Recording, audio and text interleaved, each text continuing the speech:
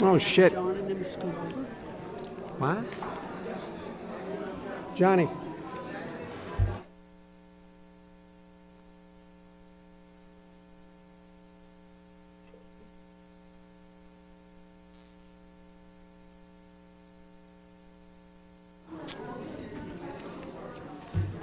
Ready? Good afternoon. This is the Board of Appeals, Town of Hempstead, June 12th, 2024, 2 o'clock hearing. Mr. Chairman, do you have any opening remarks? I do. It looks like we have a lot of fresh faces here this afternoon, people who have not been here before. So, heads up on the protocol that we follow. We'll call the cases. First, we call proposed adjournments to get them out of the way, and then we will call the cases as they need to be called, in order. The way the proceedings go forward is that the applicant will first make their case or attempt to make their case. Then, if there are objectants, the objectants will be given the opportunity to present the objections, and then we will have the applicant close. Once the case is closed, we will not entertain any additional evidence. However, we are not burdened by the rules, strict rules of evidence. We accept emails, letters, comments, whatever. If you are going to step up to the podium and you have nothing more to say than the person who spoke before you, it's okay to say, I agree with the person who spoke before me. It's all you have to say. We get it. We look at all the emails, we look at all the letters. The proceedings are live streamed. You can look at them in the future if you so choose. We have a court reporter. She will take everything down. Caveat: if you're going to speak clearly, speak into the microphone, because it's not easy to hear people. And the last thing I'm going to say is, if you have a conversation that you want to have with your friend, please do so outside so that we can listen to the testimony that's being presented before us. Okay? Ground rules. Patrick? Mr. Chairman, we have two applications for, this afternoon for adjournment. First, we have cases 420 and 421-24 Wantagh, 21 Nata Boulevard, also formerly known as 3461 Locust Avenue. Just your name and address for the record, Mr. Brown. Hi, good afternoon. Christian Brown, McLaughlin and Stern, 1122 Franklin Avenue, Garden City. There was a mix-up with the notice in this case, so we'd like you to assign a new date, and a new mailing notice will be prepared. Okay. So whatever works on the board's calendar is fine, and then the office will give us the new mailing notice, and we'll complete the notice. 1 second. You'll include a sign posting as well, correct? Of course. I'm sorry, I should have assumed. Goes without saying. August 7th, 2 p.m. Does that work? Just checking here. That would be fine. Okay. The mailing dates are between July 11th and July 18th. Okay, we'll reach out to the office and take care of that. Thank you very much. Have a good afternoon.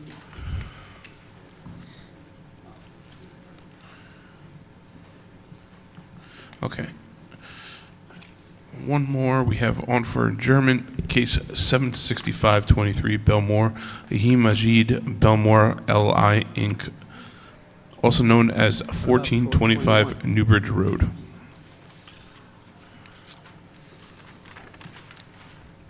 Just your name and address for the record, please.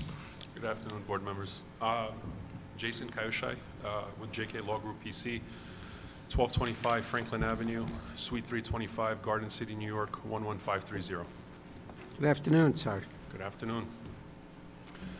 So the application comes here today because we received the parking study. We submitted it to the Nassau County Planning Commission last week. We were notified by Martin Katz at the Nassau County Planning Commission that they only meet on the 20th of this month. So they would not be able to have a decision for us in time for today's gathering. Okay. So that said, we feel that it would be important for the board to have the decision of the Nassau County Planning Commission before you're able to render a decision of your own. It would be. I'm sorry? It would be. You're right. Yes, Yeah. yes, Your Honor. So that's why we're here. Patrick? August 21st at 2 p.m.? Do you have any indication as to whether or not, as to when you might have that?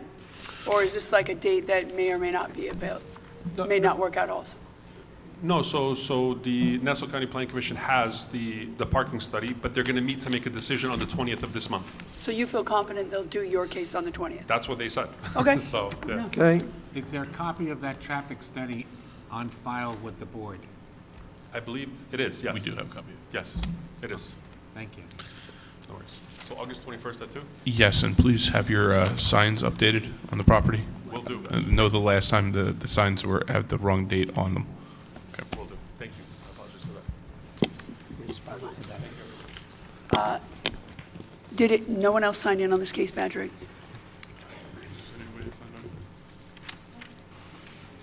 What about 421? Patrick? 421?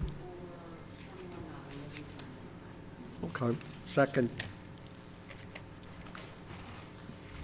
We're going to put 421 on second call, anticipating that someone will show up. If not... No, we called 420 and 421 at the same time. It's a subdivision. Oh, okay. So that's 8/7 at 2 p.m. Correct.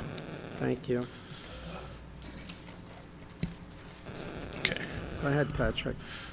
First, we have case 41224, Point Lookout, John Gallivan and Anne Marie Byrne. Variances: height, lot area occupied, front yard average setback, side yards aggregate, rear yard construct dwelling with garage, demolish existing dwelling, also known as 81 Baldwin Avenue.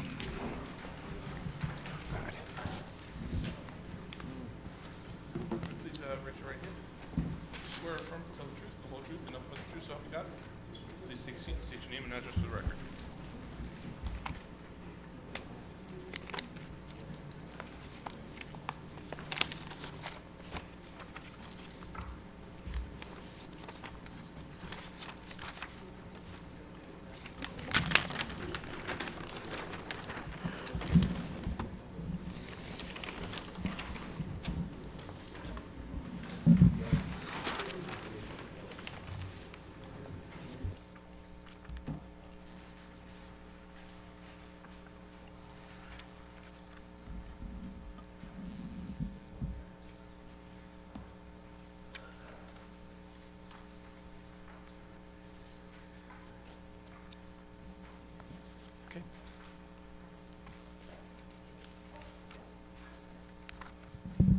Okay, to begin? Okay. Good afternoon, Chairman, member of the board.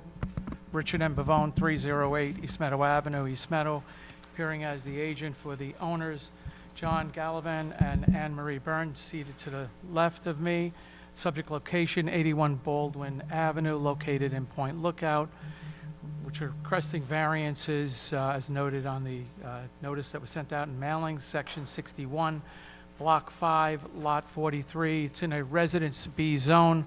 Also to the left to me is the architect of record, Vincent Bresnator. As per the records that are on file at the building department, the house that's there now was constructed in 1920, as listed on the certificate section sheet issued by the Town of Hempstead Building Department, dated October 5th, 2023.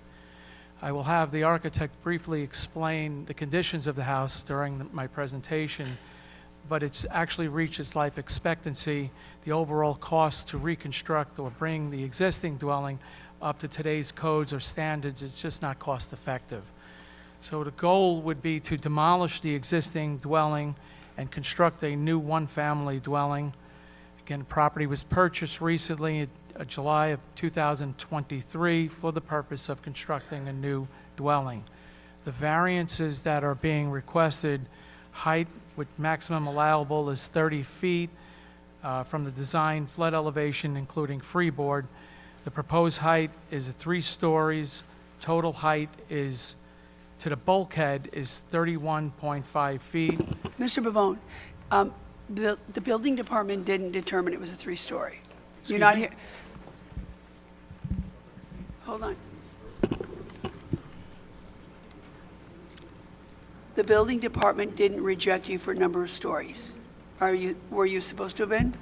No, because of the fact that it is a house that has had to comply with the FEMA elevation, and therefore the first level being, and I was going to get into that in So my... it's not, just for our purposes, it makes a difference if we're talking about a 3-story structure or a FEMA plus 2. It's a FEMA plus 2, Thank you. which I'll get into that in more detail. Yes, thank you for the clarification. Yeah. The proposed height to the bulkhead is 31 feet, 31.5 feet, and then also to the ridge, From the BFE, DFE? yes, From the DFE. DFE, design flood elevation. We're saying the same thing. I said Yes. DFE, so DFE, design flood, let's use flood the word. elevation, very similar. So from that to the ridge is 30 feet, 30.4 feet. Wait, from the design flood, it's 30, what? 31.5, Yes, that's correct. Oh, 31.5. okay. I know that. 31.5 feet is to the bulkhead. There's two areas of the roof area. The other one is to the ridge, which is 30 feet, 30.4 feet. So the lot area occupancy allowed, as you know, is 27.5. This is a 30 by 60 property, non-conforming, at 2,100 square feet of land area. What's the And we're percentage? proposing What's the percentage? 70.5% lot area. However, the bulk of the house is at 54.7%. The additional square footage or in lot area has to do with the rear deck and the front porch area. Just a minute, Mr. Pavone. Folks, please, if you're going to have a conversation, it's difficult enough for us to listen to the people who are testifying. The background noise makes it all the more difficult. So if you're going to have a conversation, please do so outside. You're free to come back whenever you want, but we can't listen to 2 conversations or 3 conversations at once. So if you're going to have a conversation, please exit and come back later. All right? Thank you. Mr. Pavone, you can continue. Wait, Mr. Pavone, may I ask you, what percentage of the lot area occupied, what is the lot area occupied percentage, not including decks? It's 54.7%. That's the mass of the dwelling, the proposed one-family dwelling. So the additional percentage, which goes up to the total of 70.5%, would include the deck and the front open porch area. That's because the property is so small, and again, similar to all the other properties in that area. I have to admit, I think the smallest one we've ever had. It's a non-conforming, it's a substandard parcel of land. Yeah, but used to have a non-conforming dwelling. Anyway, keep going. The average front yard setback, as noted on our site plan, is 8.1 feet, and there is a 8.5 foot to the main dwelling itself from the front yard setback. And you also, that has some, again, some architectural features, which would be like a screen area, which is a very small area, which reduces it to give you the 1.3, which is noted from the denial and also on the site plan. And again, I'm going to have the architect explain that in a little more detail, give you the actual specifications of what was designed and why it was designed. The side yard setbacks are as follows. The north side yard setback proposed is 3 feet.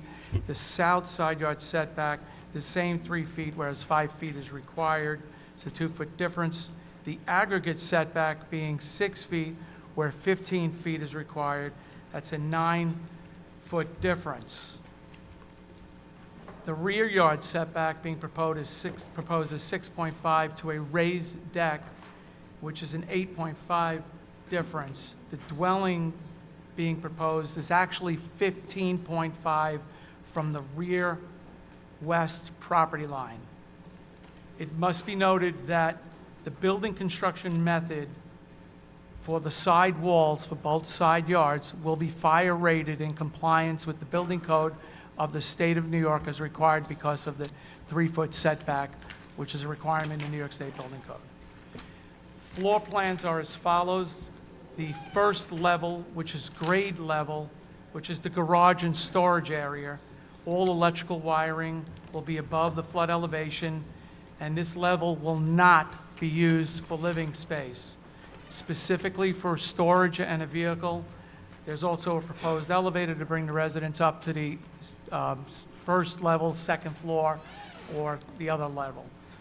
The second level, which is actually the first floor of the house, is above FEMA and freeboard requirements and is considered the living space. It is an open floor plan concept for a living room, dining room, a study, pantry, elevator, half bathroom, and a kitchen area, which is quite common these days of having an open floor planning concept. The third level, which is actually the second level of the house, will have 3 bedrooms, 2 bathrooms, an elevator, and closet storage. And then you have the stairs, which are considered the bulkhead, which leads to a sun deck. And that sun deck actually is, you have view from that sun deck 2 directions, which is the west and south of the area in Point Lookout. I provided the board with a very detailed list of variances that were granted previously for similar type of height, side yard setbacks, lot area occupied, that were already developed and which are in compliance also with FEMA requirements. I gave a list of 12 properties for the board to review. In the interest of time and seeing that there are many people in back of me, I don't believe you want me to list every single one or read everyone out, but it is a comprehensive list that the board can review. My client has also spoken to the neighbors surrounding the property, and we submitted 5 letters of no objection for the immediate neighbors. There's also 2 neighbors that are here that are here to support the application, and they may speak. I'd like Mr. Bresnator, who's a licensed New York State architect, to also answer any questions that the board may have, and just explain a little more of the detail of the design and why we got to where we are today. Before you do that, Mr. Pavone, so I'm looking at the plans and the elevations in particular. So from the front elevation, it looks to me like, other than a small doggy dormer that's, I don't have the directional, off to one side, that if that doggy dormer, which is quite small, were not on the house, your height variance would only be 4 inches. That is correct. And that's Okay. what's in back of that, which you see, that's the bulkhead of the stair leading to the sun deck. That's that, and it's again, it's only the stair, the structure of the stairs itself to walk up to the sun deck. Right. So the remainder of the 1 foot 2 inch encroachment in height, because I know you're here enough, height is always a very sensitive issue because where do we stop?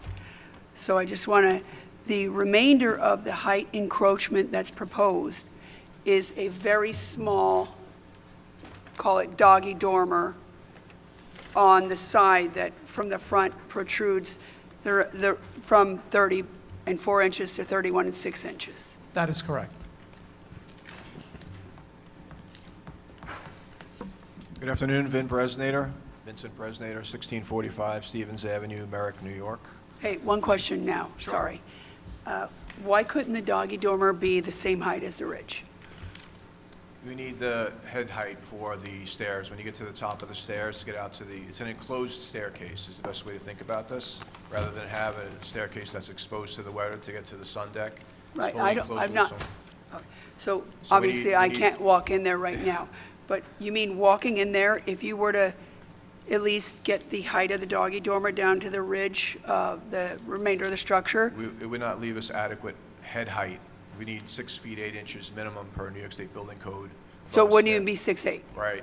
Okay. Okay, I went- With the doggy dormer as you propose it, what's the height inside? Excuse me, say that. So I get that if you didn't have the doggy dormer as you propose it, it'd be 6'8". Right. With the doggy dormer as you propose it, what's the height at the max? Without the doggy dormer? No, No, with with it, at the height you currently propose it. Yeah. That brings it up to 31.6. The top No, of the no. roof. What does it make it inside? Oh, inside? The actual height of the ceiling Because you inside? said if you brought it down to the height of the ridge, Right. it'd be Oh, 6'8". what would it make it inside? It would make it, I'm going to assume that the ceiling No, height's what did about you 7 design feet. it to be? 8 feet? No, it's designed to be 7 feet, actually. Okay, so it'd be 6'8" without, Without the Well, that dormer doesn't and make sense. 7-foot width? because the height increase for raising it up inches. is 1 foot 2 inches. So if it was 6'8", if you didn't raise it up, I believe the height as 7'10". designed is 7 feet. You'd have to take 1.5 foot, 1.2 off of that. So it would So take it if below you- 6 feet. so if you lowered it, so you incorrectly said it, if you brought it down to the same height as the ridge, you'd have 6'8" inside. Sounds like you wouldn't have 6'8" inside, If you brought the top of the roof down, you would have to lose that one, whatever that is, 1 foot, 2 inches. 2 inches. That So- would also lower the ceiling height 1 foot 2 inches. Right, so Which let would me take it back, down. let's do it all over again so the record's accurate. Okay. Because I originally asked you if you brought it down, which is to bring it down 1 foot 6 inches. Right.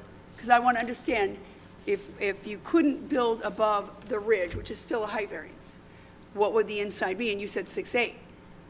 No, I'm So I sorry. don't think that's right. It's not. The code is 6'8". The ceiling is designed at 7 feet, inside that stair enclosure.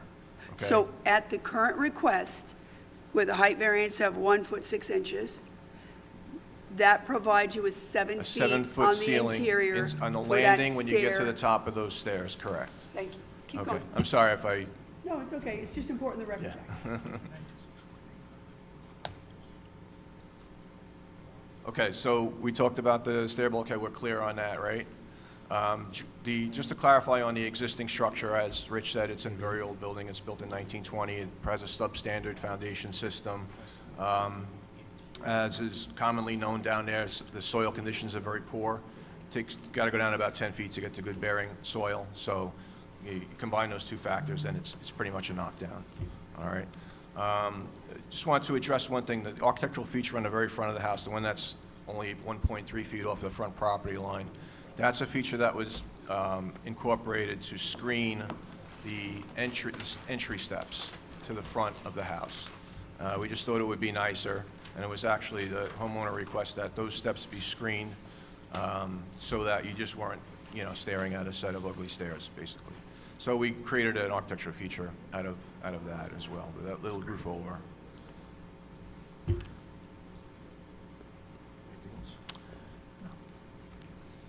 Thank you. Welcome.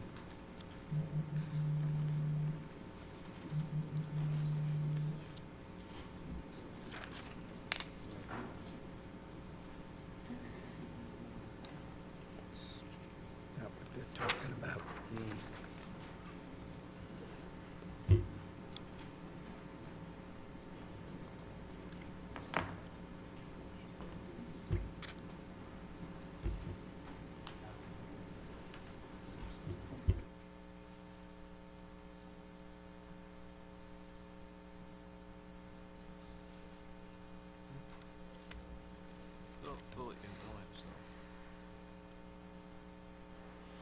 What's the average front yard setback now on the house? Average front yard setback right now is 8.1 feet. So the house that exists now is 8.1 feet. So the average front yard setback within 200 feet of the subject property is 8.1. Is that what you want to know what the house is at now? Yes. Okay. Let me go to the existing survey in a second.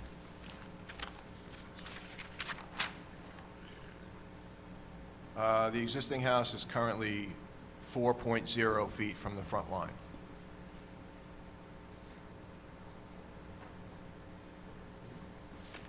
And you're proposing now 1.3 feet. Proposing 1.3 feet to the very small portion of screen wall. That again screens that staircase as I just described. But the bulk of the house is back 8.5 on the first floor.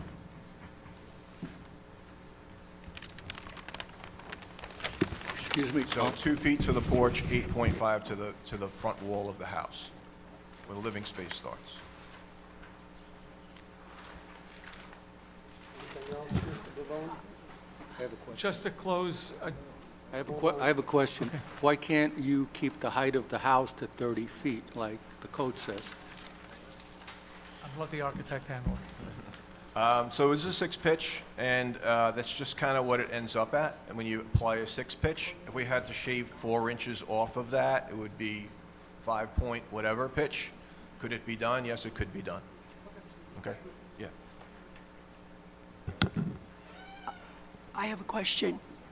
I don't have the plans in front of me, but it looks like the finished first floor, sorry. Pardon me. Finished first floor is at elevation 17.5. I think the second is 27.5. I know you need about a foot in between. Some people put a little more.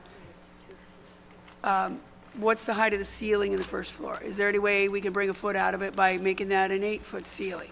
So the height of the ceiling on the first floor is 9 feet, which is, again, something a client desires.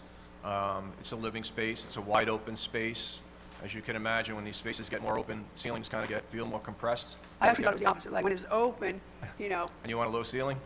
no, not low, but a standard. I don't want a standard, don't get me wrong. Yeah. But if I'm talking about a height variance, I'd be thinking, well, that's a place we can cut off a foot and give you everything else you want, and it's not going to be as impactful if it's an open space anyway.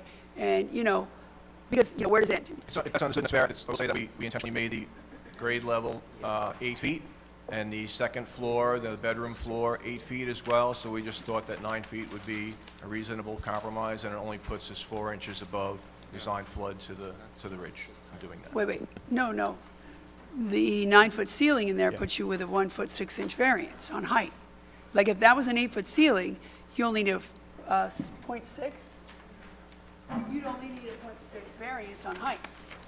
That's what I'm If getting you're at. talking about the stair bulkhead, you're correct. No, I'm talking about the overall project. Yes. If the ceiling on the first floor was 8 feet, like a standard ceiling, then you'd be here for a 6-inch variance, which is, seemingly much more palatable, particularly with a 70% lot area occupied request. I'm just saying, That's I'm understood. only one of 7, so it's useful if we elicit as much information and dialogue as we can, so when we deliberate, we've got that. Right. So, Is that something you So if the board desires, we could try to shave off something to still keep the architectural features. I think that's a concern, is to making sure that you don't have a look of a flat roof and because of a 1-foot difference, including if we can do something with the 9-foot. Again, common practice these days on houses like this would be an open floor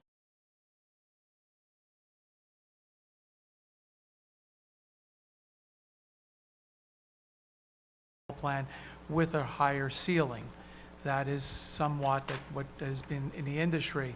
However, bringing it down to 8 feet would then limit the homeowner for what their requests are. Well, We could try. I would assume, and correct me if I'm wrong, it's more desirable, like you said, keep the architectural look of it, right? Keep the deck, keep the easy access to the deck with the doggy dormer / parapet, whatever we want to call it, to get up there. So I would think that if there's a place to cut, the most palatable cut would be, and the least impactful cut would be to, I'm not asking you to tell me now what they want to do. I'm just saying, to your point, you want to keep the architectural attractiveness of the structure. You want to keep all the usable attributes of the structure. So it would seem to me if we can't see, and again, I'm one of 7, if we can't see our way to that significant a height variance, it would seem to me the most palatable cut would be bring the ceiling in the first floor down to the standard ceiling height, but get all the rest of the stuff you asked for. And again, the fact that it's a huge lot area occupied, I know Mr. Pavone, you do this all the time. Like, to have that lot area occupied if it's a 1-story structure versus a 2-story structure versus, it all factors into the bigger picture. Like, sometimes the whole is greater than the sum of the parts, right? So anyway, that's all I'm saying. Understood. And if you would allow, we would then, if you're going to close the matter, we can actually, or adjourn it, we can I'm not a submit a revised plan, have the architect go back, speak to the client, work out some different design features to be able to submit to the board before an actual decision is Well, made. we'll deliberate, but again, we Okay. understand you'd like to keep the design and all the functional attributes that you proposed, like Okay. everyone would, like it makes sense, right? Could I just say one more thing? If that's- Sure. The If area Mr. that- Pavone allows it. what's- Don't worry about Mr. Pavone allowing it. You could say whatever you like. sir. The area that we're talking about, that is that 31'6", which is the area in question, it seems, occupies roughly 8 feet by 14.5 feet of floor area. Okay, that's the outside wall dimension, so it is in the overall scope of things a relatively small area, and it is also set back roughly 25 feet from the property line. Your So- point being that if we cut that piece of, if we, as a cross-section, cut it off, and really took a visual of how much that's actually affecting the neighborhood and the character and the sunlight and air, which some people care about, like, a lot. Yeah. It would be somewhat de minimis. That's your point. My point is that it's small in the overall plan, and also the way the roof is designed, it's designed with an angle so that intentionally doesn't, it's trying to be as Oh, it's a least 612. impactful as possible. You put a 612 on it, which does make it distinguishable, because when you allow someone to build a structure at 30 and 5 inches, that looks like this. Right. That's a far cry from the next person going in and say, you gave him 30.5 there, and now I want that and my roof deck on top. Significant difference. So I agree with you. Okay, thank you. So just in closing, the house itself, if approved, would be building code compliant. There will be a sprinkler system, plus the side walls, again, would be rated for fire protection. Client is looking to build this house for their family, grandchildren, and again, the house that's there now has reached its life expectancy, and we believe that any application would be variances, and we realize that there's some questions, and also that there are other variances in the area we provided that are actually higher than this, and that was one of the things that was considered when we did this design, was to make it sure that it was lower than the other homes that were approved in that area. That concludes your case. Yes. I have Okay. one Mr. more Chairman. question. Mr. Pavone, in the event the board were to look favorably on the request for the 70% lot area occupied, I get it, 16% of that is decking, right? Yeah, 54% is the bulk of the house, and then the remainder is the 70%. Is Which that is the predominantly decking? That's decking in the front, in the rear, and the porch in the front. Is the So porch- that's where you get, the mass of the house is really the 54%, and the remainder would be those two other features, which are outside spaces that not to be enclosed. Okay, so, which brings me to my question. In the event the board were inclined to look favorably on the 70%, would your client accept a condition that 54% is all that can ever be enclosed on that property, that the front porch, the rear deck, nothing else can ever be enclosed on that property, so that 16? Yes, they would.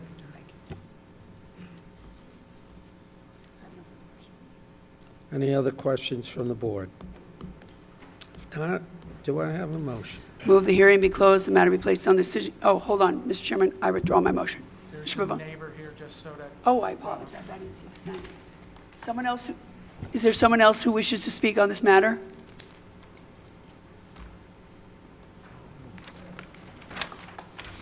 Is in favor.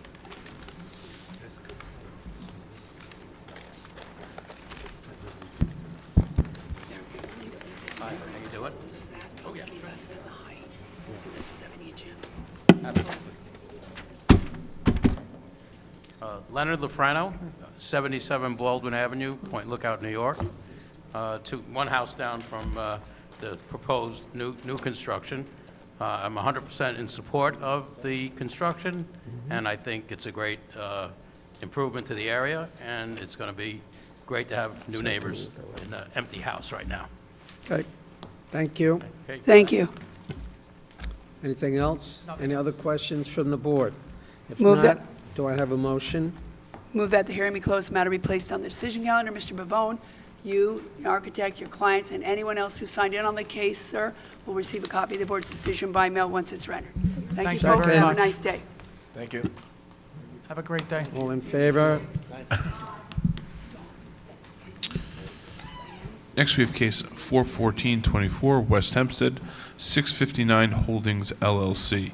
Special exception to use part of premises for indoor storage of contractors' equipment in conjunction with masonry business. Variance in off-street parking and special exception to park in front yard setback. Construct a two-story warehouse with offices and front yard setback variance. Demolish existing building, also known as 659 Woodfield Road.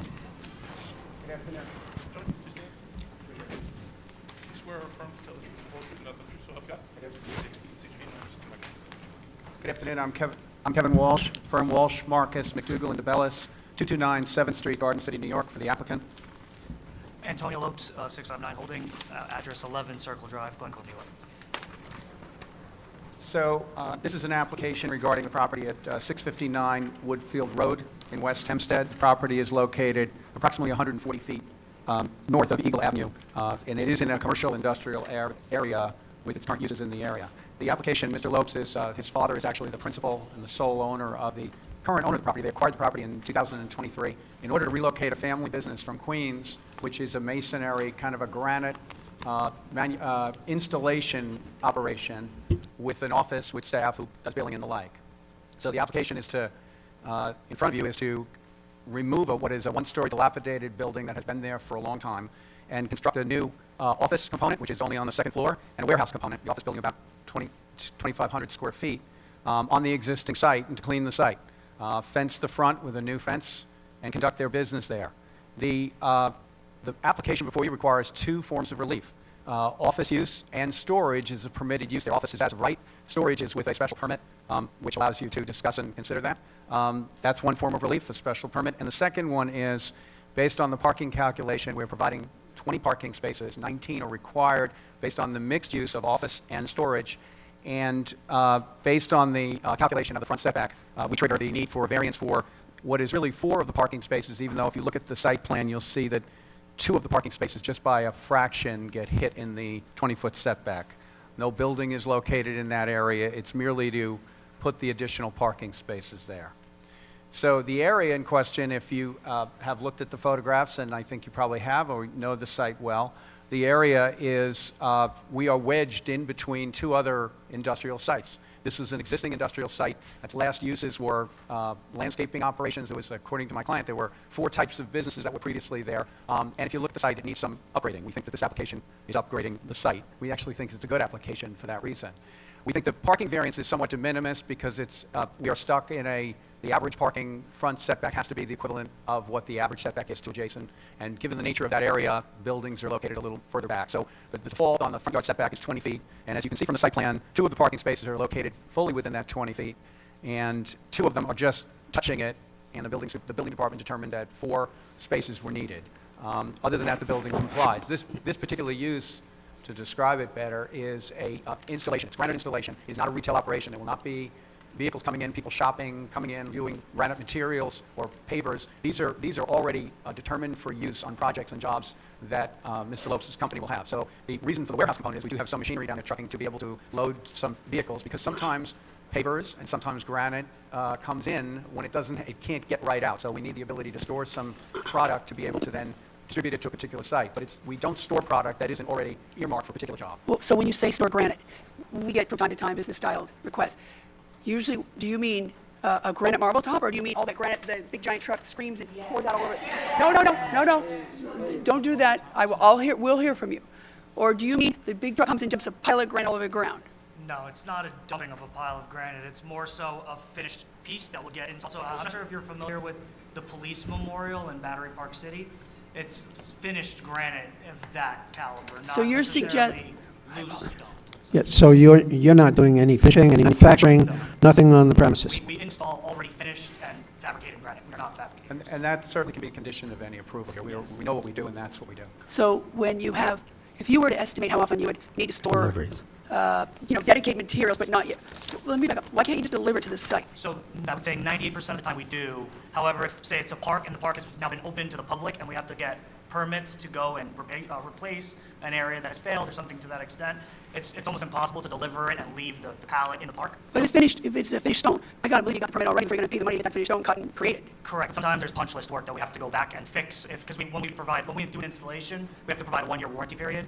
So occasionally, stuff will settle or move and cause either ponding or puddling or something to that extent. So we would have to go back and then replace or fix the area where it's been affected. What's the longest period of time you would estimate this type of materials would need to be stored at the facility?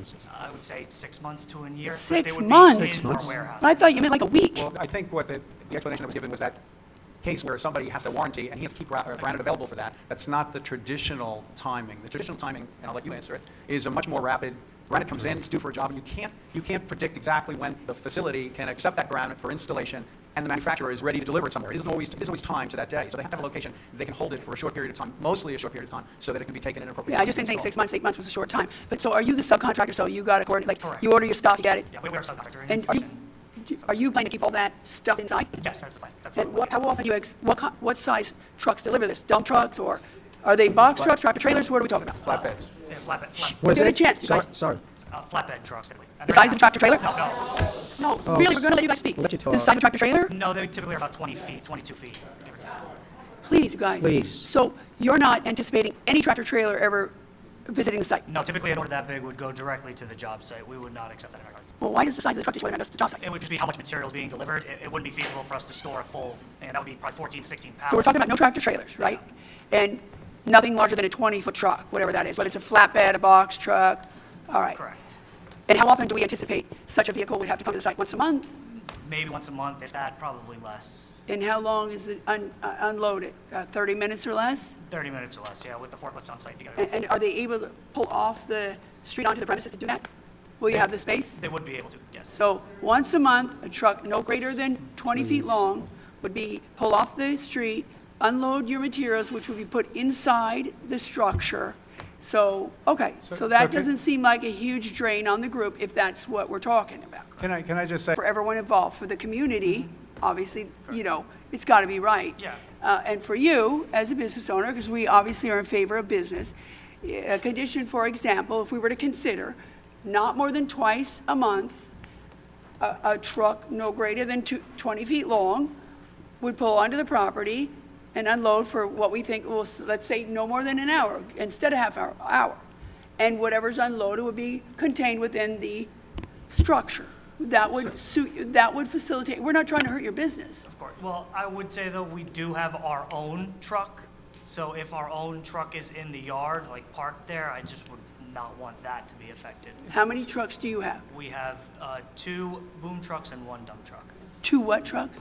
Boom trucks, Okay. Boom truck. flatbed with like a boom kind of crane. Yeah, how big are the boom trucks? They're about 20 feet. 20 feet.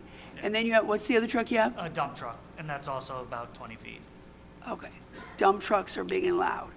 Okay, so those 3 vehicles are the ones you'd like to store on the property? Occasionally. Typically, they're on site, but in the winter, they tend to be more in the yard. And if they're on the property, you want to put them in the building? no, No, those would be outside. So, can I just, so. You're driving the bus. I understand the questioning, and I understand we're trying to conceive it, but this is the impact of this is really the issue to me, to some extent. This is a business area and an industrial area, and there's deliveries in all up the street. Right, but there's a for- whole lot of people who actually live in that area and have some reason, we'll find out what, Yes. to care about how this is run. I'm guessing they don't care about a business being there if it's run the right way. But I have no idea. We'll hear from them later, so Okay, go ahead. fair enough. That's fair enough. So we would certainly want to consider reasonable conditions. As you just said, I don't want to impair your business by making it so strict that you can't perform. Our argument is, this is a tremendous upgrade for that site. If everybody looks at what's there. Did you if give us everybody looks- pictures of what's there? Do we have photographs? I believe think we you do. do, but No. what I'd like to do is, I know I didn't make copies of these, but I'd like to mark as an exhibit for the applicant. All right, we'll accept that. That's an aerial, and let you all just take a look at it if you Who could. took those photos, sir? I got them off Google Okay. Earth. Fair enough. And are there any, I think here, we- I found, the chairman I think found we have- photos on the subject I property. think we do have photographs Yeah, of the he's just located them. elevation of the Thank you. site. So the argument that we're making, in addition to, we're not going to have impacts that are going to affect the neighborhood negatively, we think this is actually an upgrade. improvement to the I get area. And I just don't want to see conditions, I prefer not to see conditions that are going to prevent him from doing business in a productive way to keep that working. I also will say, I have talked to some of the neighbors. I didn't know they'd be here today, but that's great, the neighbors come out. And I did speak, the ones I talked to, it was more of a general general objection to impact on the ones I spoke with of the residential areas. So I just want to indicate for the record, and then I can respond to any of the comments more directly. But we believe that this area, we would not negatively impact the residential areas. We're backed up against the railroad station. We are wedged in, as you can see, between two other industrial sites. Which And- actually may be why they don't want another one. Well, But we already exist that way, though. We were attacked, if you look at the C of O for the building, it was in 1950, and I have a copy I can leave. It's, was office building permitted. And then the assessment information is taxi stands and a variety of other uses, nurseries. Which, thank God, they're gone, but. Well, that's true. So we are not, a neighbor mentioned to me that there was a residential buildings there at once. If you look at that aerial, this is not a place where you could put residential. The best use is something that's consistent with what the area has, but better than anything in the area. Agreed. Because you're boxing it in, you're closing it in, you're going to have a clean operation with certain conditions that we accept, and you're going to have an office building and a much better appearance for the site. That was the Agreed, point. but even if we all agree that the way it looks now is bad, and even if we all agree an improvement would be great, minds can still differ about what improvement would be an improvement, right? Fair What enough. change would be an improvement. Fair enough. But, understood. Do you have a realtor? Wait a sec. I got the impression, can I just one thing? I got the impression that there were already businesses here, but it looks like all the way around it is houses, no? No. Well, let's look at that. There's a railroad, the Long Island Railroad is right behind us. In But front is of us there a house right Woodfield. next to it? No. Let him answer, folks, please. No, folks in the audience, you're going to get your chance to speak, but please let's do this in an organized fashion. Yeah, so the aerial that I just submitted shows, it seems to me, on industrial sites. I drove over there, I spent some time out there. I did not notice residences there on this block in this 2 or 3 house issue. Hold on. Dawn, can you show him this? Because maybe I am wrong. But this looks like right next door is a house. Now, maybe that's a house being used as a business. We get that a lot.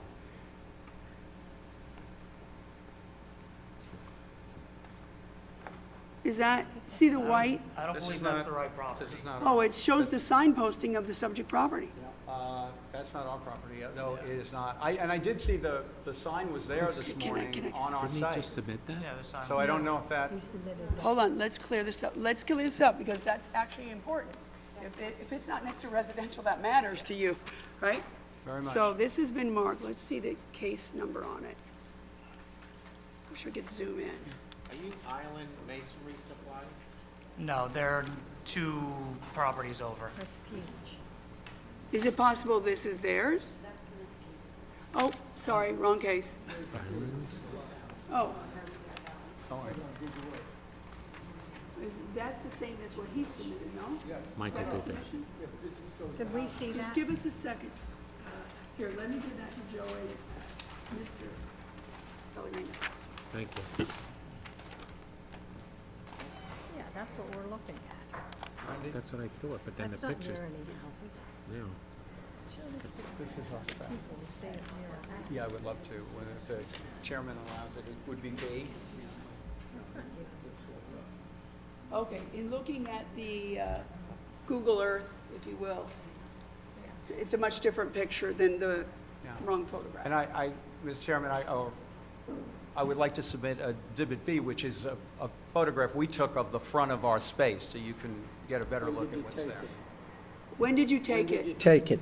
Just when the application was going in, I thought as part of the application, we submitted photographs of all the elevations, I thought, but if We you thought don't that have too. You took the photographs yourself, Mr. Walsh? No, someone from my office. I did not. All right, do they fairly and accurately represent what they purport to represent? They've not been altered in any way? They do, and I was there today, and that's the front of the location of our property. Great. So in the Google Maps, I will say that it presents a much different picture of that immediate area. Just that street on both sides looks much more industrial. You're right. I do note that not Right far across the away, there's a street. lot of residential and a, hold on, what's this? Right across School Woodfield, academy. yeah. Which All we right, but I approve. understand. What's the, sorry, what is the business in the large, I don't know, almost looks like a building, a warehouse facility or something? The one story that's, behind that you can see in the background, in the distance? No, I'm looking from the top. It would be, I don't To know, the north. directional, the north? Would be to the north.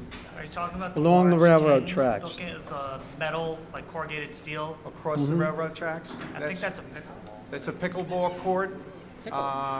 Internal, it used to be a batting cage or something, now they moved to pickleball. Tennis, I'm sorry. It's a tennis court. Yes. Tiger Tennis Academy? Tiger Tennis Academy is what Yes, it is? that's what it is, I believe.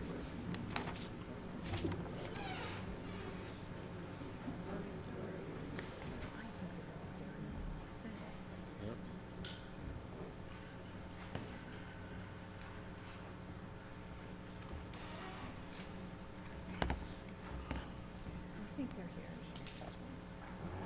I'm sorry, what was it before that? I know you said there's another granite group next up, and that's probably why some of these people have a conception of what they think this one's gonna be, because they got one already, but what was this before I'm that? going to ask Mr. Lopes, when you purchased it, what was there when you took the site? So the previous owner had 4 different tenants, 2 landscape companies, a site work construction company, and he had his like auto detailing / taxi type thing business. And if you said it already, I apologize. How many employees did you expect to have? We currently have 10 office employees. And do those 10, how many of those 10 bring their car to work and leave it there and take a work truck? None. We all stay in the office. They're the office staff. The other staff is always on the site installing the materials that they deliver. Do any of the other staff members come to work at there, leave the car and go to work? No, they have company vans that they take home with them and go straight to the job sites. How many company vans? 4. 4 company vans. How many other, like excavators, whatever you got? We have 1 backhoe, 1 excavator, and 4 forklifts. And 4? Forklifts. And do the forklifts stay on the site or they go to the jobs? They tend to be out on the jobs. Unless it's the winter and we're slow, then they would be stored inside the warehouse. What's the maximum number of pieces of equipment and also vehicles you would think you want to regularly store on the premises? Including the cars for the employees? No, No, leaving just aside the cars equipment? for a moment. I would say maybe 1 machine, 2 trucks, and 1 or 2 forklifts. Are 2 trucks the vans? No, the Oh, vans well- go home with the foreman. Okay, hold on. So you have the vans, the forklift, no, the backhoe, 4 forklifts. Correct. How many of these work trucks do you have? 4. So those 4 trucks, like the vans, go home with people? Oh, sorry, I thought you meant vans. We have 4 vans. Work trucks, we don't have any pickup trucks. We just have the What are the trucks large, that you the said you 20-foot trucks that I Say that mentioned. again? The boom truck, the 2 boom trucks and the dump truck that I had mentioned prior, those are the Well, trucks, so we have okay. 3 2 boom altogether. trucks, Yeah, and 1 dump truck. 1 dump truck. So let me go through. 4 vans, a backhoe, 4 forklifts, 2 boom trucks, and 1 dump truck. Correct. And what of those are you intend to regularly store on the premises?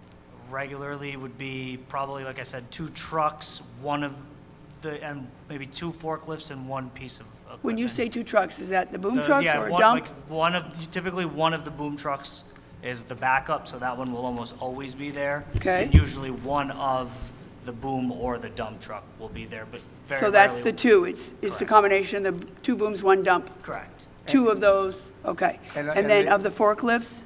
Usually 1 or 2 is max, because we use them frequently. Okay, the backhoe? that's typically stored on-site wherever we're working. Oh, So- not at the premises? Yeah, no, And the 4 vans, they go home with the employees? correct. And the trucks are out sometime, and they'll come back at night, the ones that are staying there. They're at a job site, and they'll come back and be stored, fenced in, and then they'll leave early the Wait, next day. say that again? The trucks that that are going to deliver the product to the site will be out at the site, and then they'll come back after in the evening usually, and be stored until they go out the next day. Which trucks are those of the one I just read off? Are The boom truck, or the dump Boom truck. Where, Isn't the boom truck like a crane? It's a truck with like the crane arm attached to it. what's the height of that truck The truck height. when you store it? Oh, I'm off the top of my head, I'm not sure the height of it. But You're going to store that inside the building or outside the No, building? no. that That's would the be one stored truck he outside. said is going to be stored outside in the evening. Yeah, correct. So wait, I thought I understood you, and then you mentioned the other trucks, but, so let me just go back. Of the 2 boom trucks and a dump, probably 2 of them would regularly be stored on premises. Correct. Okay, so are there any other trucks that are regularly being stored on the premises that I missed? No, outside of the forklifts, no. 4 of forklifts. 2 forklifts, 4 total, store 2. yes. Okay, and then for the deliveries, those are usually tractor trailers? No tractor trailers, we tractor said. Well, you're not operating there yet, are you? No, We have some stuff stored there. but we're not operating, so we're not, Guys, All right. it's really not Please, helping the please. situation. Okay, and I'm sorry to reiterate, I just want to make sure I'm fully understanding. If you were allowed to build this structure that would house the offices on the top floor, presumably supplies and something on the bottom floor, there is no, I'm sorry to interrupt you, but there is no bottom floor of the office area. It's wide open space. It's on the second tier. It's a cantilever. well, what is on the lower level? Nothing, it's wide open, and nothing's intended Does it, to be does it have walls? No. Oh, it's It's just open. on stilts? Yeah, if you look at, there is an elevation drawing that you. Yeah, I haven't seen the You drawing. can see it's on stilts. It's an elevated building. Why is it on stilts and not enclosed, just out of curiosity? We don't need the space, and the office, they wanted to put on the second story of it, because the warehouse is the second, same height, 30 feet, and it's 30 feet within code. What's the level of the finished first floor on the structure? The finished second floor, I apologize. The height of the maximum building height How much is 30 space is feet. underneath? Oh, it should be, 2,500, approximately 2,500 square feet. well, it's the same No, size no, as the. what's no, the what's height? the height? I'm sure we have that in there. Like, why wouldn't we enclose that and put some stuff in it so people don't have to look at it? For parking purposes, Oh, your reserve, it's part of your parking. We already have enough parking, so I think there's an It's really elevation. not If you helpful. give me a second, I'll find it.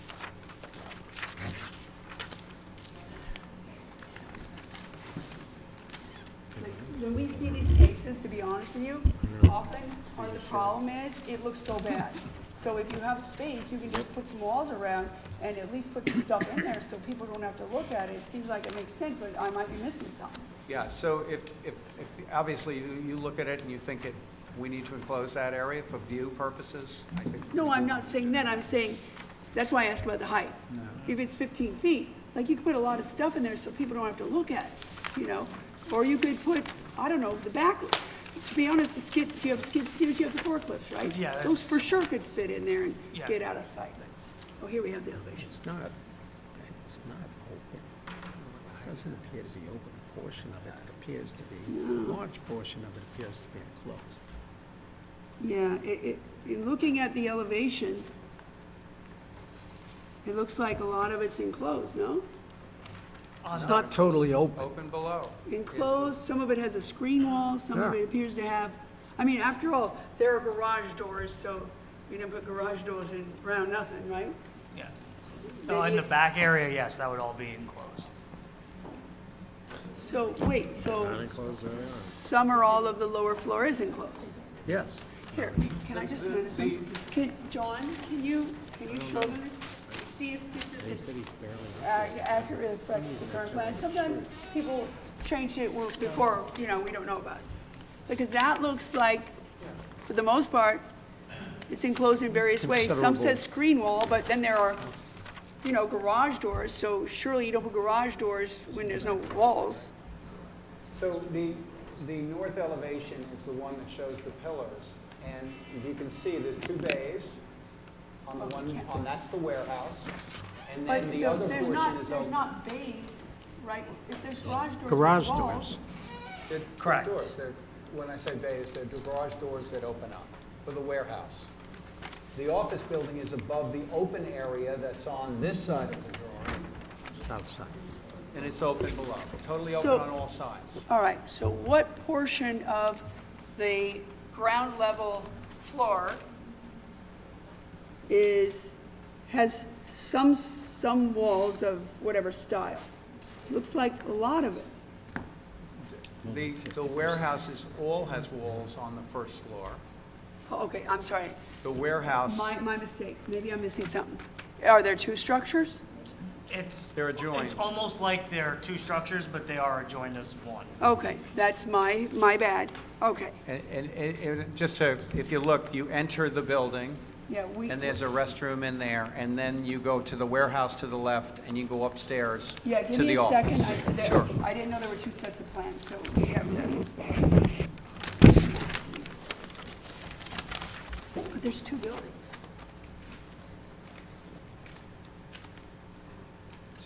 This is the second floor of one.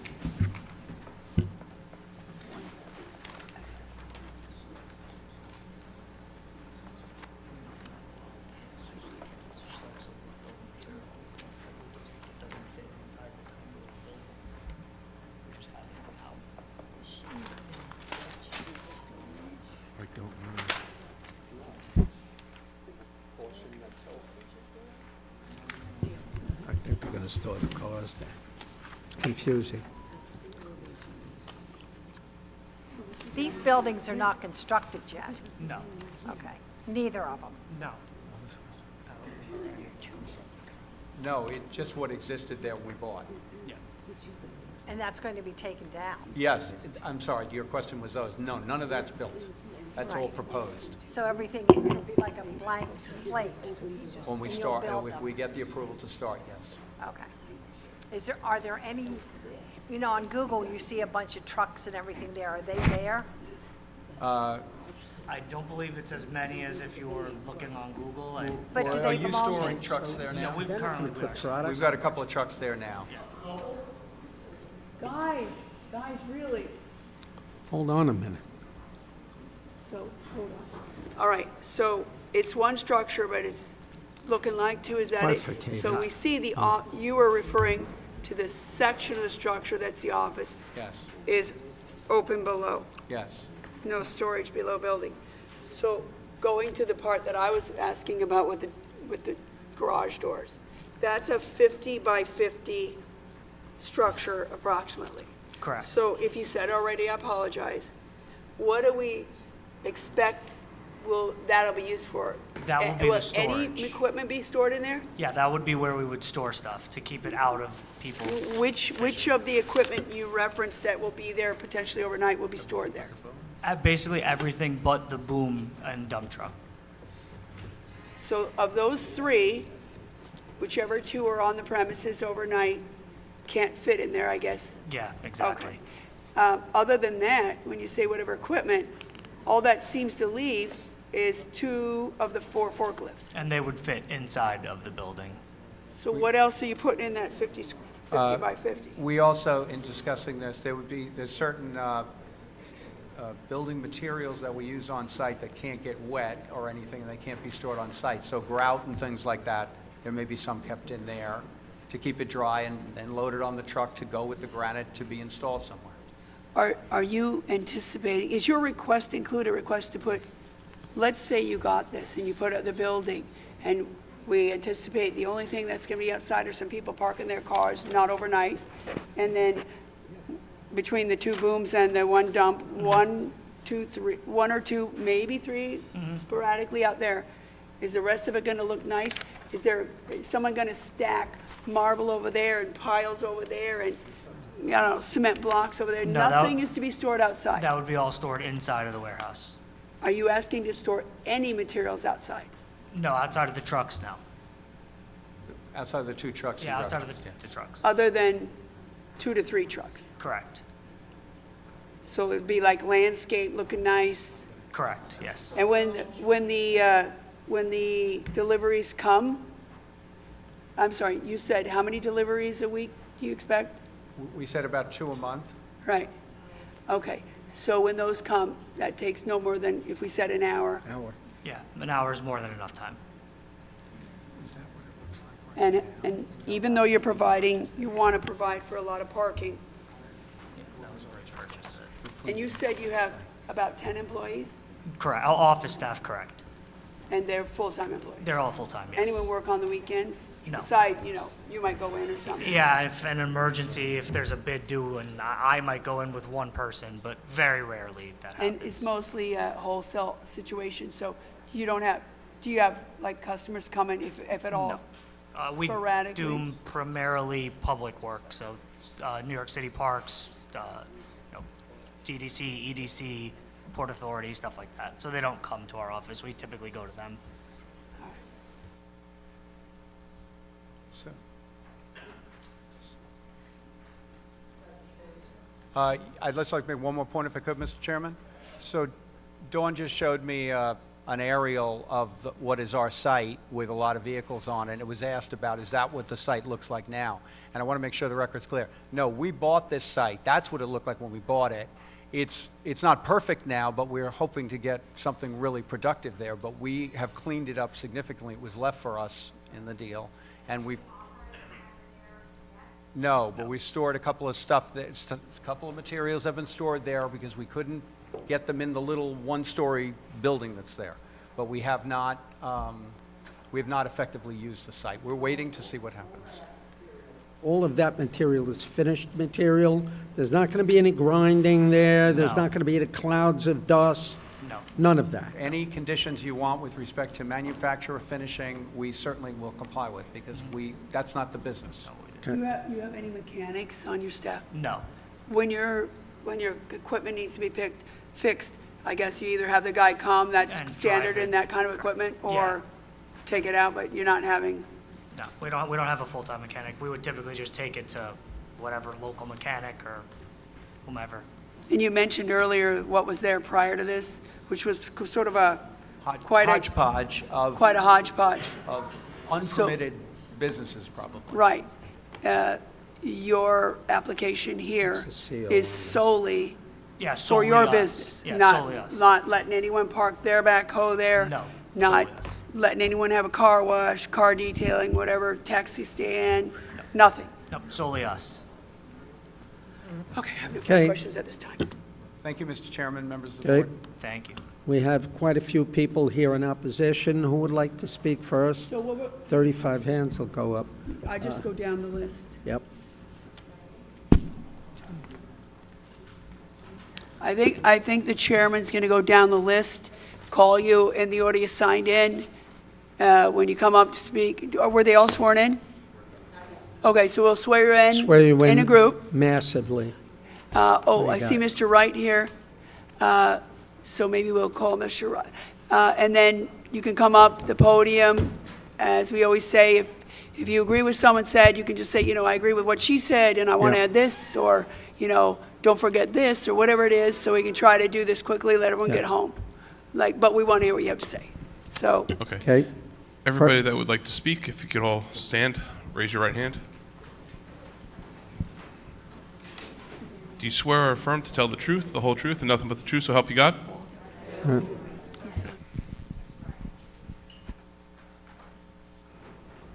We're going to call Mr. Wright first. we seem to recognize you, Mr. Wright. Been here before, so I would expect that you know how. And wait for the record, Gerald Wright. Mr. Wright, Mr. Wright, could you please Can we check- speak into the microphone? and Can tap it? somebody see if that's working? It's not. Please.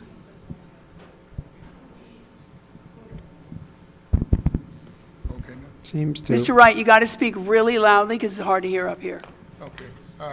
Gerald Wright, 19 Melvin Avenue, West Hempstead. Mr. Wright, could, Like you're going to do Is that better? karaoke? Is Do it- it like you're going to do karaoke. All right. I would like to move a little bit closer because I have No. a hearing aid. Oh, okay. No, no. Okay, I just want to make sure everybody can hear me. Hold on. Speak, You don't need to move close. speak into the First of microphone, all- Mr. Wright. Jerry, All right. Go ahead. Joe Wright, 19 Melvin Avenue, West Hempstead, New York. I have serious problems about the testimony that was given here today. I live in the neighborhood. This is a safety hazard to the residents and to the children. They have deliveries that block off Woodfield Road completely. They have deliveries that come in, They're not operating. and they have cones outside directing traffic to go around trucks. And Mr. this is Wright, on- And this is on a continuous basis. This is not once in a while, it's on a continuous basis. People cannot walk on the sidewalks. The streets are blocked. They have cones in the street, and a person directing traffic going into the other side of Woodfield Road. And when they are having deliveries, both sides of Woodfield Road is obstructed from traffic. Buses cannot move. School buses cannot move. And this is on a continuous basis. This is a situation that is a hazard to the children, to the residents, to transportation, which is needed for people not only in Lakeview, but those buses travel from districts to districts. Buses are hampered. School buses are hampered.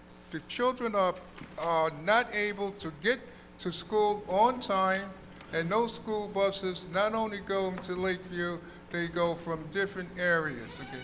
So what council is talking about, I have some serious concerns about.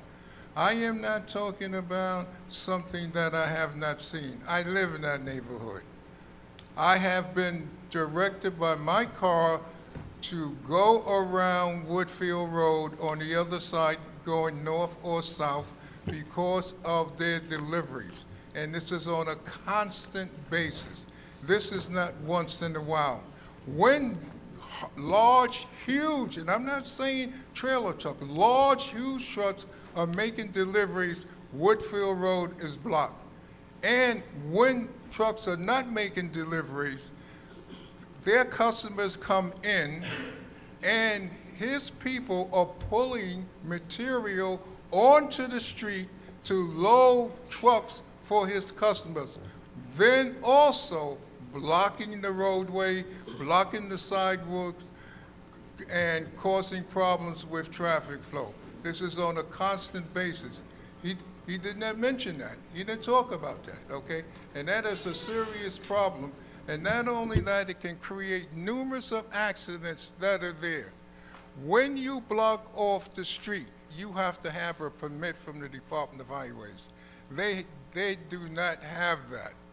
They don't have the authority to stop traffic and to have traffic go around. They don't have no signs or anything there to direct traffic. That's all that I have to say. Anybody else can say whatever they want to say.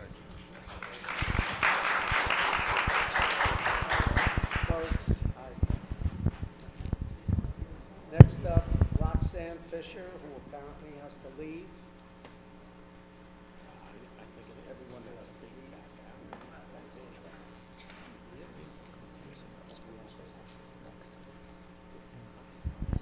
Good afternoon, everyone. good My afternoon. name is Roxanne Fish, and I'm a resident of the community for over 50 years. I am an officer. Address. 477 White Star Avenue, West Hempstead, New York. I go to work at 7 o'clock every morning. The block is completely blocked off. The sidewalks are blocked off. He said that there's a delivery at 2 times a month. This is every single day. But I don't think he's operating yet there. So, Well, the trucks from over there are blocked completely blocking the area. Which street are you Woodfield referring Road. also He to said that Woodfield? he's up against the Long Island Railroad. You're on a main street, Woodfield Road. It's not blocking, you're not up against a railroad. You're in the main block of how we get in and out of Lakeview. Wait, can I just ask you, so there are two streets that abut this subject property.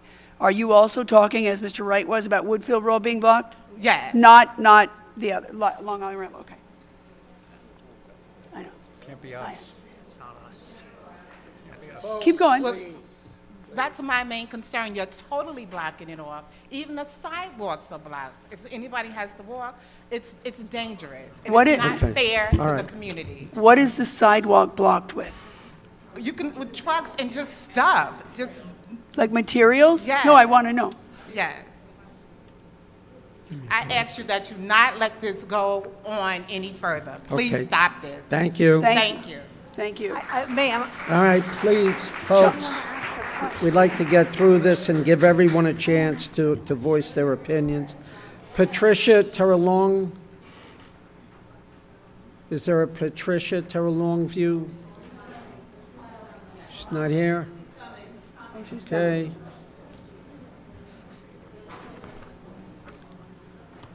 Folks, please, the background noise is Makes it very going us from listening to what people have to say. So I would beg you to not engage in casual conversation. Thank you for allowing me to speak. Can you hear me? Yes, we can, ma'am. If you speak a little louder if you can. Some of us have hearing problems, not all of us. You and me both. Thank you. I have a medical situation. I got to get home and get some medicine. Your address for the record, ma'am? I am opposed, and I'm, Your address. 1187 Ossipee Road. Okay, thank you. I am the president of the Tri-State chapter of the Tuskegee Airmen.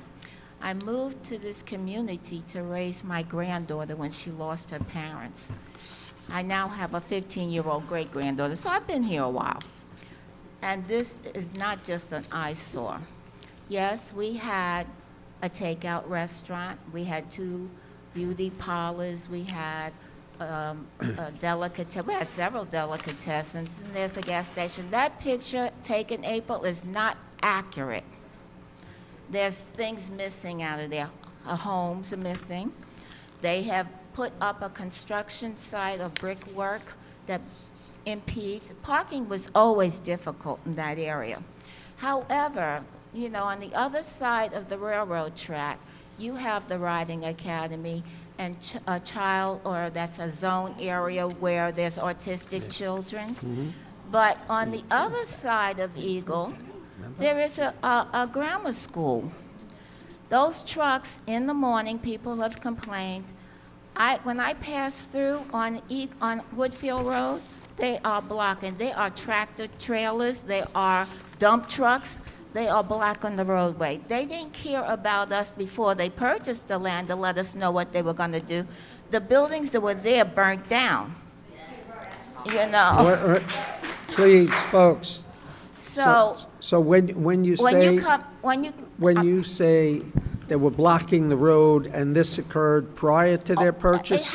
No, So as who soon was as they doing that? purchased it, they started blocking the road. And for me, I have to go into the oncoming traffic, at which I can't see around these great big trucks. Don't know if somebody's going to come down. When the train is in the station, the gate comes down on Eagle. When the gate rises on Woodfield Road, you can't get through because there are already people in the intersection. This is making it far worse. People coming off that train are trying to get to the parking lot across the street where there is commuter parking. There is no, it's difficult to park there to begin with. But for them to come into our community and just do what they want, when there's a far better site not far away from there, where when you're coming out of Gino's, the pizza shop where Western Beef is, You can't see around those trucks that are blocking to know if somebody's coming into the oncoming traffic so you can get across. Wait. You can't see around the trucks. Where are the trucks when you can't? Because They he's proposing. either on Wait. Woodfield Road. He's proposing putting the trucks on his premises. Well, they sit outside on Woodfield Road blocking when they have the space to put them on the property now. Well, that he he's bought. not, his trucks aren't there yet, but No, their trucks there, ma'am, morning, noon, and night. You'll have a chance. Large trucks. okay. Okay, thank you. So I'm not done. Okay, go on. Then go on. So if you're coming out of where Western Beef is, like Gino's Pizza, and you want to make a left to go south, you can't see behind those trucks what's coming around. You know, they block everything. They just don't care. Sometimes the trucks are left running and no driver, which adds to the the pollution in the environment. We have a school, two schools, one for handicap and one grammar school, not even a third of a mile away. I'm a victim of 9/11. I've had 3 open heart surgeries, cancer, and I'm still here. However, I don't need this extra fumes in a community that's a residential community. A couple of stores, I think I do remember once a gardening place, but you never saw their trucks. They weren't blocking the roadway. They cared about our community. We don't need another dead child on Woodfield Road. Good. Thank you. Thank you. Thank you. Next up, Erica Hitch Graham. Is she here? Come up.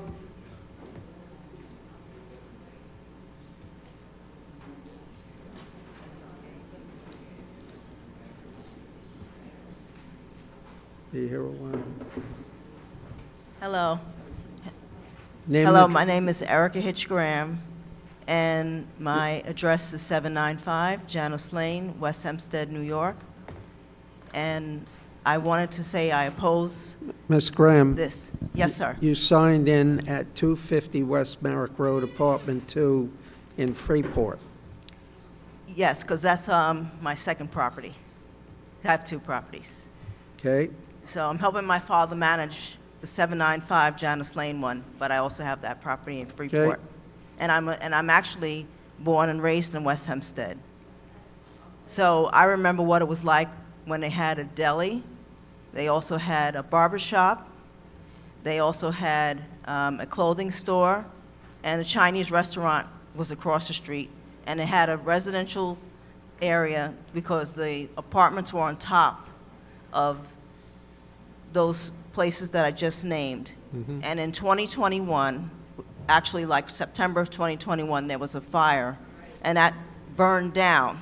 So when the attorney says that he didn't know it was a residential area, he didn't speak to the right people, because if he spoke to me, I could have told him that that was a residential area.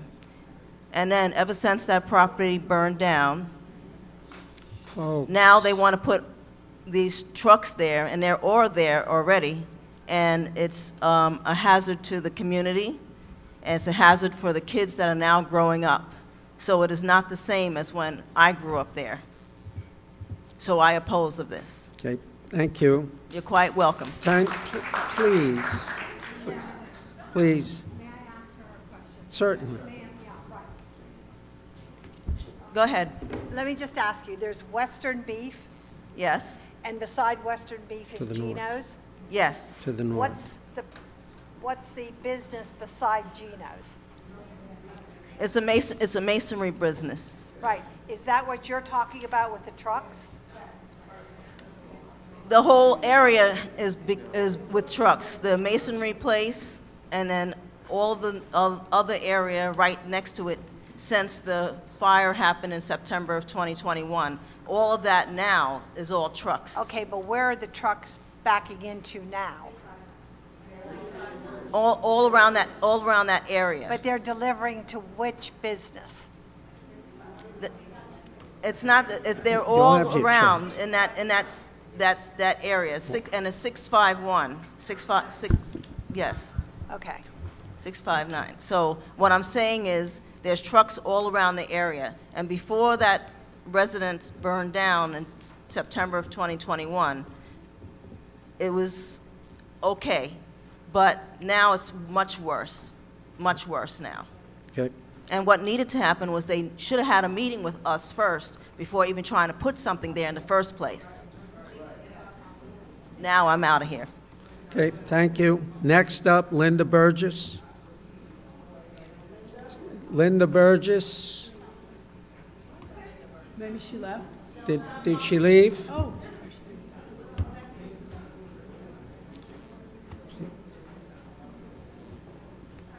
Clear the courtroom.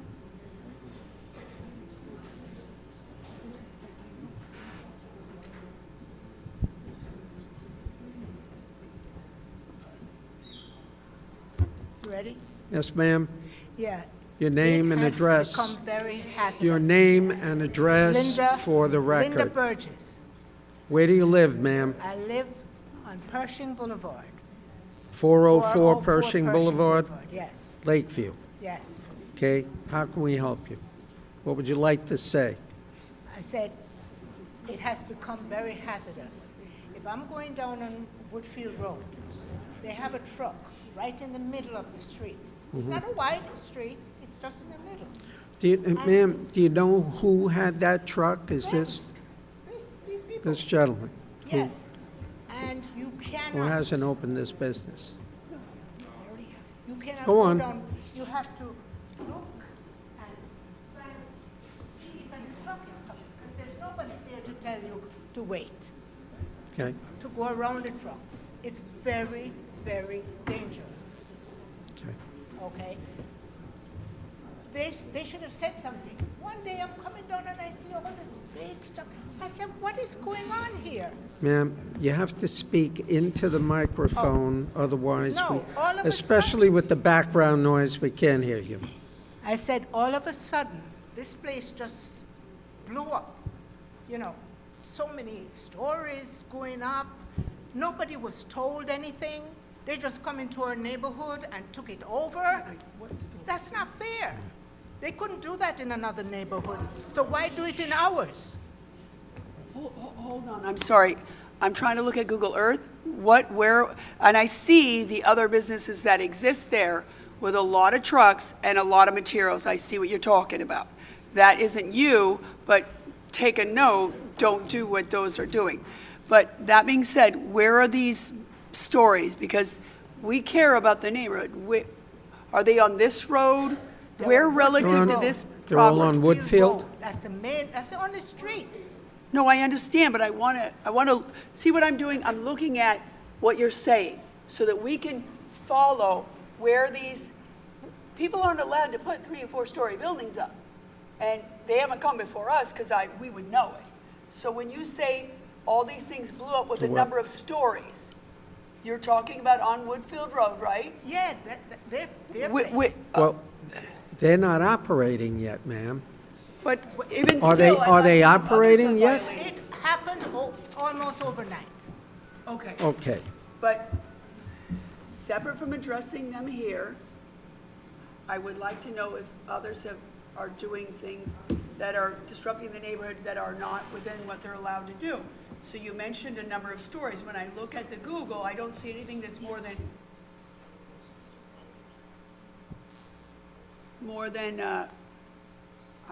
I don't even see more than 2 stories. It's going up. It shouldn't be. We should have been told. Nobody agree. told us anything. I agree. They told you about what they proposed, but if there are No, other things no, going no. on there, I'd like to make sure that the people who police that are aware of it. That's why I was asking. Well, a lot of Lakeview people are here, and nobody knew what was going on until they started going out. And one day, These people it's haven't, just one story. you have not started construction on anything, have you? Okay, so when you say they're blowing it up, these people haven't even commenced building yet. Now, just a minute. The whole area. Okay, the whole area, okay. That, First they apparently started we putting get that. trucks.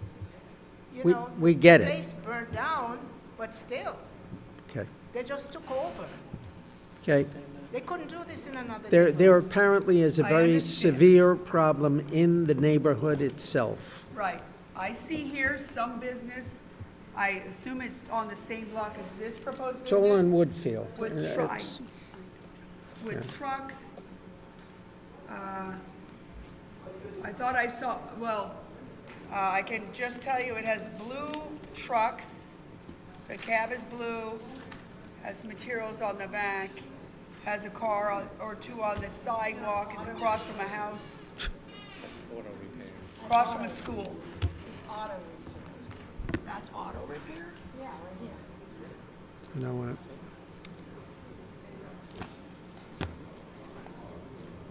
Jimmy's something auto repair. Well, we're gonna all go out and do an I inspection. was just going to say that. I'm going to interject something so that many of you, apparently not a lot of us are familiar with that particular neighborhood and what goes on there during the course of a day. I happen to be. Although I travel through that area very frequently, I live very close by. A lot of the others on this board, but you can rest assured that many of us, if not all of us, will go out there and look and see what's going on in the neighborhood and see what we can do to try to rectify the issues that obviously exist in that particular area. I'm there quite frequently. One of the other board members is there quite frequently because we live very close by. And my dentist is on the corner, but that's neither here nor there. All right, so next up is Tanya Walker. Is she here? Come up. You're welcome.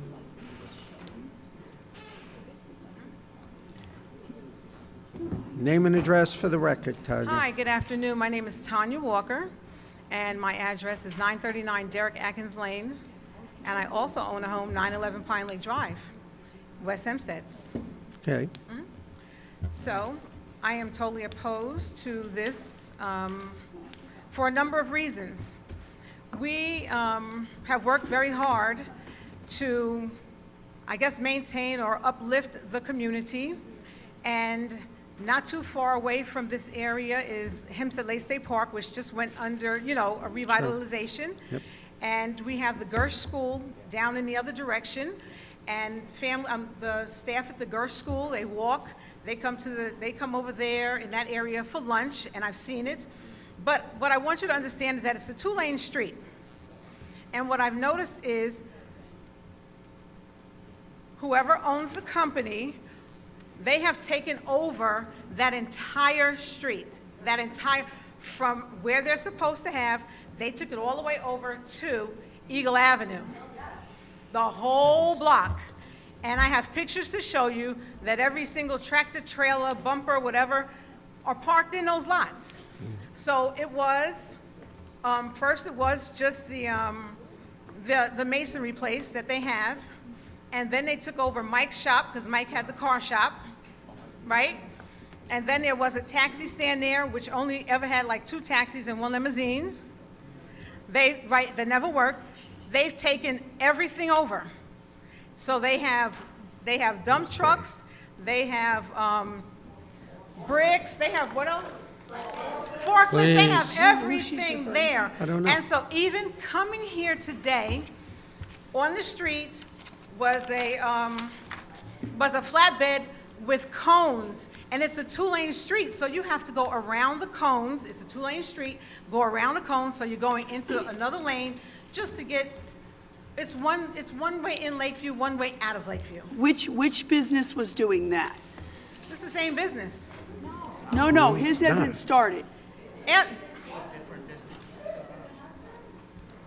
I mean, there are multiple businesses there. That's why I'm asking, because I'm looking here at, some of these places have looks like a wrecking yard, some of them. so I think what you have is very old. I can show you right now, that whole place is occupied right now. The whole street is occupied. Okay, Yes, we're talking about one applicant on that street who tells us, who has testified that they have not started their business But are yet. they putting trucks there? Are they storing their trucks there? You'll address that. Are they storing their trucks there? Hold on, hold on, hold on. Hold on. Hold on, we'll ask.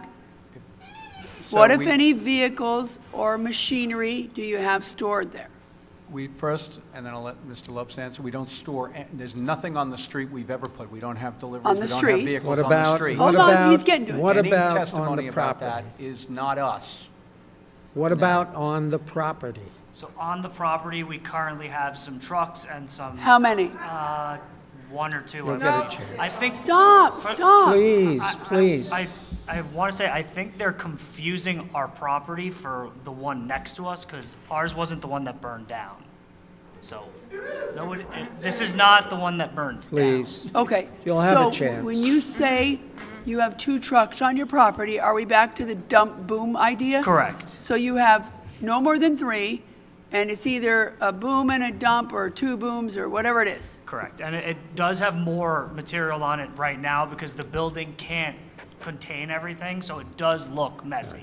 I will make that admission Okay. currently. Okay, all That's right. why we want to Stop. construct the warehouse. Other than the 2 trucks, do you have other vehicles on there? Vehicles, no. Okay, so there's 2 trucks, some material that you can't fit in your building. Correct. Okay, Okay. all right. Go on, ma'am. I didn't hear what you said. Ma'am?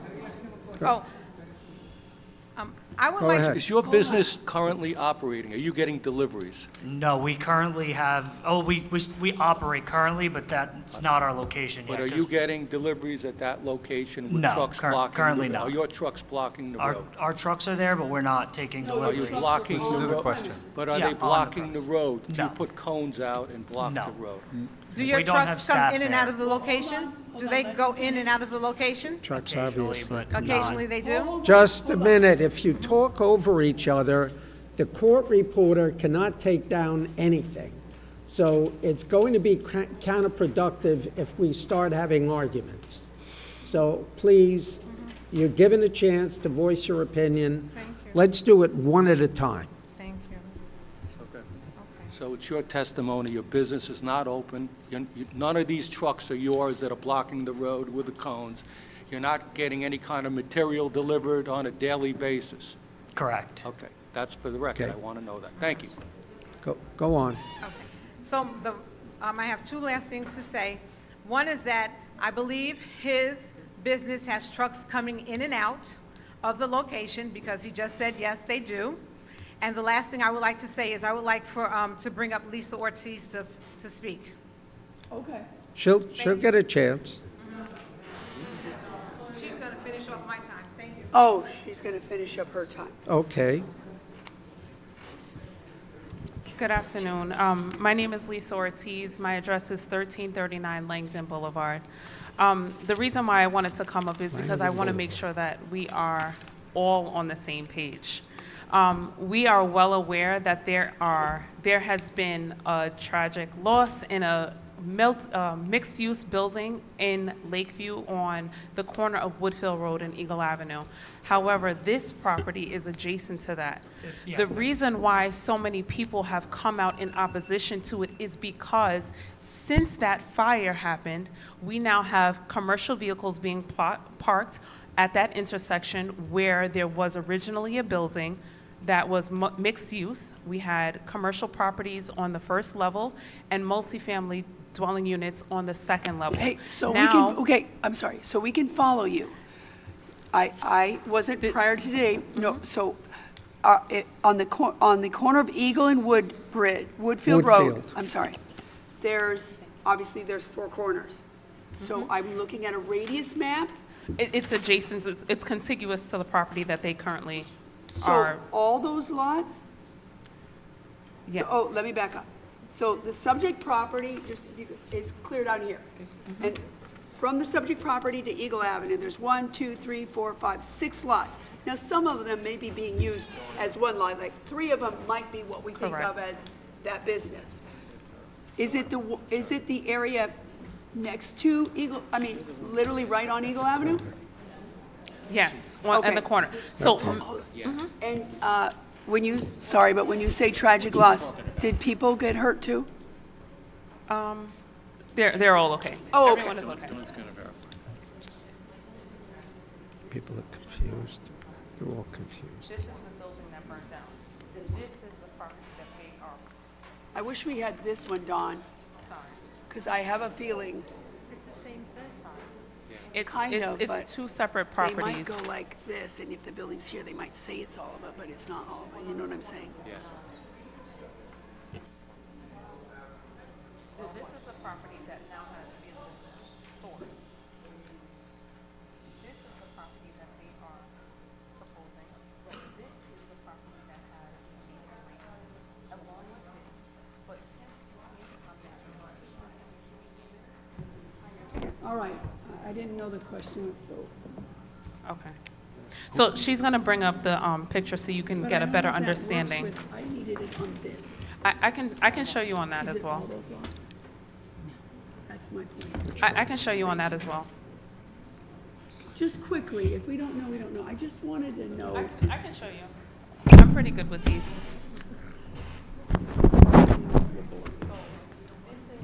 It's all your fault.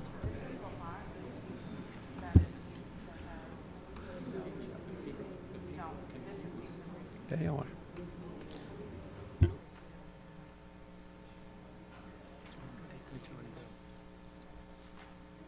This is the proposed, and then these are now all being used for storage of commercial vehicles. Got it. Okay?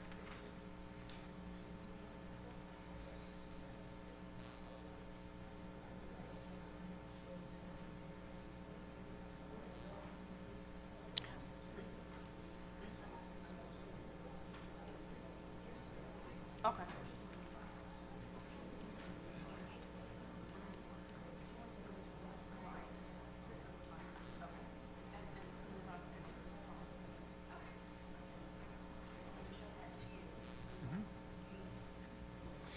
You're going to submit those into evidence, correct? Mm-hmm.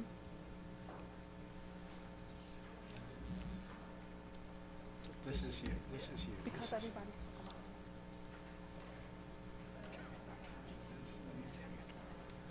Is that what that? Yes, this is us. Okay, so then you only go to about there. We go to here. Right. Yes. This actually helps you because it shows one truck. There's one truck, the big then- truck, and this is somebody working. And then this is your materials That's that the you saw? materials right there in the building. Okay, thank you.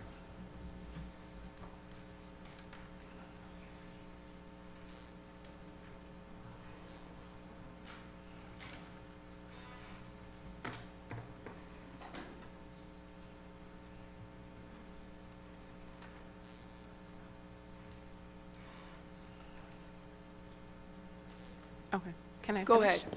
Okay, Thank so you. the reason why there's so many people here today and the residents of Lakeview are in an uproar and West Hempstead are in an uproar is because since the masonry shop has opened, we've had an influx of commercial vehicles. And then, in addition to that, we now have the building that burned down, which has been converted illegally, as far as we're concerned.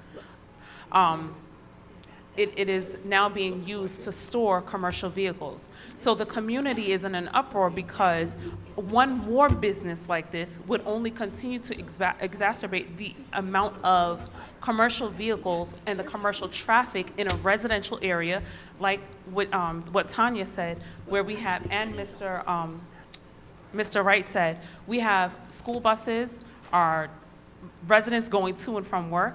We have people that are trying to live their everyday lives now being forced into what was originally a residential area to now be forced into having to deal with the traffic, the heavy traffic from commercial vehicles stopping the traffic on a 2-lane road, preventing them from getting them to and from work, and keeping prohibiting our quality of life from flourishing the way that we want to live.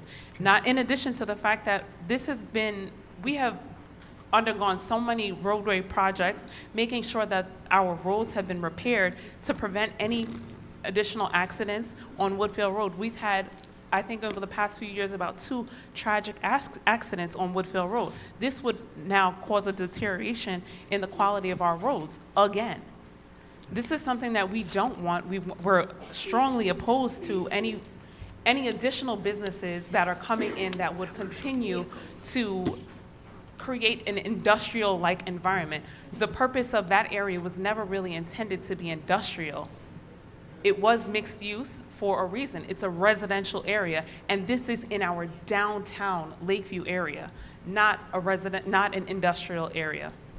I also have some additional. It's a business zone property, and what we will do would send the buildings department there to investigate and verify what everyone is saying as far as the commercial vehicles, the trucks, blocking Woodfield Road, backing into the spaces.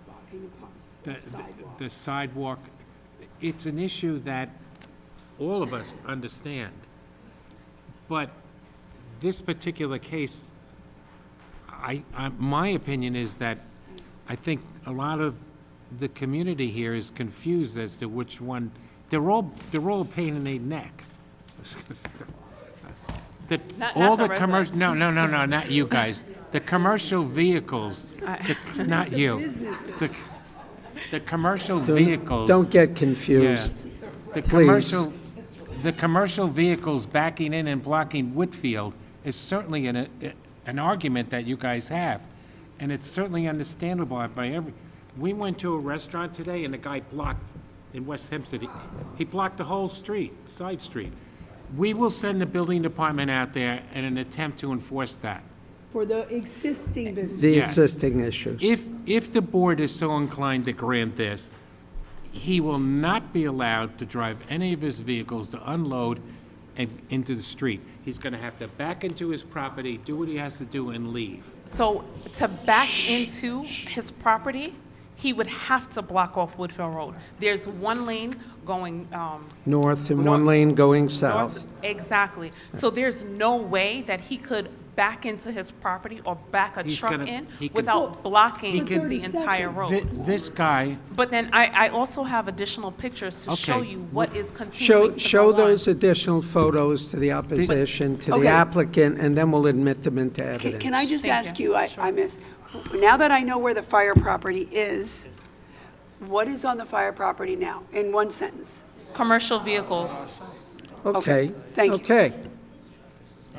and the building Get it. department out there to We've already enforce. called, they've come, they violated them.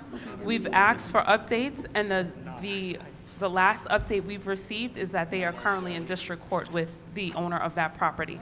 But we do not want to allow a business to come in that is in the same field, doing the same things, blocking our streets, Doing the same preventing thing us is to critical. getting in and out of our community. There's only one way in Lakeview, well, there's two, but most residents use Woodfield Road to get in and out of Lakeview. Mr. Walsh, do you have any objection to those photographs being introduced into evidence? No, they can be introduced, but they're not our site, but they can be introduced. Okay, The understood. ones I just showed you, the ones that they Okay. showed you initially are your site. Exhibit 1, which we looked at, was 2 photographs. That is our site, and I think they support what we've been stating. Okay. Hold on, how many pages are there? I just want to make the record of which is not yours and which is. So, this is Objectors Exhibit 2, not 1, us. 2, 3, 4, 5, 6, 7, 8 pages. None of them are our site. Okay, so as it relates to Exhibit 2, you're telling us none of these are pictures of the subject property? Correct. Okay. Is that consistent with what you, That is correct. okay. Okay. So, But Exhibit 1 is his Okay. property. And you can okay. also see the commercial vehicles stored on that property as well. Exhibit 1 is 2 pages. It does show one flatbed truck. It appears to have a skid steer or 2 and a pickup truck and some materials. That is your property. That is our property, and I think that's consistent with Mr. Lopes' testimony, that we do have some So vehicles. this accurately reflects today, and you agree that is what it looks like right now? Took the photos. Okay. No, I mean now, not a week ago, a month. Okay. No, that was Good this enough. morning. We got Okay. that down. May I see Okay. that, Mr. Regano? Certainly. Okay. Let's keep going, because we got a lot of people. Okay, that is it. I just wanted to make sure that. Lisa, I think you know that I've been to that area on Quite a any bit. number of occasions, and I personally have an interest in keeping it as well as possible. Yes. And we will go back and we will look at all of these. And whatever we can do to clear up the problems that you're currently having, we'll do the best we can. Regardless of this application. I think you and I have Yes. done that before. Thank you. Okay.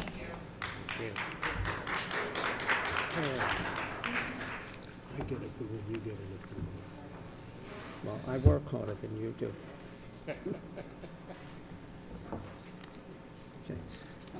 Okay. We're going to go down the list, all right? Howard Herman? Is Howard Herman here? Would you like to speak, sir? Because you signed in as being interested.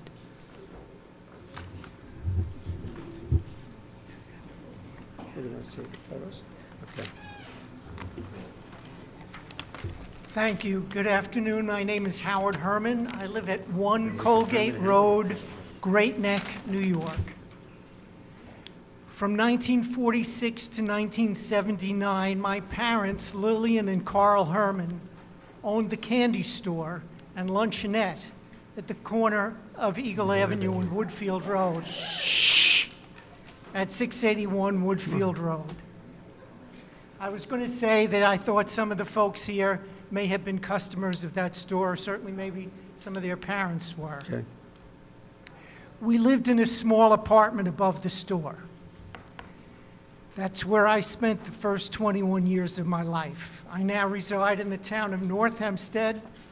I remember that when 659 Woodfield Road was the law office of Harry Rosenberg. Although I am a retired lawyer, land use law was not my specialty. I'm here merely to speak about my concerns for the neighborhood,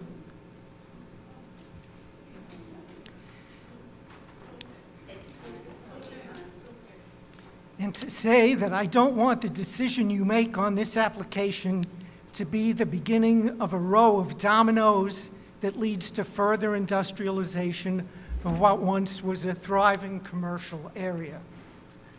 The previous speaker, whose name unfortunately I didn't get, Lisa, really did an excellent job of explaining the history, the variance between that property at Woodfield Road and Eagle Avenue and this property. If not for a fire that took place 3 years ago that destroyed that building that I grew up in, we might not be here today. Wait, but this application isn't about that No, property. I know it's not, but when you folks started looking at photos and saying, well, this looks like an industrial area and so forth, that would not have been the case, but for the fact of the fire that happened 3 years ago. And it's the misfortune that that fire took place that this whole area has now become what it is. I want to submit an essay that I wrote that was published in Newsday on October 3, 2021, shortly after that fire. Okay. It speaks of a time when that building and its store owners and residents were a central part of life in Lakeview. I know that the world and the neighborhood have changed. In the words of Thomas Wolfe, you can't go home again. But I also know that before the fire, the building on that corner was still a viable commercial property. Just 3.5 years ago, there were store owners, there were businesses that were thriving, there were people living above those stores. The fire came along, and now we all say, oh, it's an industrial area. Wait, were those two, so there's the fire, there's a subject property, and there's apparently two, according to Ms., I think it was Ortega. She wrote, Ortiz. I apologize, Ortiz. She had mapped out, written that there's the area where the fire was, the subject property, and two more, she wrote Mason businesses. Were those Mason businesses there before the fire, or did they come after the fire too?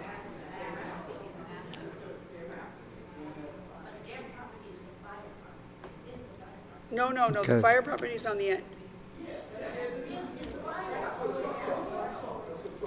No, the fire property is on the end, then comes and then comes two masonry properties.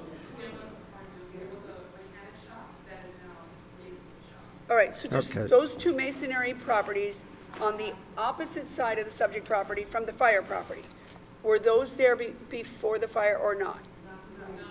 Okay. And what were they then?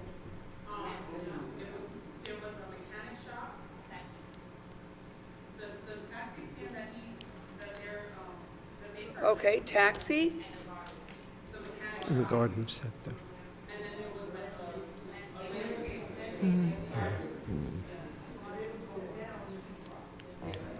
Okay. well, of course, we had COVID, so businesses went out of business. No, but they're not there now.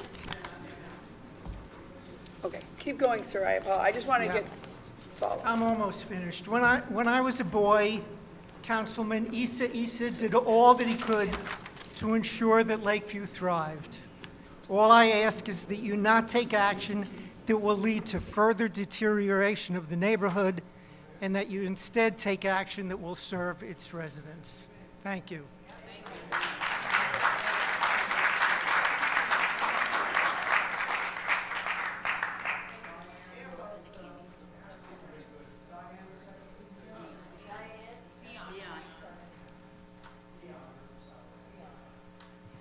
Good afternoon. Can you hear me? Dion Hanson Sexton, address 492 Rhodes Lane, West Hempstead. I'm going to agree with all that has been said, but I do want to say that I think we have lost sight of the fact that this masonry business popped up overnight, and I think what the community is most concerned about is that a continuation of similar types of businesses. This is a residential area, and all the things that have been enumerated about the traffic issues are very real and extremely dangerous. Extremely dangerous. And I was kind of struck when the attorney said that this would help to beautify the area. But I don't know if you're familiar with what the area was like before this fire happened. I would be very curious if someone would want this type of structure in their neighborhood. That masonry shop went up overnight, literally overnight. Which masonry shop? On that same block. The other two, one of the other two. So this would just be a continuation of similar types of businesses. And we've already discussed that there are schools in the area, autistic children in the area, things that would be of concern to anybody that cares about their community. I would also reference that the sign that was up had the wrong address. So half the people here went to the wrong address, but it should tell you something that on 2 o'clock in the afternoon, for hours, people have sat here. People have probably not gone to work or left work early because it is that important. We care about our community, and we all want business that supports our community. Everybody wants that, but it has to be the right kind of business. And I just do not believe that this is the right kind of business. So I am completely in objection to this project. All right. Thank you. Thank you. Folks, come on. Mr. Michael Sirota? Saraton? You have worse handwriting than I do. Mr. Sexton? I just want to... That's not easy. Michael Sexton, Name and address. 492 Okay. Rhodes Lane, West Hempstead, resident for the last 20 years. I drive Whitfield Road every morning between 8 and 8:30. The gravel facility does have trucks going in and out that block traffic. They Is make the it- gravel facility that's this next to the- facility? Next to this gentleman's property. One of the two masonry places. Right, the masonry company. So they do block traffic. It is a hazard. I've had to sit behind school buses and wait. I've had to go on the opposite side of the road to get by. There's no one directing traffic. I do understand business is growth, and we like that, but it must be the right business. The business that burned down were businesses that supported our community. If we're going to have anything commercial in that neighborhood, it should be something that supports the community, Okay. not something that goes outside of that. Commercial That's- is not the same as business, just, I think Pardon? I think you mean more business. Commercial and business are two separate things. Well, business, the use of the property should be businesses that will support our community. Okay. You know, these are businesses that are not benefiting our tax base. They're not adding to beautification of our neighborhood. We're trying to build up the neighborhood. We can't build up the neighborhood with properties that, or businesses that will support us when there's total construction going on. I mean, again, autistic, I have a son who's autistic. Thank God he didn't have to travel this route every day, because if he gets hit by a truck, we've already had 2 deaths in the last year and a half on Woodfield Road. This is a very heavily traveled area, and I am not in support of this gentleman's business. Okay, in our thank you. neighborhood. Thank you. Wait, folks, it really isn't a performance. All right. Latoya Benjamin?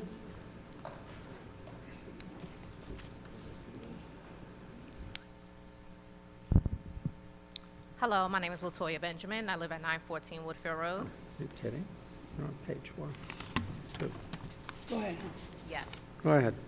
So along that corner, I myself am looking to open business there to help thrive within our community, which is going to be a doggy daycare. Also assisting individuals with special needs to educate, empower, and employ them as well. So with this impact, it does create a major hazard. So if he has large trucks along with other business that's already in place, then we're full of large trucks creating havoc. As well as everybody else has already said, the train comes and there's more havoc. There's no need for it. I oppose it. Okay, thank you. Latoya Carter up next. Ms. Carter, you can give your name. You don't have to give your address if you don't. Yes. No, she Hi, doesn't. my name is Latea Carter, and I am a resident of Lakeview. I grew up in this town, and I'm here to express my opposition to this. And I actually also have a petition created by Mr. Rodney Fisher with 549 signatures of people who oppose as well.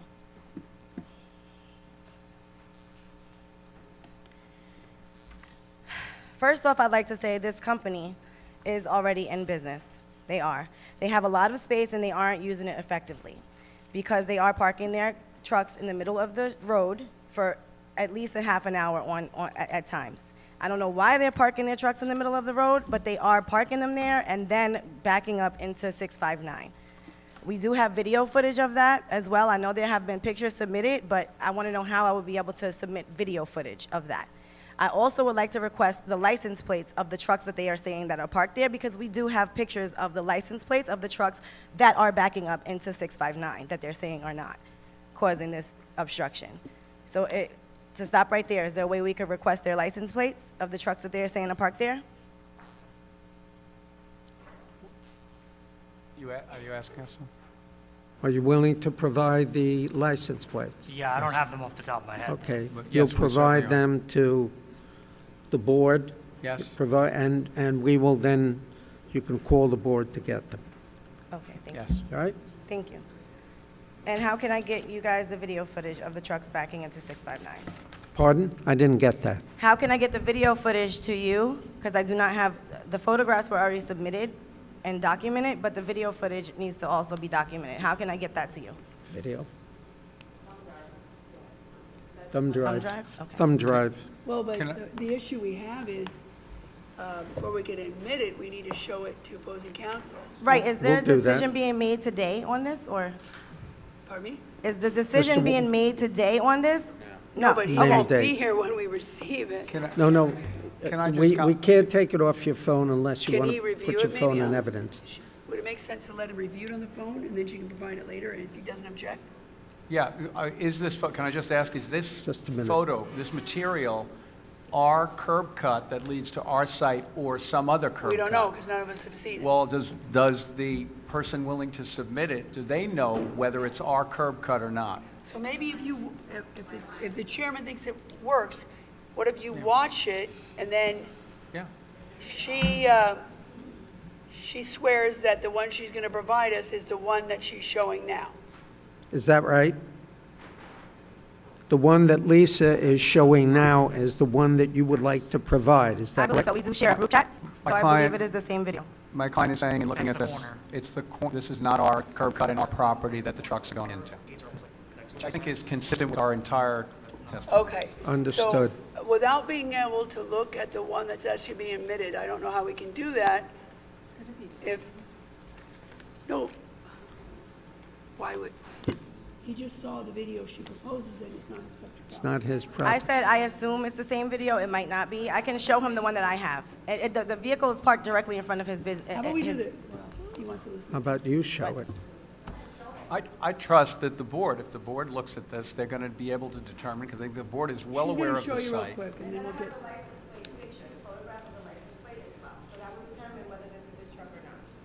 This is your truck right here, parked in front of you. So this, you gotta show it to the applicant. He's not gonna- Show it. Can you go back to the beginning of this? Can I just, I'm not, I'm trying to see, because it's like, What did she I say? don't believe that's my truck either. So you have the license plate of it? Because she doesn't see it. But we don't know the license plate, so I'm not gonna show it. Well, I'll recognize it if I see it. All right, so where are we? That's not, He said he's not sure. No, about the vehicle license plate, what about the location? Right. That's the corner property. Yeah. I have a question. I want to interject really Okay, quickly. can we just figure this out? So, Okay. unless we can show him the one that you wish to His admit, I just don't property. see how we can. Ma'am, if his vehicle was never parked in the middle of Woodfield Road, he would say, I'm absolutely 100% sure that is not my truck. our vehicle has never been parked in the on Woodfield No, Road. now he's saying that because I just mentioned it, right? This No, vehicle but is he- parked he's on under Woodfield oath. Road, and he's looking at the We're on- truck saying he look, doesn't know if it's Ma'am, his. we're He under said he oath. doesn't know if that's the Okay, plate. No, not the plate. He said he doesn't know if that's his truck. So that means he does have a truck that resembles this, ma'am. okay. Let's move on, please. Okay.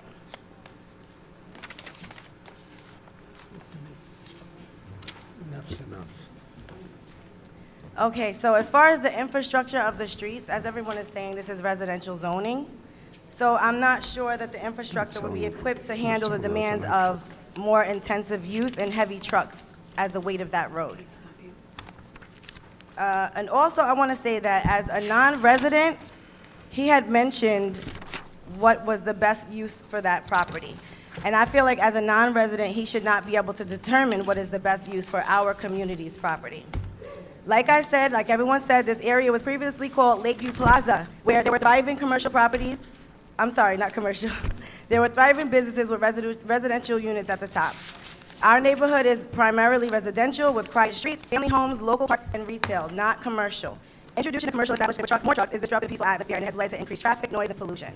This change obviously raises concerns about safety and infrastructure.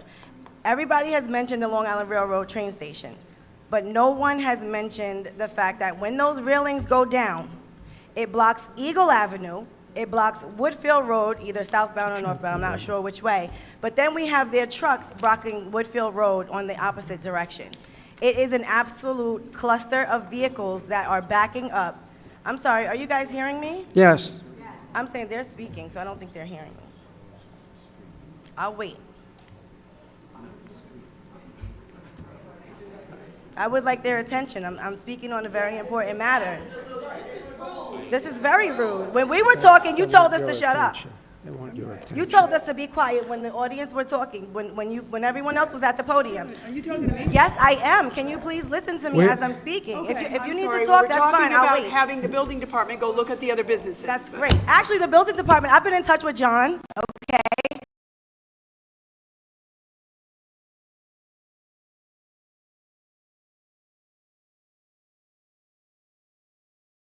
From the town of Hempstead, and he has given numerous citations to 667. So they are already looking at the other businesses. So we are trying to figure out when are you guys going to come look at the businesses? Because you said you would, right? We Do you have will. a specific day? We'll go there, we're unannounced, but we will go to see, if we go there and No, give no, you I'm a sorry, not day, today. if A we time give frame. you a day, I'm sorry, I then meant a time somebody frame. may be able to remove whatever it is that you Agreed. find offensive, so we're not going to do that. But you can rest assured, we will go there. Okay. Okay, so what else I was saying? All right, folks, please, let's try to keep some degree of order. I was just mentioning, oh wait. Go ahead. that when the railings for the train go down, they block Eagle Avenue. You said They block that. yeah, but they weren't listening to me, so I just want to repeat myself. I'm sorry. They block Eagle Avenue, Woodfield Road, and then the trucks are blocking Woodfield Road on the other side. So the only street that people can go on is Eagle Avenue going the opposite direction. And guess what they do? They cut through the gas station parking lot. We have all of this on video. This is extremely dangerous. We have, multiple cars cutting through the BP gas station to get to the other side. So they don't have to wait for these trucks to be moved. And as far as them saying that they're not conducting business, you said the gates are always open, right? Why don't they close the gates? If they're not operating, why are the gates continually open the entire day? That's because they are backing trucks in and out of there. Everyone is saying continuously. It is all day long. I am not employed by anyone else. I am self-employed. So I have a lot of time. I'm driving up and down Woodfield Road. All of my constituents can attest to this. I drive up and down Woodfield Road all the time. And I see these trucks out there all the time. And I, like I said, have a lot of video footage that you guys need to see because the testimony is not accurate.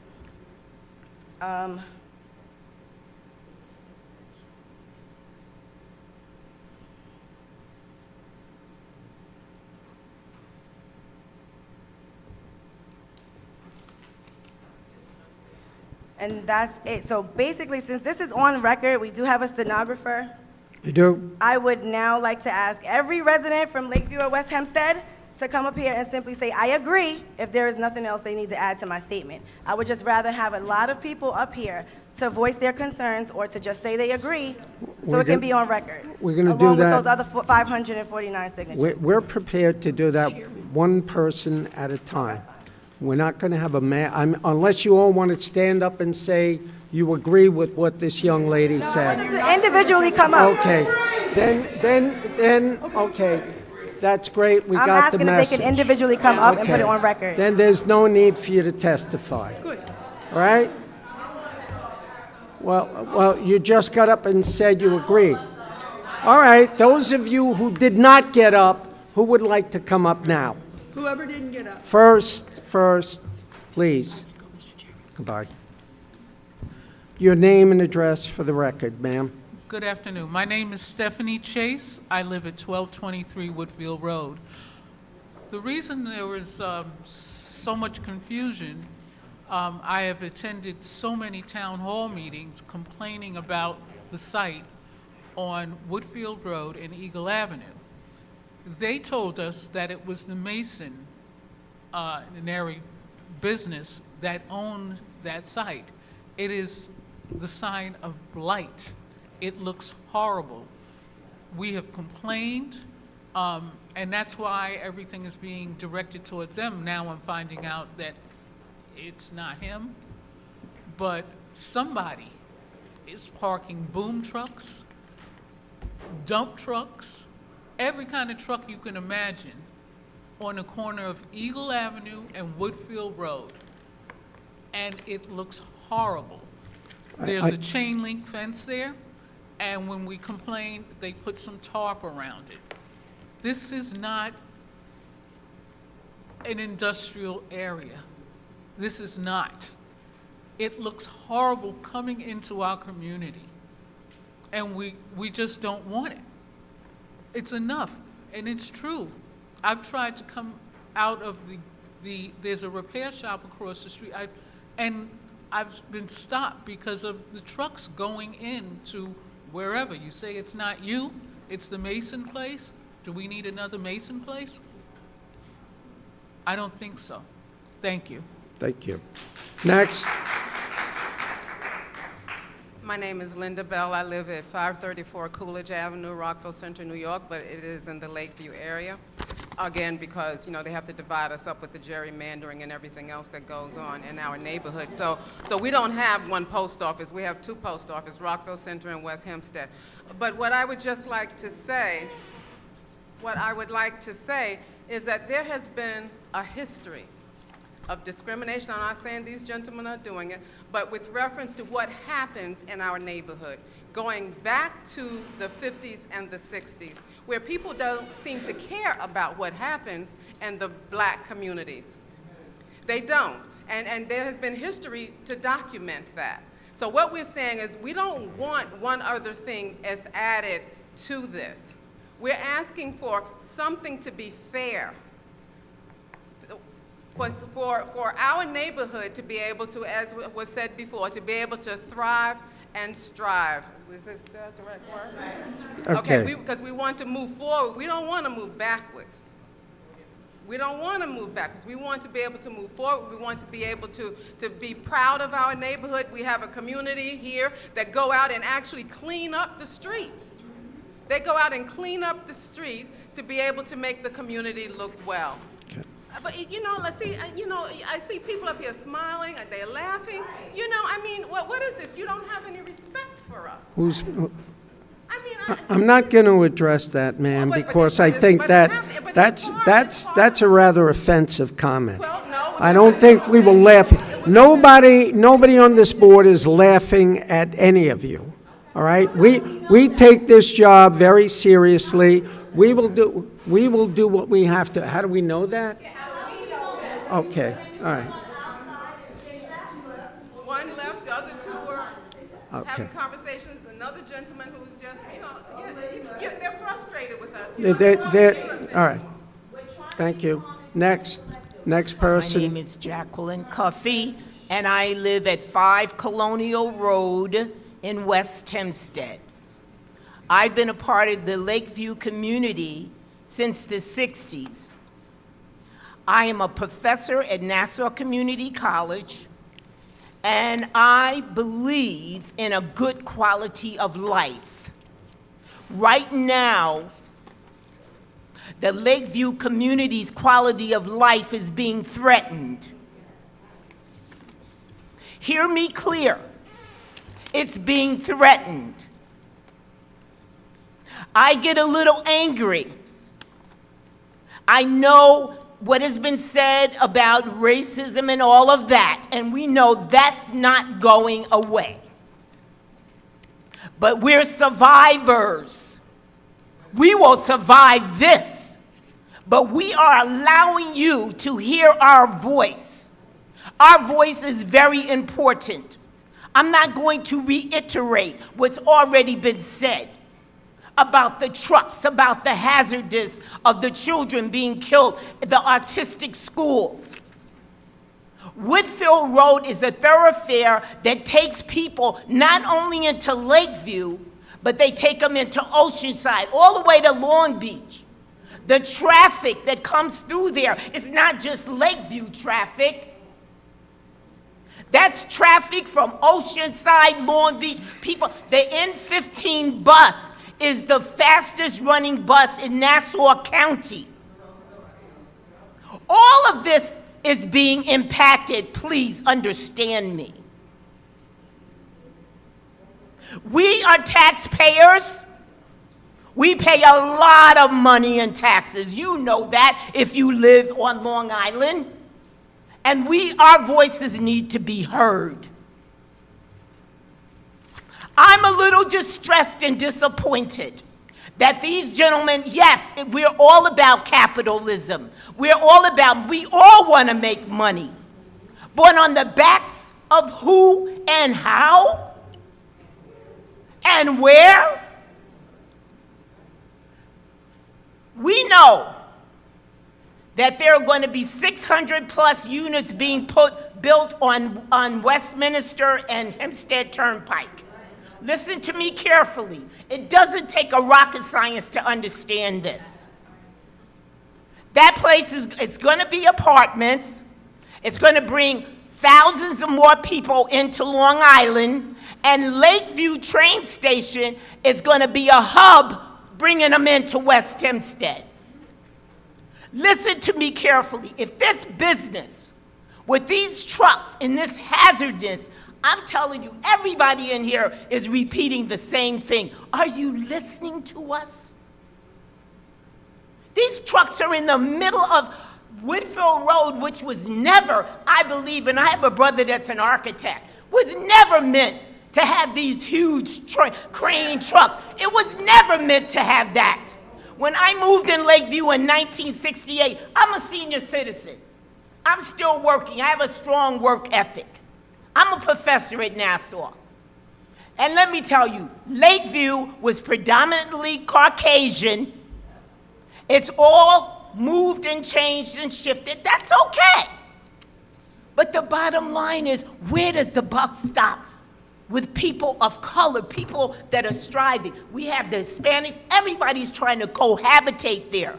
But I'm up here because it's dangerous, it's a hazard, it's going to impede on people that work every day, that use Woodfield Road to get to and from their jobs. It used to take me 15 minutes to get to work. Now it's a half hour, 45 minutes. I'm stuck. Where do I go? Where's my alternatives? Jump on the highway to go to Meadowbrook and all around town? I don't think so. Not with the amount of money that we're paying in taxes. Our voices need to be heard. And I'm employing this panel or this group or whomever, okay? I would honestly would like for you to consider the people that have come up here that have tried to express their feelings about their neighborhood, our neighborhood. Thank you.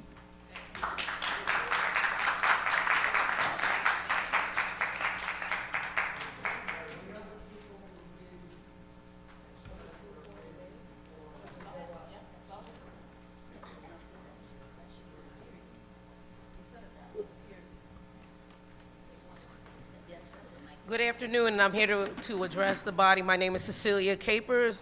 I live at 1165 Ossipee Road in West Hempstead, Lakeview. I have been a resident of Lakeview since 1975, when my family moved here and bought the house that we live on Ossipee Road from my uncle, who bought it when it was just a vacant lot and they were developing lots on Ossipee Road. That means I have at least 61 years of family history in Lakeview. Lakeview is my home to the point that as my mother got older, I bought the house from her so that I could stay in Lakeview and put down my roots as my own person. I stand here on the shoulder of giants who used to come and fight for the rights of Lakeview, the names like Renner Reed, the names like Cynthia Cooper, the names like Scotty Coates, and there's more and more that I could name because they believed enough to instill in me the fight that our community mattered. And you know this as well, we are predominantly owner-occupied residences. We pay our fair share on the tax rolls of this county. And I'm gonna reiterate what everybody said already. We are not opposed to commercial development. We are not opposed to businesses. We live in America. America's a capitalist society. We know that. And like the professor just said, everybody wants to make money, but who is it on the backs of? To go back a few months, we got a flyer out, I'm sure all of us saw it in the mail, that said, "Save our suburbs." And it came from town of Hempstead. That was a message, a clarion call that was saying, regardless of political affiliation, regardless of whatever you believe in what Nassau County should be in the future, you're going back to the founding fathers of these communities, that back beyond the Board of Supervisors, that said we have to prevent a certain level of urbanization from enveloping all of our neighborhoods, because what does that mean? The quality of life goes down. What does it mean? It means that the communities that we built and made to be family-oriented continue to get fragmented. We all know, and I digress for a minute and say, let's look at places like Detroit, where once blight happened in one part of the community, it was a domino effect. Now, we know that that was all because of the automotive industry. It's a different situation than now, but it goes back to something that happens when a certain percentage of the tax base get discouraged. They call it white flight. But what happens when you have communities of color that are based on a hardworking middle class of African Americans, Latino Americans, Indian Americans that get discouraged, that their community starts taking on a different look, a different feel, a different vibe, if I can add that in. It means that even the middle-class folks that are my age and younger say, I want to go on to greener pastures. That neighborhood doesn't have curb appeal. And when you have a community like Lakeview that's encircled by commercial strips, and then the commercial strips start to dominate, it telegraphs a message to others that you can make Lakeview a dumping ground, that you can come here and do whatever you want, and people will just, put it aside. We talked, and it sounds a little bit like you're alluding to the fact that it's tangential, that we're talking about the property that's on the corner of Eagle and Woodfield Road. And maybe it is tangential because it's not directly his property, but it's related to that, what people have said already, that larger issue where you're urbanizing a steady neighborhood that has for years and years fought to maintain a way of life where people who came from Brooklyn, Queens, even from other countries to live the American dream, again have to say, you know what, I spent all this money on a house and I'm back in an area that does not give me comfort because it's become an industrialized traffic zone. And then when that happens, you attract other people that want to come in and bring unspeakable things that we're not going to go into today. Now, to go back to his property specifically, when the other businesses, because maybe others didn't clarify it enough for you, when the other businesses previously occupied those tracts of land, they were not in scale to the degree that this business is at right now.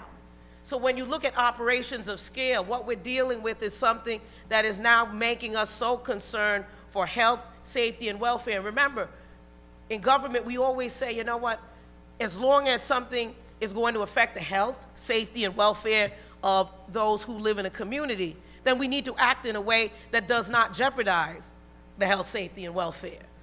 So I'm going to close with just a couple more points. In Malvern, there was a place called the Brown Derby, and some of you who are old enough know that place.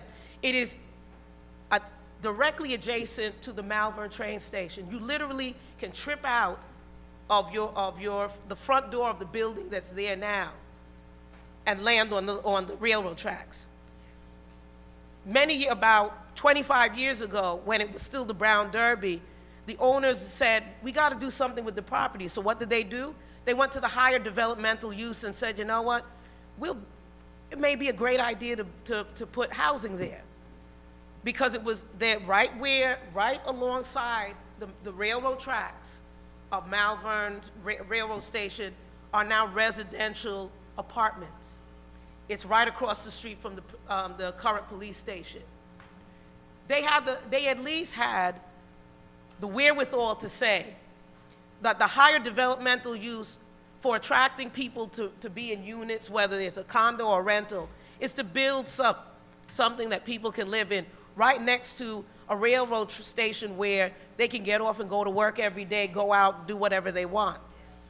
We look at Lakeview, and it baffles me that those who are in greater positions than us, unelected officials, didn't say that this would have been a model opportunity for redevelopment.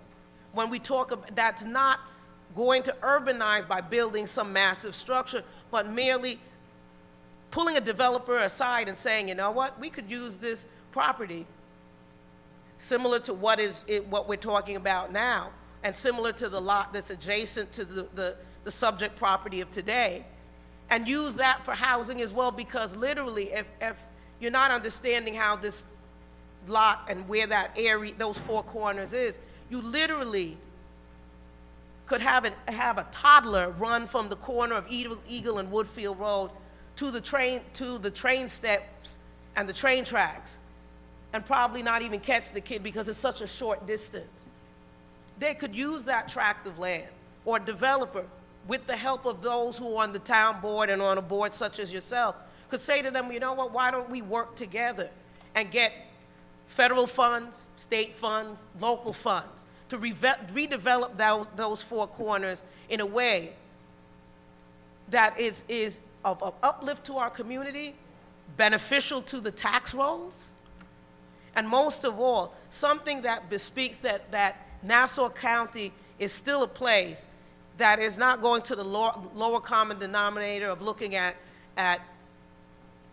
dare I say, casinos and other things to actually elevate the tax base instead of just staying what we intended it to be, a residential community that can thrive with small businesses and creativity that will make this a place where generation after generation, people like myself will want to live. So in closing, I do not agree with the expansion. I wish him luck with the business as it is. It's enough as it is. But we need to also come together as constituents, as those who are in positions of authority, and say, what do we want Nassau County 2025, 2055, 2075 to look like, so that even when we're long gone from this planet, our legacy can be that we left Nassau County better than when we came here. That's all I have to say.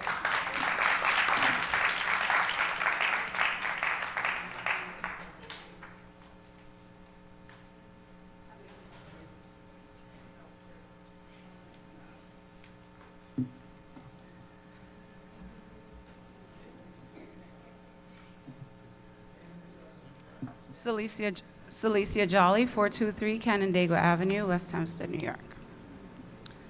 I moved into the community in December of 2007 with then my 8-month-old son. My family has since expanded to include 4 children.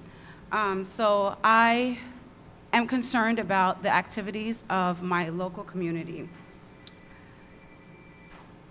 I have a personal vested interest in the community, and I have invested hours of my time and resources into the beautification of the Lakeview train station, as well as other locations throughout the community. What bothers me today is that the gentleman here who are trying to introduce this business has used other businesses that have recently moved into the neighborhood and become a nuisance as justification to do more of the same.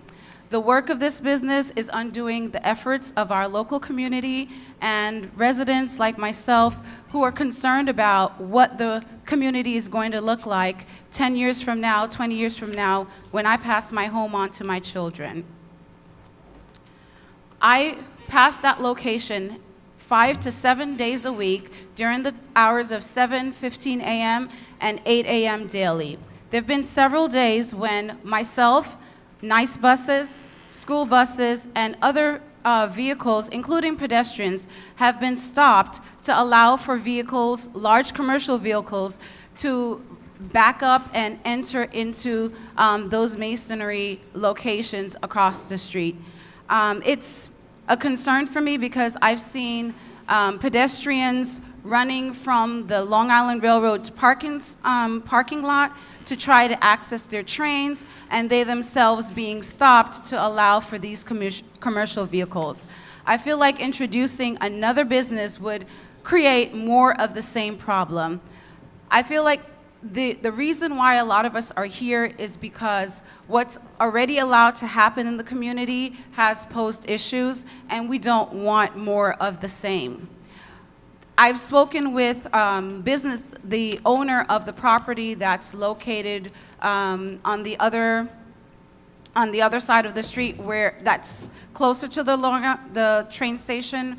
And he is out there, he's sweeping up the sidewalks. He has a vested interest in the community. He is trying to make sure that our efforts are supported. And I don't feel like these businesses, the commercial masonry shops that have been introduced to our community, are concerned that what they're doing and the business that they're conducting is undoing the efforts of those residents who care about what the community looks like.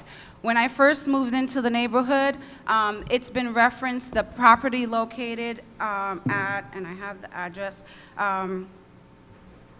located at 667 to 681 Woodfield Road that had burnt down. That property mirrored the property across the street from 680 Woodfield Road to 674 Woodfield Road. Those businesses are businesses that were also concerned about the community. I happen to know the barbershop owner who lost his business during the fire. This gentleman has invested hours of his time into the children, coaching them through basketball and investing in the community. And we would like that any business that is introduced into that location be one that is concerned about the children, about the community, and about our efforts. And we don't feel like this business will do the same. So I would really sincerely appreciate that you consider the concerns of myself, my community, and the future of my children in allowing or hindering another business of this nature to move into our community. We would love to reclaim that space and be able to have businesses come in that are going to provide services that would benefit our community, which this masonry company has not. They've expressed that the people that they service, like the Parks Department and other businesses, are outside of the community, and we would hope that they would take their business closer to the people that they service and further away from us. Amen. Thank you. One more, we have one more young lady who would like to speak. Good afternoon, everyone. My name is Aisha Demosthenes. I live at 419 Rose Avenue in West Hempstead, Lakeview. I don't want to stay too long because I want to echo basically what a lot of the residents from Lakeview and West Hempstead have said here today. As a member of the Lakeview Civic Association, we have worked very hard, as Ms. Jolly just stated, to maintain the aesthetics of our community. We've had successful cleanups with actually many town members who have come to support us. So I think it would be counterproductive if now the same town would allow a new company to come and erect to add more of a distasteful look to our community. As someone stated earlier, right around the corner from this particular dwelling, there is a school for children with autism. I am a speech-language pathologist by trade, and I know that children who have autism, a lot of them tend to be flight risks. We do not need to have another business that has trucks pulling in and out of their driveway where there's possibly a child who could run out because of their condition to possibly get hit by a truck. We've already lost 2 young lives in the last 3 years, as many folks have said, and we don't need that to happen. The masonry company that is adjacent to this company here, it did apparently to us appear overnight. We don't know how they were able to just start this business. It was just a landscaping business with mulch. All of a sudden, there were bricks, there's marble, there's stones, and so we are pleading for you to please, again, wish you the best of luck. I come from a family who has businesses, so I know everyone needs to make money. However, our community is small, it's tight-knit. This is not the place for yet another industrial company to come into our community. So we're asking for you to please reject this person's proposal, and that I significantly oppose for this to happen in our community. Thank you so much. Okay. Come on up. Hello, my name is Angelica Guevara. I live on 561 Woodfield Road, West Hempstead, and I've been living in the neighborhood for 27 years. So I'm opposed to the proposal because I jog every morning, and whenever I go south on Woodfield Road, I find it to be quite a challenge because not only do I have to dodge the cars, but also some of the gravel that spills over on that corner of Woodfield and Eagle. And it's kind of funny. We live between, we're between not just one, but 2 exit 18 and exit 17. And like the professor had mentioned, a lot of people use that road to come through and look at and see our neighborhood. So if people are coming through and they see warehouses and just depleted looking areas, then what are they going to think of our neighborhood? And I remember the day that place, the corner burnt down. In fact, I remember waking up 3:30 a.m. hearing someone saying, "Fire, fire." And it was very heartbreaking because I knew, I think everyone knows Coach, the guy who works in, at the barber shop. I remember there was a thrift shop called Lakeview Gallery that I would shop at a lot, and I knew the owner, and we had plans to collaborate on art and all that stuff. And then there's also the bakery. There was a little bakery hole in the wall, but the smell from it would just be absolutely divine. So losing that plot of land was was a tragedy for everyone. And I feel like it would be wrong to just give away the land to, I don't know, the highest bidder, when really it should go back to the community, to those who have been displaced, to those who need to find that center again. And yeah, I'm very opposed to this, and please reconsider, make up a new proposal, something that we can compromise on, because we don't need more industrialization, urbanization. If anything, we need to, again, come together, find something that we can beautify this town, so that way we can be proud of Lakeview, be proud of the road we live on. So, thank you, that's all I got to say. Next. Wait.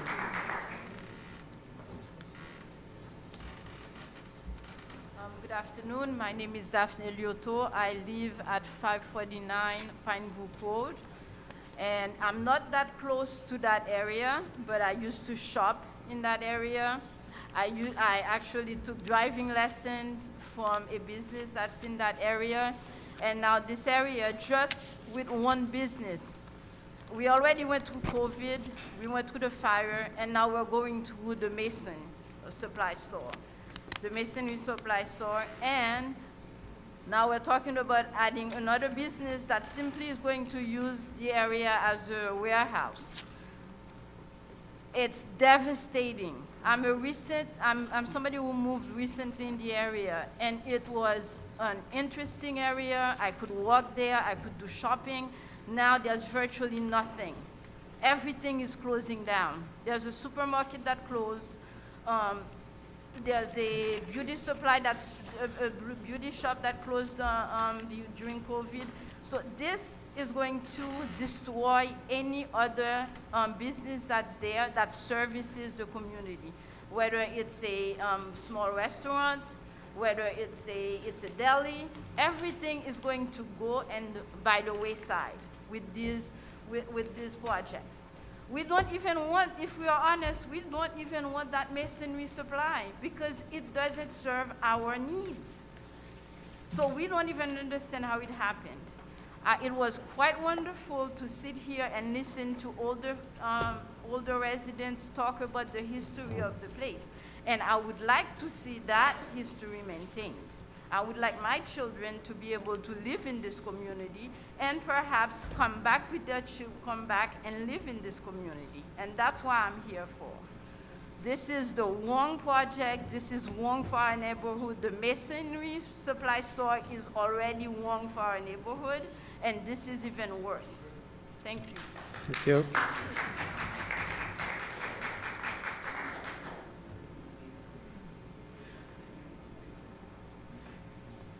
Good afternoon. My name is Doris Hicks Newkirk, 490 Yale Avenue.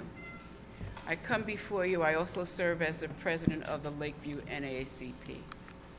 We recently were granted $6.7 million for Lakeview to be beautified.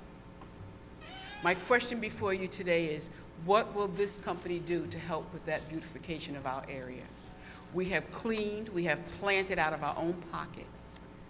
But with this money that we've been granted, Woodfield Road is supposed to be beautified. Roads straightened up. Are these trucks going to destroy our roads after they pay all this money? I'd like to bring it to your attention. No one's mentioned it today, making sure that our residents know this. This beautification is supposed to start in September, according to our current legislator, Mr. Gaylord. The money was granted to us by our previous legislator. She worked very hard to get it seal albino. So therefore, these trucks are going to come down Woodfield Road, where we're paying all this, we've gotten all this money, plants, lights, flowers, all different things to make Woodfield Road and Lakeview look great. What is this going to do for our community? And as I said, I stand for you because we stand for justice, we stand for equality. That's my role for our community. Is this going to help my children? As a former educator in the Malvern School District, which we use, what is this going to do for our children? Are they providing jobs? Are they going to do internships? You know, if you're going to come to Lakeview, give back something to Lakeview. This is what we look for. You can, you bring your business in here, but offer something to our community. Are you offering jobs? Are you offering internships for our children? We've got a high school there, middle school, elementary school. We've got churches in the community. We have civic organizations in the community. You just heard of Lakeview Civic. These people didn't come to us and ask us anything. They didn't say that we want to do this. We're there. Our phone numbers are listed. We have meetings every month. I've been a resident of Lakeview for 38 years. It's time. We deserve the best that you can offer. We're a very small community. We don't have a lot of income coming in. Our taxes are exorbitantly high, but we care and love our community. Please consider that. Thank you. Welcome.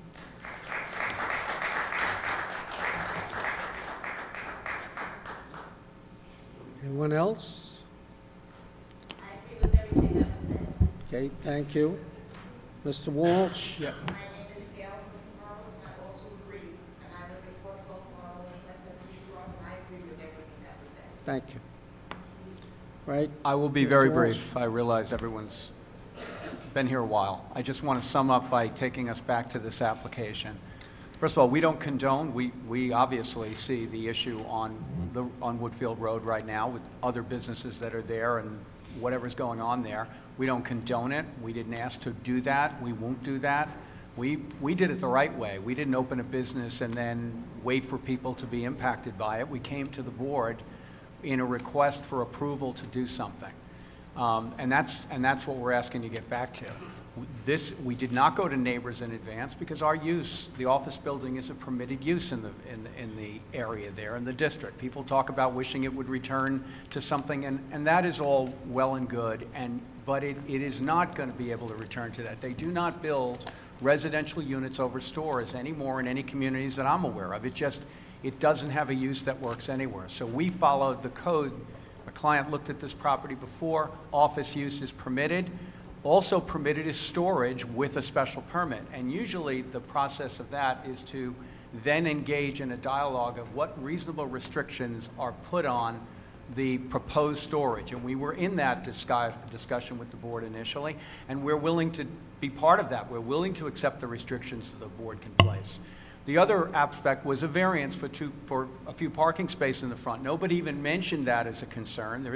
It seems to me de minimis in the context of this application.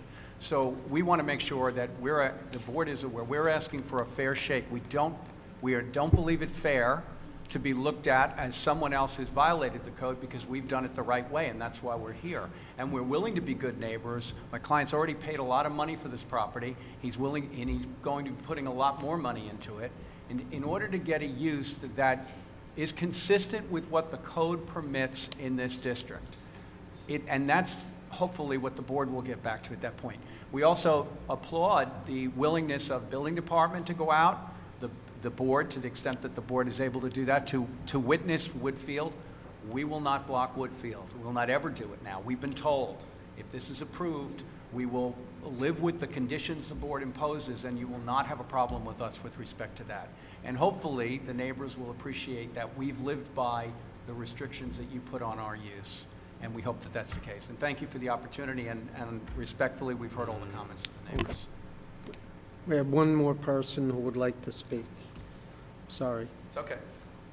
Didn't see him earlier, although he's a big guy sitting in the back, being nice and quiet. Board, community, how you doing? I'm the owner of Island Mason Supply. I see your point about the trucks. I'm here. The trucks are all about me. I take the blame. I totally understand. I never realized the trucks are blocking the streets for traffic. I get it. You're right. It wasn't this man, though. It wasn't it. I've been there for 15 years. I've been working in Lakeview, West Hempstead, since I'm 8 years old. I used to work for Shetty Landscaping, work with Andrea Ariano. I live a quarter mile away. I've had this passion for this area my whole life. That area where the Mason yard currently is, and everybody knows it. It was trees, it was horrible looking 15 years ago. I've been there for 15 years when I got the property. Western beef wasn't Western beef. It was empty. We all remember. People were dumping in the... Ma'am, please. Ma'am, please. So, let it was a let little the rundown, gentleman so speak. I did. We took the landscape dirt yard, we brought it to something a little bit more cleaner. It looks a lot better. My apologies again about the trucks in the street. I can rest assure you, you won't see that again. That will be corrected. And I apologize for that. Starting when I was in that back room sending a text message to my office, no more trucks in the street. Sir. So you will not see the trucks in the street. They will be pulled into my property and they come around that way. Thank you. Yes, I do. That is blight. It is horrific. Ma'am, So, the building is talking about the property that burnt down. We bought that approximately 2 years ago. He has nothing to do with that property. And that's why I'm here, being a man and addressing everybody and being honest. He came into something that had nothing to do with him. When we purchased the property, we purchased it as, was not clear what this property was. We purchased it at mixed use. I am stuck with a piece of property that I paid $1 million for, with $100,000 in taxes, that I can't do anything. And I said, tell me what to do with it. And I haven't gotten an answer. I had multiple meetings with the building department. I understand you've been down to the building department. You go in, I come out, and I go talk to them. Back and forth, trying to make everybody happy. We've joined the Chamber of Commerce. We've tried doing things. We are there. We are not that type of people. And as you can see, I didn't hide in the back room. I came up here to clear this poor man and to apologize to everybody. I'm bringing something to the community. Somebody mentioned it before. What are you bringing? I'm bringing masonry materials. And it is true, and anybody who's came in, I'm sure some of you came in there, anybody in Lakeview and West Hempstead gets 50% off the deliveries because we give back to the community. That's how I've been. I grew up there. I probably cut some of your grass. You remember the name Andrea Ariano Landscaping and Covino and Fischetti. I used to cut these people's grass. I was a kid. I knew every street in there. So my apologies. I just wanted to clear the air. We're going to get it corrected. I'm sorry that you're going through this. all right. I apologize, guys. That's it, all right? Your name and address, sir, your name and address, and then we're going to close the Michael hearing. Pasquaretto, 1100 Lydia Drive, Franklin Square. Say that slower. She needs to take it down. Michael Pasquaretto, 1100 Lydia Drive, Franklin Square, New York. Okay. We're now going to close the hearing. Thank you all for your participation.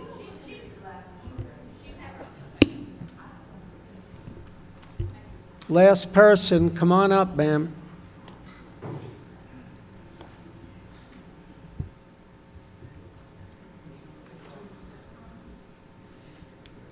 My name is Jeanette Carter, 461 Marianne Lane. I am a resident, and I raised my kids in Lakeview. So much that I loved it enough to come back and raise my grandchildren here. I'm a retired correction officer, and I travel up and down Woodfield Road. My question to your business is, what are you going to do to improve our neighborhood? It's already overtaken by this masonry person. What are you going to do to make it even safer for our children? What? Okay. I mean, everyone wants to eat. I understand that. I understand that. But as a person who came back to something that I left beautiful, now to come back to having a masonry and having a warehouse on a corner of Woodfield Road and Eagle Avenue. What is that doing to beautify our neighborhood? Because you said you're going to beautify our neighborhood. That's what you said, right? My question also is, this last gentleman who spoke and said he's been here for 15 years and he's sorry about leaving his trucks on the street. He has 2 eyes. I have 4 eyes.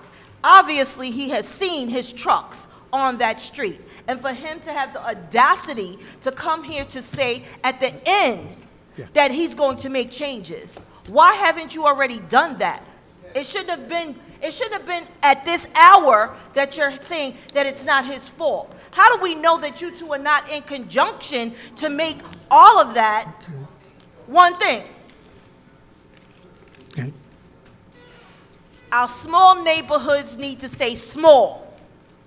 They do not need these industrial, commercial vehicles prancing up and down Woodfield Road, tearing up our roads. The weight of their vehicles probably exceeds the limit to our roads. Let's talk about that. Like the lady said, she can't even jog up and down because the cars are darting in and out to avoid all of the commercial trucks that's on this street that just has one way in and one way out. And you're right in the middle. Right in the middle. We can't see any which way. And you think that's bringing something better to our community? Our tax dollars does not deserve your business. I oppose of your business. Thank you. We're now going to close the hearing.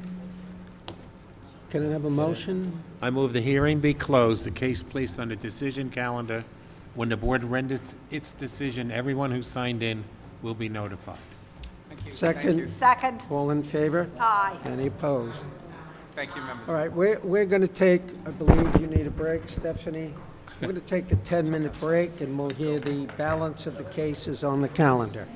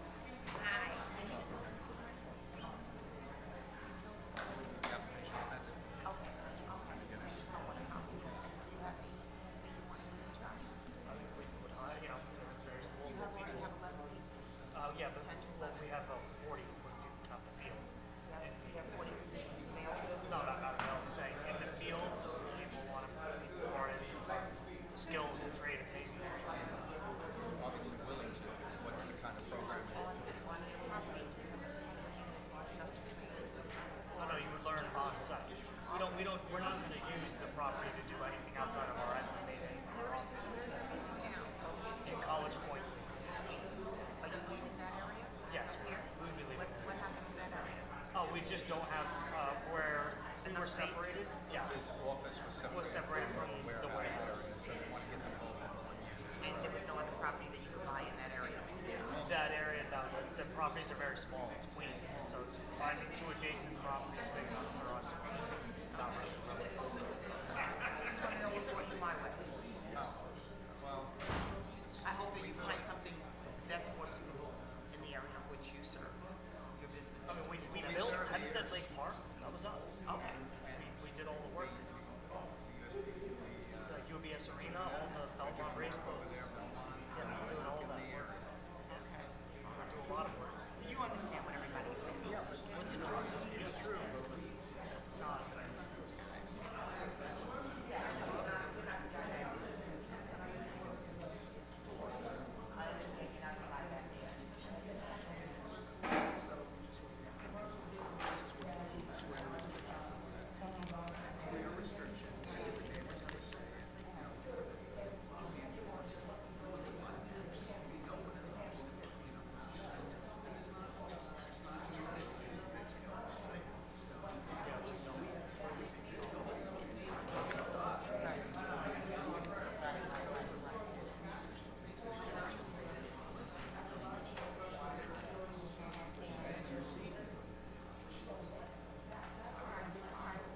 Well, I just wanted to know.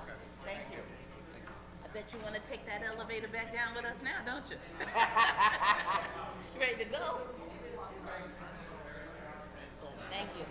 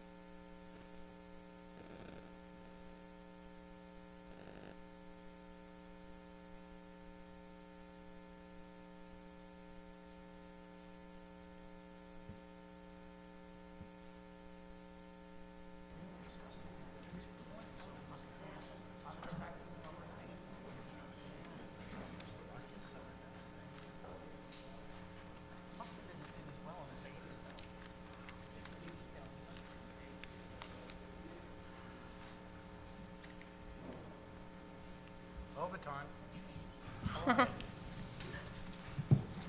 You guys get double time? Yes. What's it? Oh, right, I thought we got sworn.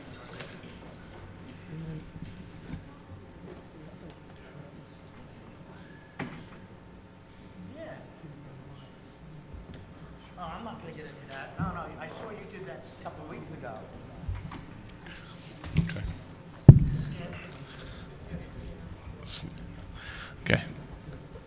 We're going to call case 41524 West Hempstead, 407 Scanatlis Realty LLC. Variances, subdivision of lot, front width from an on-street line to front setback line, lot area, construct dwelling with garage, lot B, formerly known as 407 Scanatlis Avenue. We also have case 41624 West Hempstead, 407 Scanatlis Realty LLC. Variances, subdivision of lot, front width from an on-street line to front setback line, lot area, construct dwelling with garage, lot A. North side is Pine Brook Avenue, 140 feet west of Woodfield Road, running through Scanatlis Avenue. Please raise your right hand. Swear or affirm to tell the truth, the whole truth, and nothing but the truth, so help you God? Please take a seat, state your name and address for the record. Dominic Minerva and D'Agostino, 107 South Central Avenue, Valley Stream, New York. Attorney for the applicant. Barry Nelson, 220 Pettit Avenue, Belmore, New York, 11710. Good evening. Mohammed Patel, 14 Deering Lane, East Rockaway. Go ahead. Thank you. Welcome. The application before you today is for variances to permit the construction of 2 new single-family dwellings on the subject premises. Subject premises is located at 407 Scanatlis Avenue in West Hempstead and is known as Section 35, Block 415, tax lots 768 through 771 and 894 on the Nassau County Land and Tax Map. Parcels located in the Residence B zone. Subject parcel continues through to Pine Brook Avenue, and the proposed 2 new homes will front on Pine Brook Avenue. Subject parcel contains 10,568 square feet, and the proposal is to subdivide the parcel into a 5,270 square foot parcel and a 5,298 square foot parcel for purposes of constructing 2 new single-family dwellings. The previous dwelling has been demolished with a demolition permit, which has been closed of record. The variances requested are for lot area and front width for each parcel, with 6,000 square feet required, and the 2 figures that I just stated for lot area, and 55 feet for frontage required, with 40 feet proposed for each parcel. There are no other variances required other than the lot size and width, so the homes are designed to meet all other area requirements for the parcels. Each dwelling is proposed to have a 1-car attached garage and a 2-car driveway. As you will hear momentarily from Mr. Nelson, the proposal is in keeping with the character of the area, will not be detrimental to surrounding properties. The variances are minor in nature and in keeping with similar variances granted in the area. I'd like to submit as applicant's Exhibit A. On the radius map on the corner of Scanatlis and Mahopac, last month there was a variance granted for a 2-lot subdivision for the construction of 2 new homes, which was a reapproval of a 2020 case. That's on the, it would have been on the northeast corner of Scanatlis and Mahopac. Section 35 block. Section 35, Block 458, Lots 734 to 738, and those 2 parcels were approved at 4,766 square feet and 4,992 square feet. I'll submit that as 4,700 and 4,766 square feet and 4,992 square feet. And our parcels are proposed at 5,270 square feet and 5,298 square feet. At this time, I'll have Mr. Nelson testify. Just a minute, Mr. Minerva. You said that was a reapproval? A reapproval originally granted in 2020 and then reapproved in 2024. And the frontage on those lots was how much? I can tell you that, but I would need the composite plan I just submitted back. I believe one was 49 on the interior lot, and I'd have to just check the corner lot.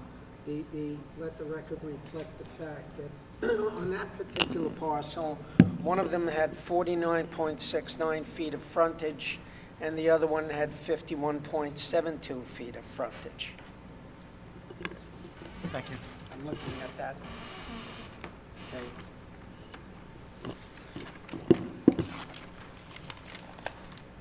Okay, Mr. Chairman, having previously qualified Mr. Nelson as an expert regarding real estate valuation and use, will you be willing to continue that qualification? Mr. Nelson, you've been qualified by this board in the time that I've been here, probably 500 times as a real estate expert.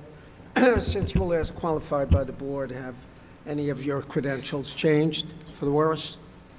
No, sir. Then we will continue that qualification. Thank you. Thank you. Free to testify. I have several exhibits I'd like to submit.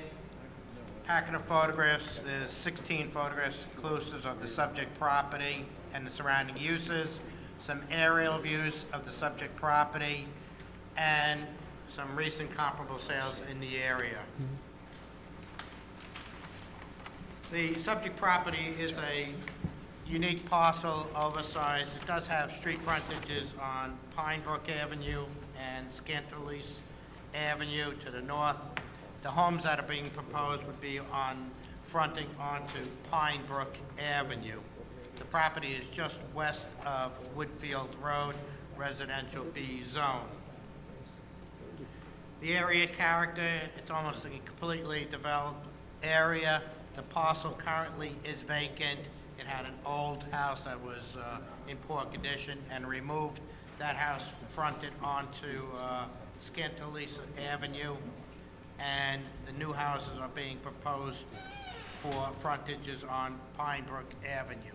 Each are similar in design, colonials, one-car internal garage, and they meet all the required front yard, rear yard, side yard setbacks. Interestingly, this property has been proposed to be divided east and west instead of north and south. I believe it's the most favorable for a subdivision of an oversized over 10,000 square feet. What I'm saying is that a house could be developed on the south side of Scantalese Avenue and another one on the north side of Pine Brook. But the property on the easterly side is about 150 feet in depth. So it would eliminate the front width at the street, but it would require rear yard setback variances. The end lot area. The proposed application now provides for compliance of all the setbacks fronting onto Pine Brook Avenue and a greater, larger rear yard on the northerly side of each dwelling. As Council mentioned, each parcel is in excess of 5,000 square feet. The property immediately to the west of the subject property is a 40 by 100, fully improved with an older colonial. The next two the two parcels on the south side of Scantalese Avenue are parcels that are undersized in lot area, smaller in lot area, and required variances. The property just to the west on the south side of Scantalese Avenue, and that would be number 421. That was a variance before this board for area, for rear yard setback, and several other variances.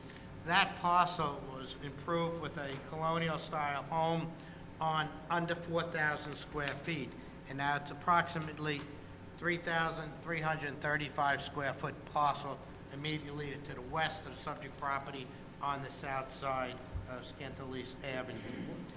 What relief did it seek from I will this? give you a copy of the previous variance that was case number 1076, November 16th, 1960.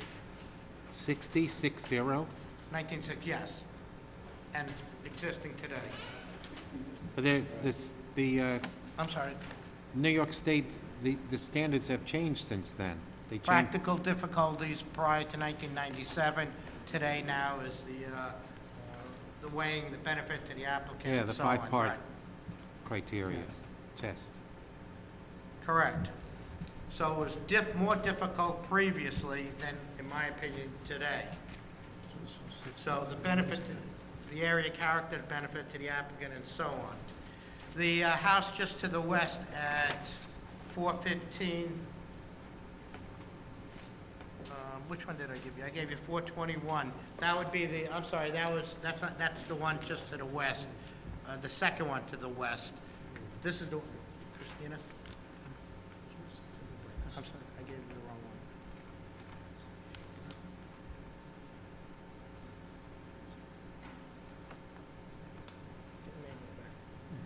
Mr. Pellegrini?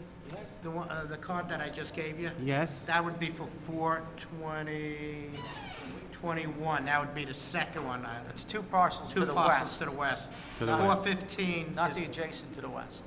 is the one that I have in my hand now, and that would be case number 91, February 1st, 1978. I'm sorry.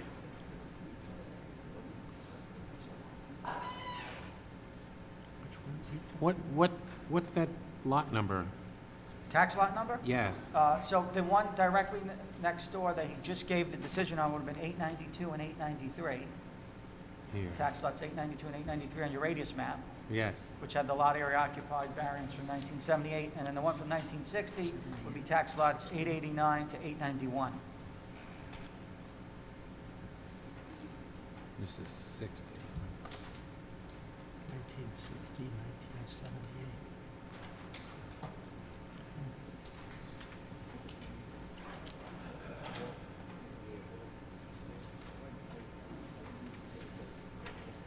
And then you have the house just to the west of the subject property, number 10 Pine Brook Avenue on a 40 by 100, 4,000 square feet. What's the lot number? That would be 772 and 773. Was that a subject of a variance? That was, I believe, in the 1930s, 1940s. So I didn't it's- find one for that one. But it exists, and it's part of the character of the neighborhood. But it might be a non-conforming. Correct. Correct, yes. Okay. It is correct. And you do have others in the area on the west side of Woodfield Road, in the block to the north, tax lots 707 and 708. Then you have the one just on the south side of Caniac Avenue, which would be 709 and 710. You have another one on the north side of Scantalese Avenue in the block to the north, which would be 747 and 748. And then you have the one that Counselor handed in at the northeast corner in block 35, in section 35, block 458. These are all older homes, are they not? Except for the last one that Counselor just handed in, which is most recent, originally Right. 220, and then recently in the last month, came back for reopening and approved. So what you have is a fully developed area, two new houses, colonial in size on 5,000 plus square foot parcels. The house, the property just to the east, which fronts, there's the two houses that front onto Woodfield Road, was sort of a gerrymander type subdivision. They complied in the lot areas, although the corner house just to the east of the subject property would maintain 50-foot frontage on Woodfield Road. They did not require any area variances and were not before this board. Based on my findings, the development, the pattern of development in the area, it's my opinion, the two homes as proposed on over 5,200 square feet parcels fronting onto Pine Brook Avenue, one-car internal garages on each, four-bedroom colonials with garage compliant in all other respects, in my opinion, is a reasonable development for the area, and would be a substantial upgrading improvements to an empty lot, which had a, if you want to have a old survey that had the house, it had a numerous, it would have required variances, front yard setback, I think it did. And I'll just give you the old survey for that property, if the board would like. Thank you. So generally, values in the area are anywhere from $400,000 to $800,000. Before you get into that, What's that? before you get into yes, that, you named how many substandard, or houses, substandard lots? Substandard being less than the required 6,000 square feet, With variances or without variances? without variances. Without I mean, va- isn't there, I guess what my point is that is potential for more subdivisions. Where is the, when is the straw that broke the camel's back? This Yeah. is, Stated there was a subdivision right on the corner of the block. yes. Right, and as far as other hospitals in the radius, again, each map would stand by itself, but I don't see possibly maybe one other subdivision. Which one? That would be, I guess, tax lots 777 through 781. But otherwise, I don't see any other. That's not, no. He's 779 to 781, right? Well, you have a vacant lot in the middle there, 777, 778. 779 to 781 is not, is a high ranch house. It's not, lends itself to a subdivision. So you have one vacant lot there. I think he's referring to the vacant lot, 777, 778. You've got, if I may, I'm trying to look here. Lots 884, The vacant lot? Yeah, there's a vacant lot. It's that's a not the vacant one, though. lot. It's, frontage on that one is 80 by 100. You've got one immediately to the west of that lot, that's 80 by 100. Wait, which one? To the west? 888 to 885, or vice versa. That's a big Cape Cod worth over $550,000, $600,000. What would Good it be? condition, and it's not going to lend itself to a subdivision. So if they demoed that house and put up two, It's not going to make sense, no. What And it's about a good the- house. I think I have, I don't know if I have a picture of This this. one, I can't read the letters. Okay. This one. But we're talking about a vacant lot, 10,000 square feet, over 10,000 square feet. for that 885 to 888. Okay. How about, 80, I think you're referring to 881 to 884, right? Is this 84? This one? These two? How about 771? on section 38, block K? 771. Name is Hayward. That's the corner house? Yes. Which one? Lot 771. I'm sorry, 38K. I said that. No, that's a nice, that's a clone, that's a Cape, high ranch type house, and it's probably worth excess of $700,000. So that's I don't on, think that's that That's, big. in fact, That's- Christopher Court is a different subdivision, it's part of the map, but those are all high ranch type dwellings. okay.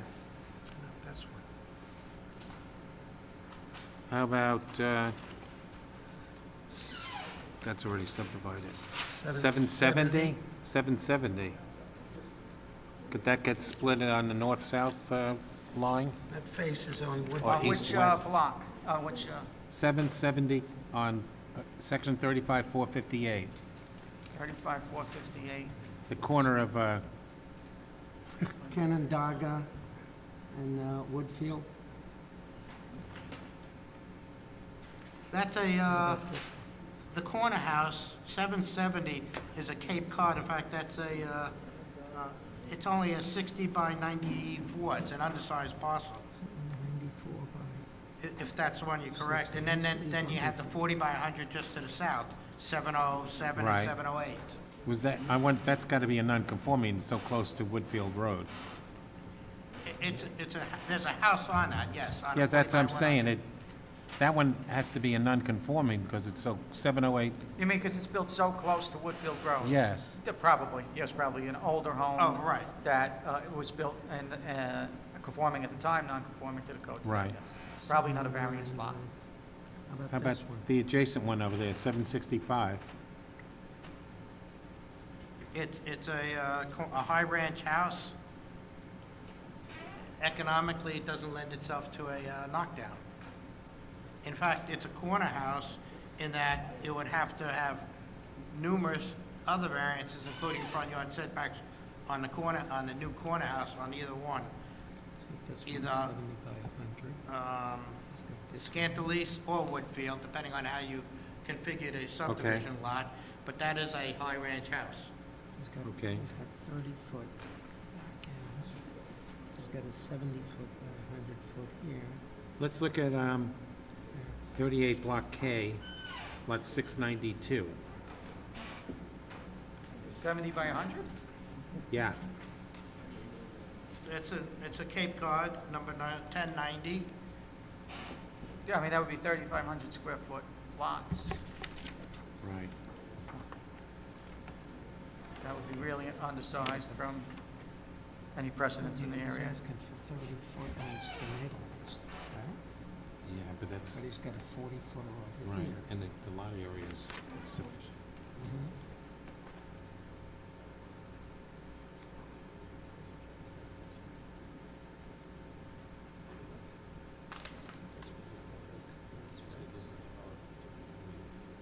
How about on 38 Block K, lot 703? 703, that has a 73-foot frontage, Yes. and it's slightly oversized, but it would be 35-foot frontages, 38, it would be under 40. There's a big colonial on that. It doesn't lend it economically right now, lend it that itself to a subdivision. What was on the subject property I before it handed got? you we gave a you the survey. Yeah, and it was, I didn't see it when it was existing, but it looks like a older Cape Cod style or a bungalow type house. Built And- in the 1920s or 30s, I think it and, was. and why did it get demoed? I don't know, it was demoed before my client purchased the property. Chapter 90? What's Was it that? Chapter 90 from the town? I have the search sheet, let me see if it shows anything. It'll tell me when, anyway. So it's got how many did he admit to? I mean, it's, you know, how much- Must have been just demolished because it's a 2022 application. BP 2717, demolished one-family dwelling, which is a closed permit, which was prior to my client's purchase. Yeah, but So I couldn't, was it I couldn't, demoed pursuant to the Chapter 90, an abandoned house and action by the town board? the search sheet does not tell me that, so I don't want to say yes or no because I don't know the answer to that. Mr. Nelson, do you know? I didn't investigate that, no, sir. I'm sorry. I try to do the best I can. Well, that's okay, you're doing pretty good. I stopped you, you started getting into the financial aspect of this. Okay, so, with that said, let me just go back to my notes. I did hand comparable sales in there.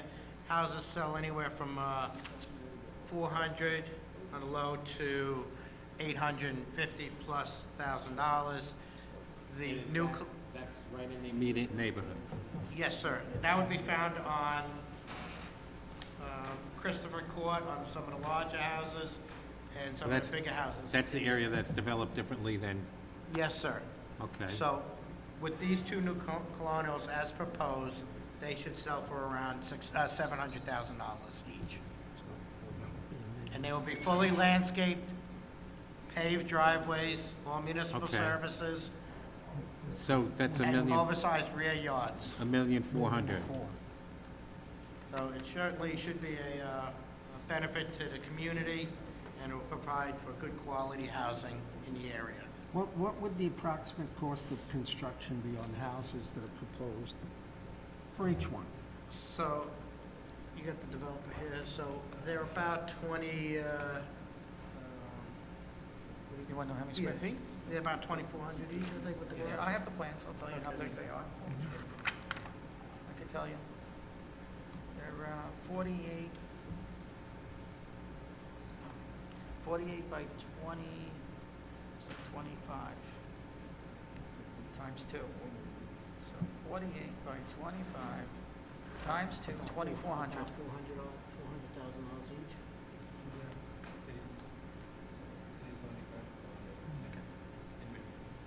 The developer would indicate it between 325. 375 and 400. I'm sorry, 375 and $400,000 to construct each house. 2,400. 2,400. Yes, sir.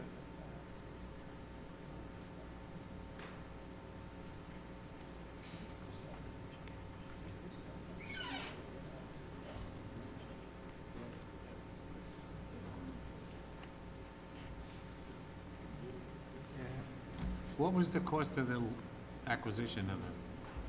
I think it was 405? $405,000. $405,000. 400,000? $405,000. 405. So the other ones that he said would be.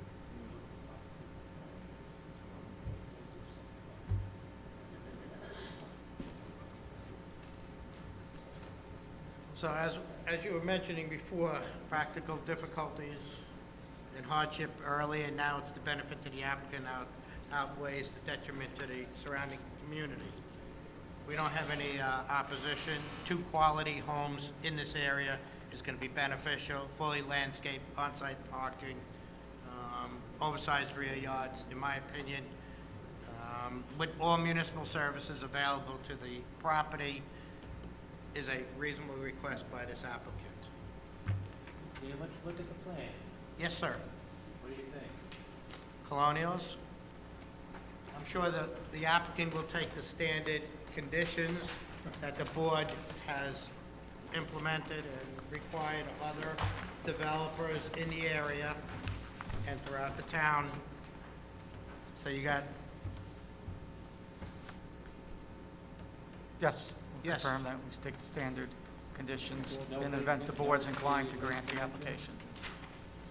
I'm sorry, Mr. Pellegrini. No exterior basement? No exterior basement entrance. The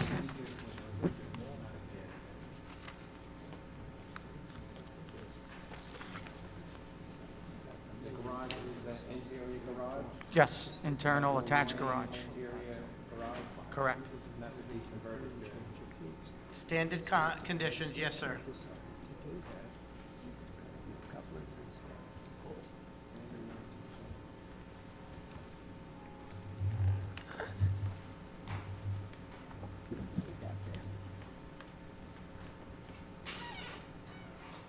Full bathroom on the second floor. First floor.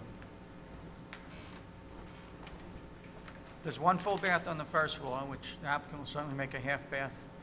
Pantry, And there's 2 full baths on the second floor, with 4 bedrooms. And it's 29 feet. height-wise, you mean? Yeah. Yes, sir. What happens if it's go 2 foot higher? Does it come back? We can't. I'm kidding, we had 2 cases like that today. Uh-huh. The builder overbuilt. And they never went back to the builder to get fixed. So, during construction, I believe, before the final CO is issued, they want a final survey. Elevation. That's when it got caught. Right. Now he's got to come back. Changes the area character because now it's taller than the rest. Yes, but that's not related No, it to is. this case. We're just having a little. Okay. You never know who the builder is. Well, I guess you know the other two then, Did you? the ones that were here today. Yeah. I don't know who they were. I didn't. You probably do.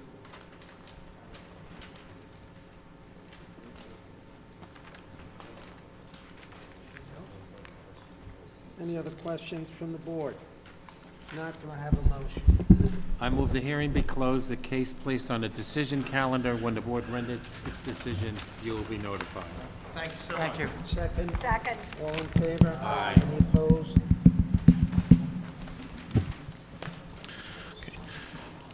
Next, we're calling case 41824, Roosevelt 119 East Pennywood Avenue, LLC.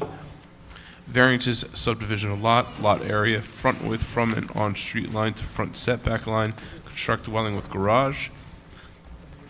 North side, East Pennywood Avenue, 182 feet east of Park Avenue. Also case 41924, Roosevelt 119 East Pennywood Avenue, LLC. Variances, subdivision of lot area, maintained dwelling with proposed second-story addition on a lesser lot, also known as 119 East Pennywood Avenue.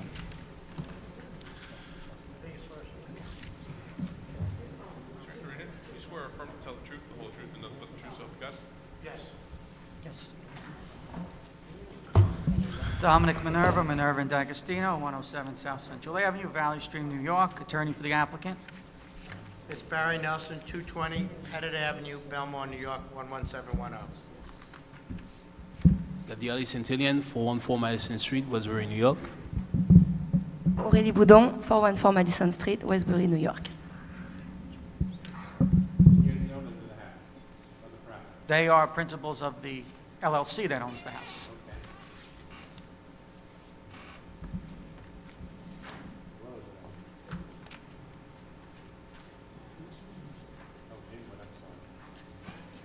Oh, no, this is which case? This is case, this is the second subdivision, cases 418 and 419.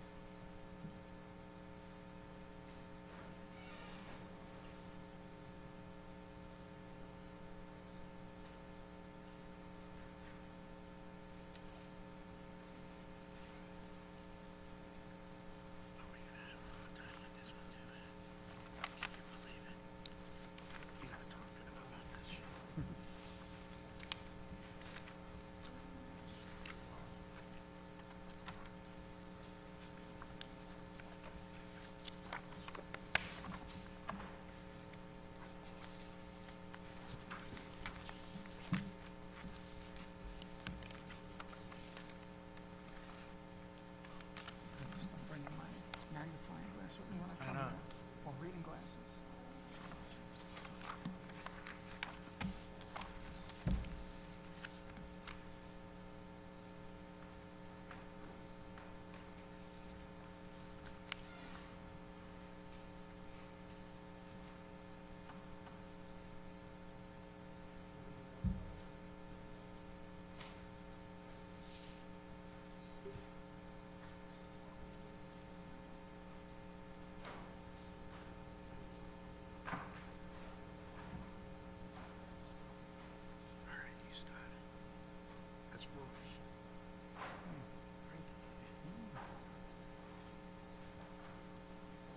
Is he in the right area? Yeah. Good. What's taking so long? I don't know, maybe, I don't know. Okay, well, that's good, because timing-wise, let you work. Just work.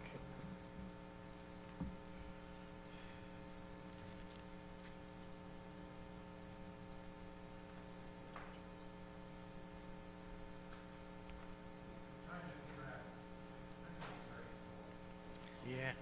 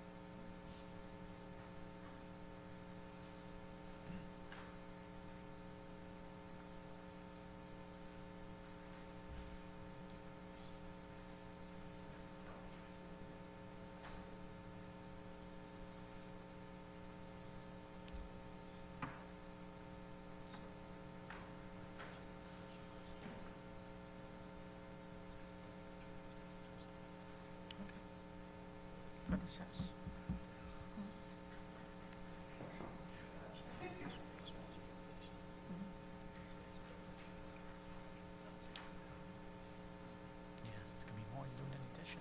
150.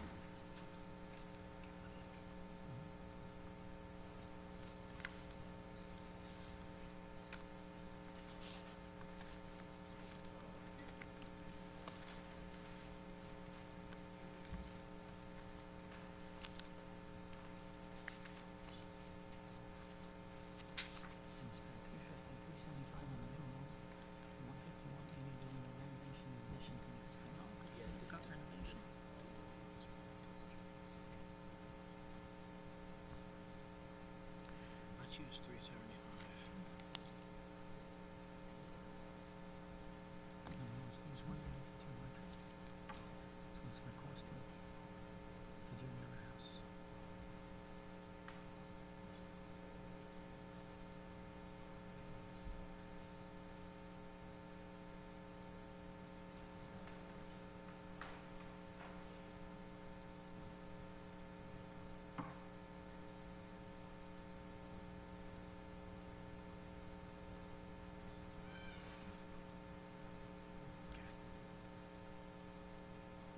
Okay, so where should I meet him?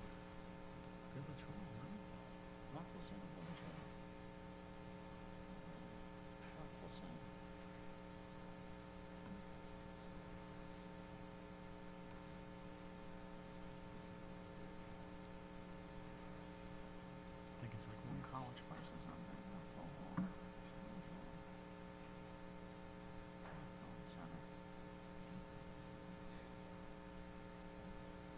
One college place.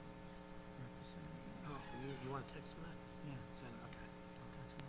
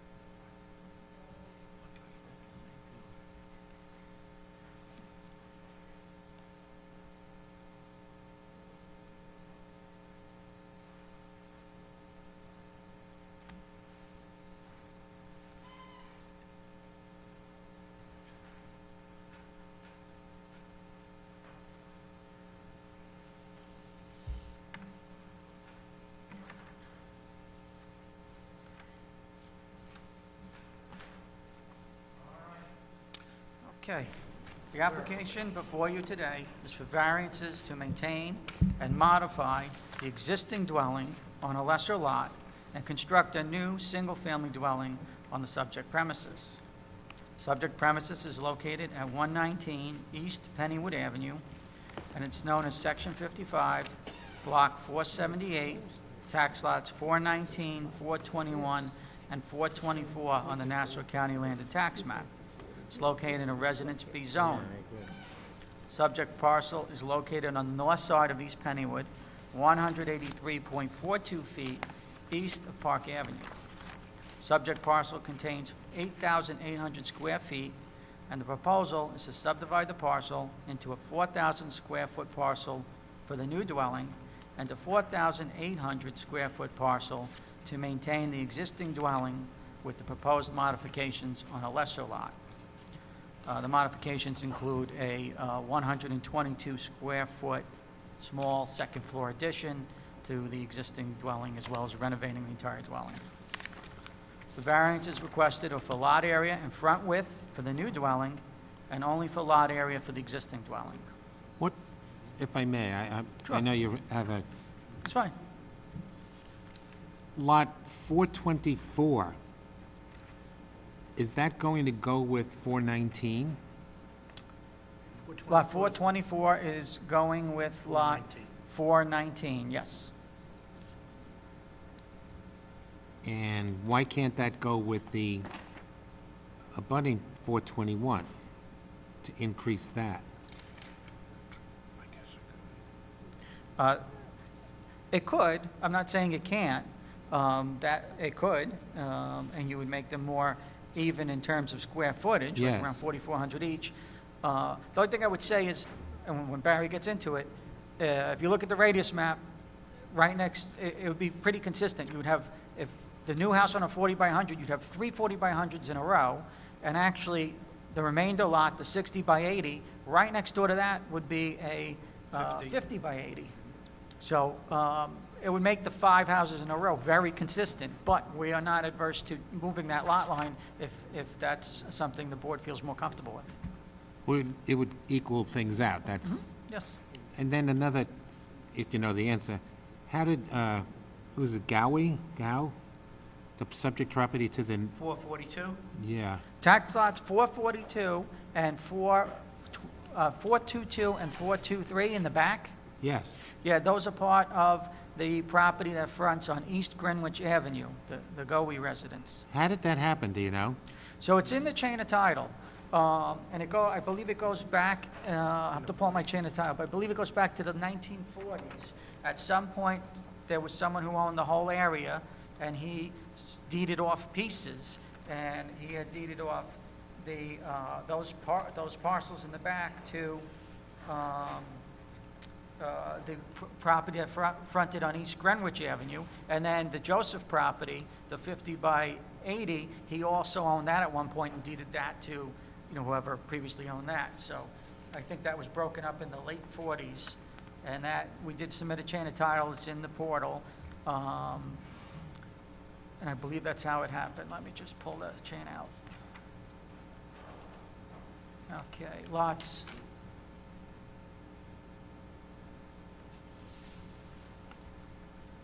.422, 423, and 478. In 1948, there was a deed conveying only lot 422 to a guy named Nathan, Raymond Nathan, and in 1952, there was a deed just for lot 423, that tiny little corner, in 1952, also to Helen Nathan, I'm assuming it's the wife, and then they all got combined, it looks like, in 1967, and Raymond Nathan and Helen Nathan then deeded everything to Goey.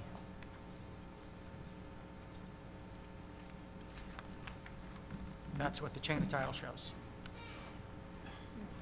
Without opening a can, is the Goey, does that have a certificate of occupancy for the larger lots? I have no idea, but those, in the chain of title, those pieces in the back were never part of the subject parcel. Never involved in this parcel. They were only involved in the Goey and the Joseph parcels. So it didn't affect our chain of title at all, so whatever. You don't think that subject parcel on lot 119 was once a 60 by 100, part of Goey? No. Chain of title goes back to 1948. So at least from 1948, that Goey piece in the back was never part of the subject property. And the same with Joseph, well, Joseph owns, no. 422. Joseph owns lot 417, so the chain of title did, I think, show that the prior people that once owned the little Goey sliver also owned the Joseph parcel back in the 40s. So none of those tax lots back there have anything to do with the subject property going all the way back to at least the 40s. Understood, thank you. Okay. Okay. The variance is requested for lot area and front width for the new dwelling and for a lot area for the existing dwelling. The front width requirement for the new dwelling is 55 feet of frontage required with 40 feet proposed. There are no other variances required other than the lot size and width for the new home. And the new home will also have a one-car attached garage and driveway. As you'll hear momentarily from Mr. Nelson, the proposals in keeping with the character of the area will not be detrimental to surrounding property owners. Variances are minor in nature and in keeping with similar variances in the area. Before Mr. Nelson starts, I just want to mention one variance on your radius map on the corner of East Pennywood and Park Avenue, the southeast corner, DAB Development LLC. That was a two-lot subdivision approved by this board for 240 by 104s, and that was case number 629 of 2019, maintain an existing dwelling on the lesser lot, which I believe is the corner, and case 630 of 2019, construct new single-family dwelling, which is the interior lot. Mr. Chairman, having previously qualified Mr. Nelson as an expert, will you be willing to continue that qualification? Nelson, since the last time we qualified you as a real estate expert, have any of your qualifications changed? No, sir. And we will again qualify you as a real estate expert. Thank you so much. Testify. Council's gone over the case substantially. I have submitted a packet of photographs of the subject property and the surrounding uses, aerial views for the subject property and the surrounding area, and comparable sales. The area is fully developed. We have the subject block and the block to the south, residential B zoning.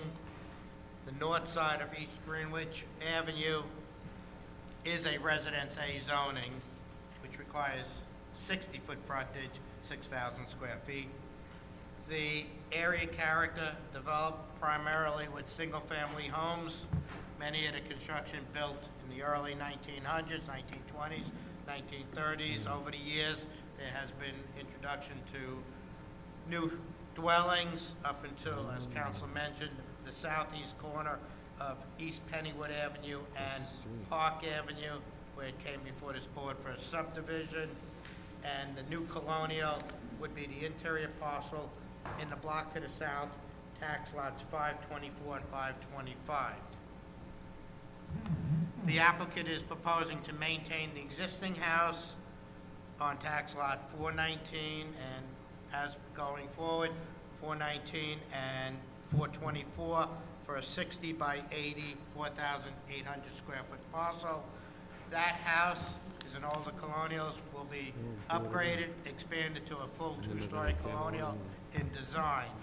The vacant portion, which I provided photographs of that parcel in the area, and this maintained 40 by 100, 4,000 square feet, a colonial with an internal garage complying to all required setbacks. In this application, the greatest setback is to the house to the west, and the house to the west, the next two are younger colonials. Those two older?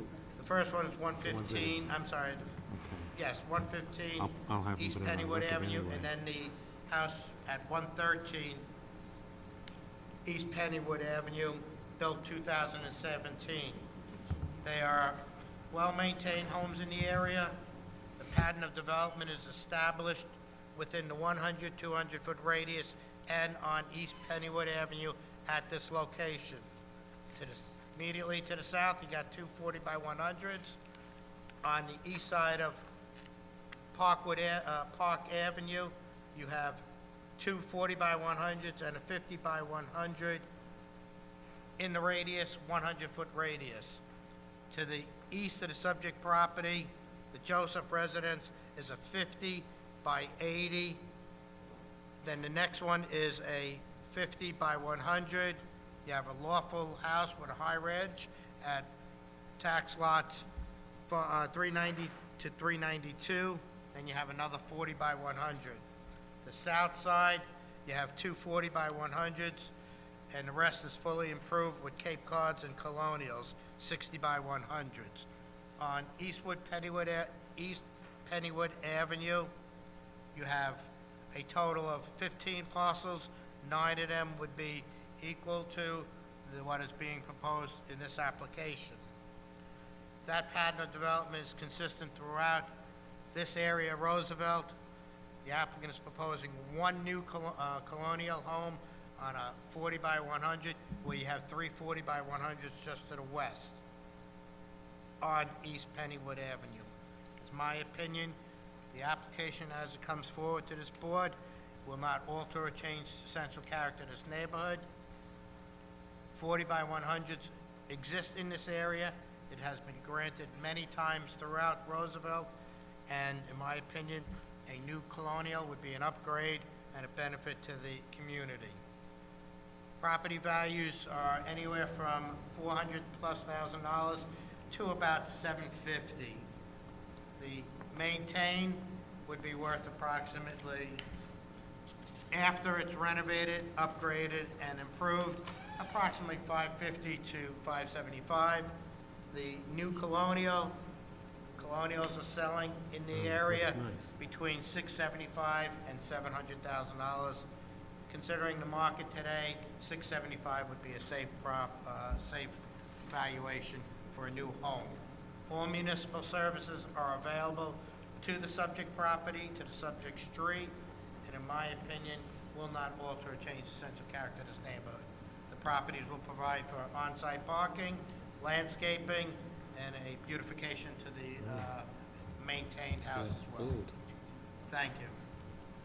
Mr. Nelson? Yes, sir. What if, just thinking out loud, Absolutely. what if we were to grant this 40 by 100 subdivision, and if somebody would acquire Gowie's house and Lee's house, you've got 200-foot frontage there.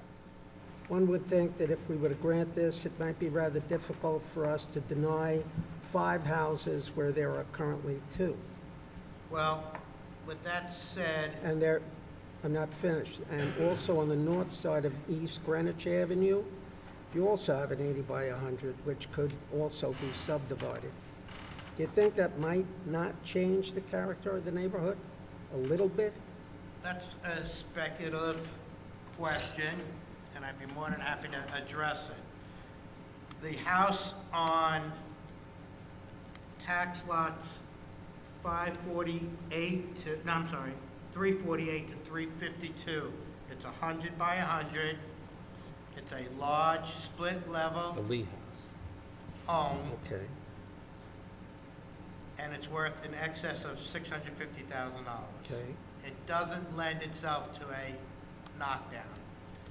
The Goin house is an older Tudor style. Why wouldn't it, Why not?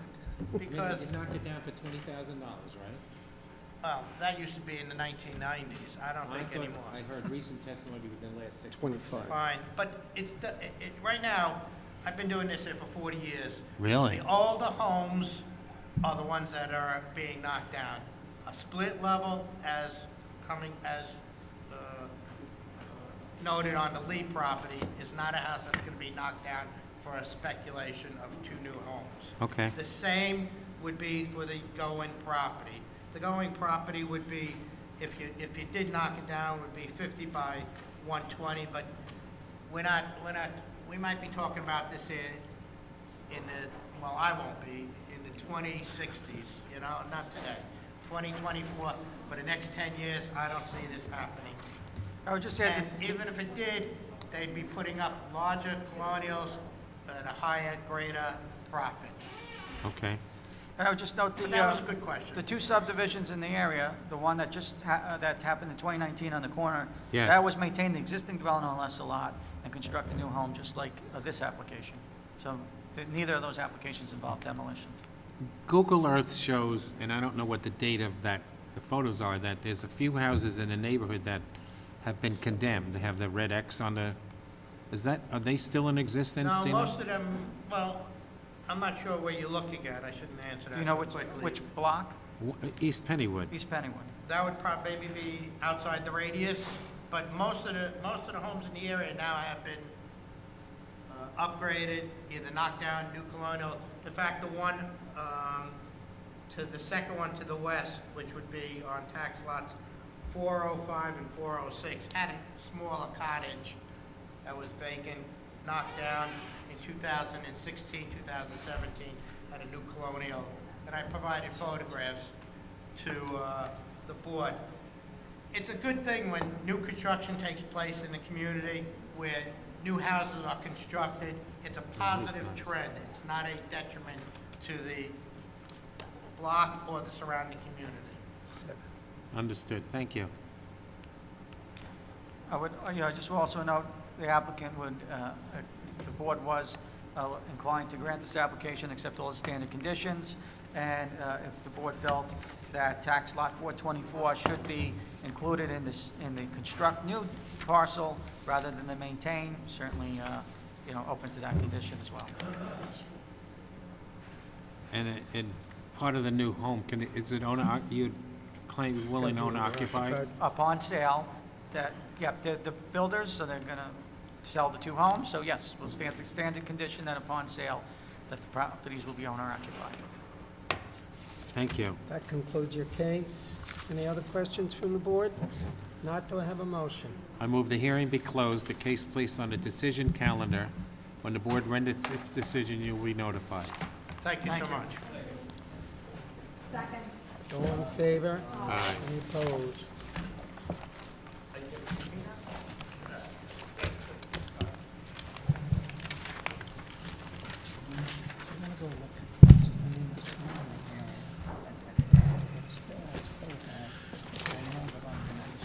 And we have case 41724 Inwood Kaminsky Realty LLC. Use variance installed dumpster not permitted in Residence C District. Variance front yard setback on Sheridan Boulevard. Construct second-story addition on portion of existing building. Variance in off-street parking with insufficient maneuvering aisle. Special exception to park in a Residence C District, a retail, office, and warehouse, also known as 203 Sheridan Boulevard. Yeah, this is all part of this. So he's going to have a 15. Tell the truth, the whole truth, and nothing but the truth, so we've got- Please take a seat, so you should be happy for the record. Christoph Kaminsky, 5 Shetland Court, Dix Hills, New York. I hear you. Good evening, Mr. Chairman, members of the board. William Bonesso for Chelly Deegan Tirana, 333 Earl Ovington Boulevard, Uniondale, New York. Here on behalf of the applicant, Kaminsky Realty LLC. The applicant is the owner of the property known as 203 Sheridan Boulevard. Mr. Kaminsky, seated to my right, is the principal of Kaminsky Realty. He also operates the business, one of the businesses in the building. The property in question... What is the nature of that business? The nature of the business is a solar panel installation business, correct? Correct. In addition to his business on the property is a thrift store that is situated in the southerly portion of the property.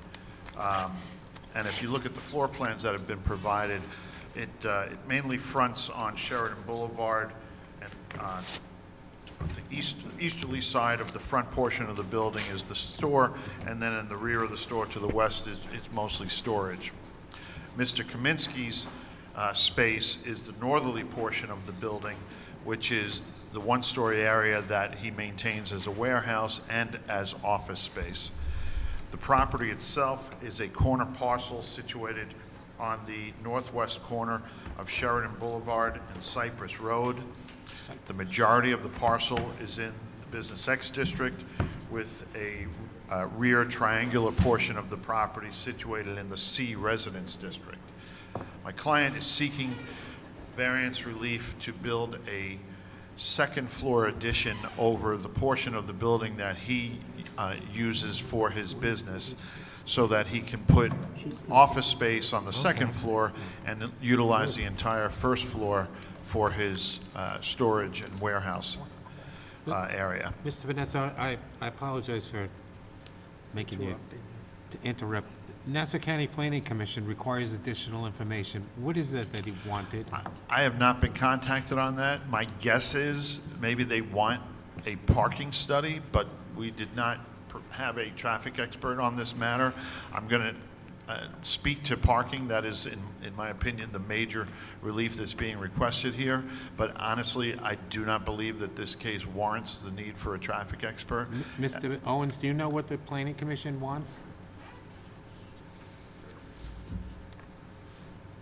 Oh, I could have done that. I would tell you that when the planning department, or the Nassau County planning staff has a question about parking, I usually get a call from Mr. Katz, but I did not on this one. Apparently they needed parking analysis. Is that what they said? Yeah. With all due respect to the Nassau County Planning Commission and their request for those things, the law is quite clear. The referral package that they're provided By this board. by this board is the materials that are submitted to this board. Yes. And that is all that's obligated to be forwarded to them. They sometimes ask for a traffic study. Yes. When they contact me and my client has done a traffic study, I'm happy to provide that.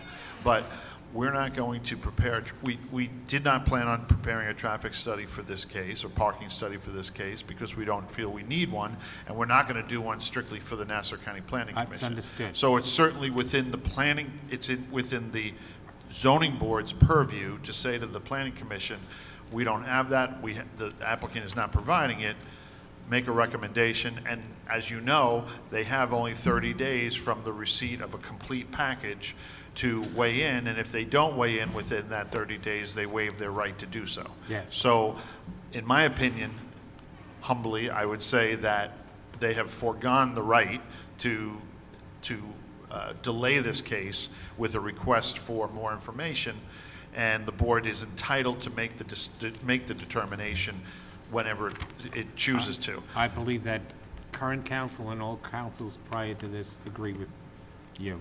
Thank you.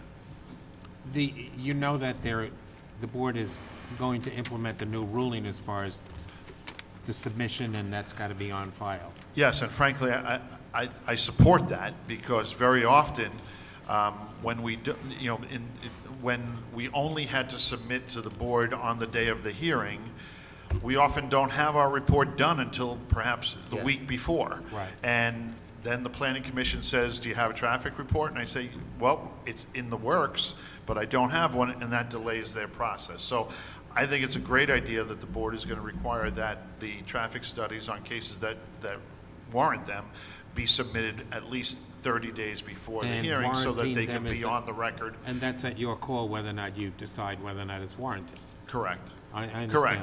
that. And I think it's also obviously good for the community, because oftentimes, I have community meetings with neighbors, and they'll say, can I get a copy of the traffic study? Here, if we have it ready, Sure. it's for them. If we don't, I promise to get them to them. I did that on the case last week on the Dunkin' Donuts drive-through that we had. Yes. I got them as soon as it was completed. So it's good for the community, and it's Okay. good for the board to have that. We have no objection to that. Going forward, we will certainly do that. I'm sure you will. Thank you. Surely. So as I was saying, the parcel is split zoned between C Residence District and X District. The small portion in the northwest corner of the property that is C Residence District is where there is a small asphalt parking area with 3 parking spaces delineated, 1 handicap space. There's a refuse area back there, and the relief that we need in order to add the second-story addition is a variance to permit the dumpster partially within the Residence C district. If you look at the site plan, you'll see the western portion of the refuse area is just on the edge of the C district. We also require a very de minimis front yard setback variance for the second-story addition on Sheridan Boulevard. The required front yard setback on Sheridan Boulevard is 10 feet. We're at 9.8 feet, and the extension of the building over that same frontage would put it at 9.8 feet. As I say, it's a very de minimis variance request. The largest relief required has to do with the parking. We're asking for a variance in the number of parking spaces provided. With the project built, this property would require 47 parking spaces. As the site plan shows, there are 3, and only 1 is deemed legal by the building department. But I would ask the board to consider the fact, and it's a very important note, is that as presently developed, the property requires 37 parking spaces. This building is legal in its current condition, requiring 37 parking spaces and providing the 3 that are on site. When was it built? if you know? From what I could find, it was built prior to the parking code in 1957. Thank you. So as such, the additional second floor space is requiring 10 parking spaces. But the actual demand is even less than that, as you'll hear when I go through the use of the building with Mr. Kaminsky, because as much as he's adding the office space upstairs, which will be a little over double the size of the office space he presently has, it's not because he's increasing his employees tremendously. It's because right now they are completely tripping over each other and have no room to work. Right now, he's got about 10 people working in a space that's a little over 1,300 square feet. He intends to probably add about 4 people, so that'll put it to 14, and they'll be in a space that's about 2,700 or 2,800 square feet. But it'll give them room to operate. And frankly, again, as you'll hear in a moment, a number of employees don't even drive to work, and those who do have had no trouble parking on Sheridan Boulevard, and also on Solomon Avenue. And I'm going to hand up at this time a Google Maps printout that I did of the area, and where I've drawn in the parking restrictions or lack thereof on that. And I would note for the board that on the easterly side of Sheridan Boulevard from Davis Avenue all the way down, it's cut off, but all the way down to Roger Avenue, there are no parking restrictions at all on that side of the street. On the opposite side of Sheridan Boulevard, there are 1-hour parking restrictions on that side. On Solomon Avenue, which is across from my client's property to the east, there's no parking restrictions on either side of the road. And then I've also just noted that on Cypress, which is the street that is the corner that he's on, his side of the street has no stopping restrictions, but the other side has no restrictions up to Cedar Road. In your opinion, is the off-street parking, what you just enumerated in the various areas, is that going to be necessary at all for this operation? His operation, as you'll hear in a moment, he has never experienced a problem, or his employees have never experienced a problem finding parking on Sheridan. He instructs his employees, and will continue to instruct his employees, not to park on any of the residential streets like Cedar Road, or further down Cypress Road, or further down Solomon Avenue. And this- He instructs them that presently, and he will continue to do so. And they've never had a problem, he tells me, parking on Sheridan or on the portions of Solomon and Cypress that don't extend towards the residences. There's no on-site parking? Well, the 3 parking spaces in the rear are there for the purposes of the site plan, but the fact of the matter is, and to be completely honest, the thrift store keeps 3 vans back there, and they go out and pick up materials, and they bring them back. During the day, the trucks are out and it's available, but you don't see a lot of customers going back there. Even the employees would rather park on Sheridan, because when the thrift trucks come in, they park there. So they don't really use that for parking. They haven't had a need to. If you drive up and down Sheridan, you'll see that on the west side of Sheridan, the driveway is, or excuse me, the sidewalk is extremely wide, and as much as it's not permitted parking, many people park on that sidewalk parallel to the buildings that are there. TMI. And again, if you look around Sheridan Boulevard on both sides of the street, you'll find very few businesses that have either any parking space or compliant parking spaces. So this is really, as much as it is a variance by the numbers, a large variance, practically speaking, the impact is very light. Understood.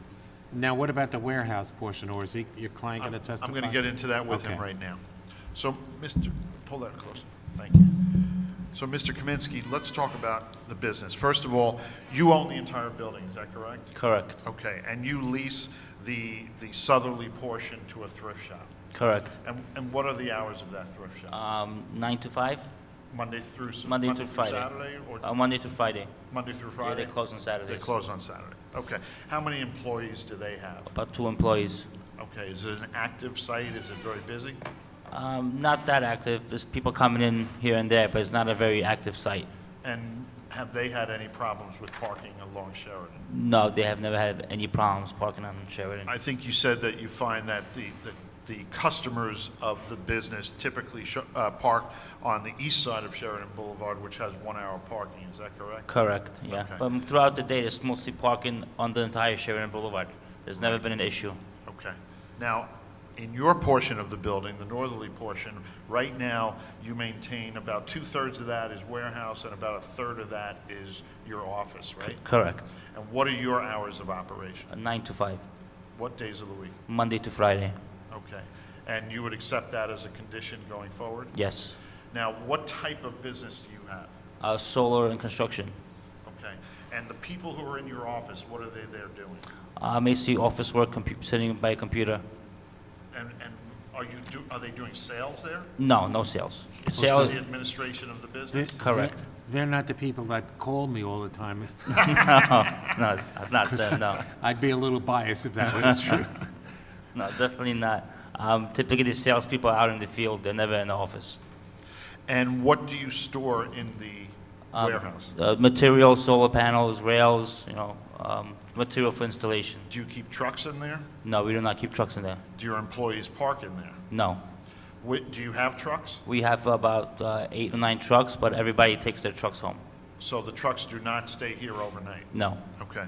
So now, as I was explaining to the board, you indicated that the reason why you're building the second story is so that you can have more space so that your employees could work, and you wanted to add 3 or 4 additional employees. Correct. Is that correct? Yeah, I'm trying to make a better working environment for the people.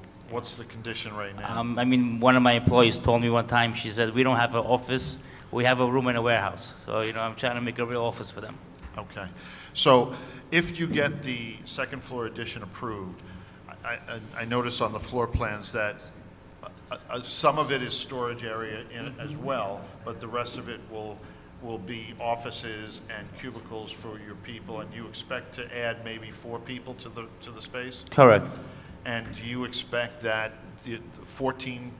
having 14 employees will trigger any problems with parking in the area? I don't foresee that, especially a lot of people carpool, and then a lot of people take the train as well. So we only have 5 cars coming to the office. Okay. And have you had any complaints from any neighbors about parking? No. Okay. And you do, and as I said before, you do instruct your employees that they're not to park on the residential streets, they should only park on the commercial streets, Sheridan, the portions of Cypress and Solomon that are next to commercial. Correct. Okay. And the ability to have the whole first floor as warehouse, that will strictly continue to be used as warehouse, is that correct? Yeah, we need the extra space for the warehouse, yeah. Okay. How about deliveries to the warehouse? Would you address that? What kind of deliveries? Deliveries, we have about once a week, but they come about 7:30 in the morning when there's no traffic, and the main road is a 4-lane road, and with a sidewalk, so it's about 6 lanes. So when they come over, we're not blocking anybody or anything like that. So they pull onto your wide sidewalk and do their delivery there? Yeah, so they'll pull onto the parking part of it. But like I said, they come around 7 o'clock in the morning, so there's nobody there. And it's once a week? Once a week, yeah. Tractor trailers? Box trucks. Okay. No tractor trailers? No. You'd agree to a condition of that? Yeah.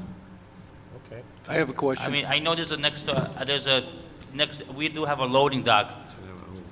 There's a next door building that I know sometimes they may receive tractor trailers because it's into the loading dock, but yeah.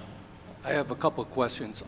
First of all, the dumpster that I saw when I went there is between the 2 buildings, where you say the loading dock is. Yeah.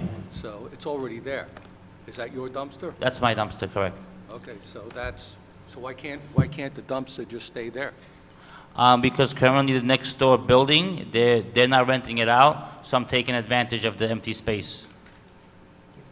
The other question is, you said that the other business that's there has vans that they park. I took pictures and there's these couple of trucks in the back there. Yeah. That's not a van. Are those your trucks? It's like a box truck, right? Yeah, there's a couple of box trucks. Are those yours? Those are the next door guys. Well, you said that there's no trucks parked there. You said there was a couple of No, he vans. said that they are for the thrift store. No, but it's not a van. These are trucks. Box trucks. These are box trucks. Box trucks that And the you thrift said store that your uses. people took their trucks home. But Yes. But they're here. Those are not mine. Those are not his. So Those are you- the thrift So stores. can you correct your testimony? So they're not vans, they're box trucks, you Okay. mean?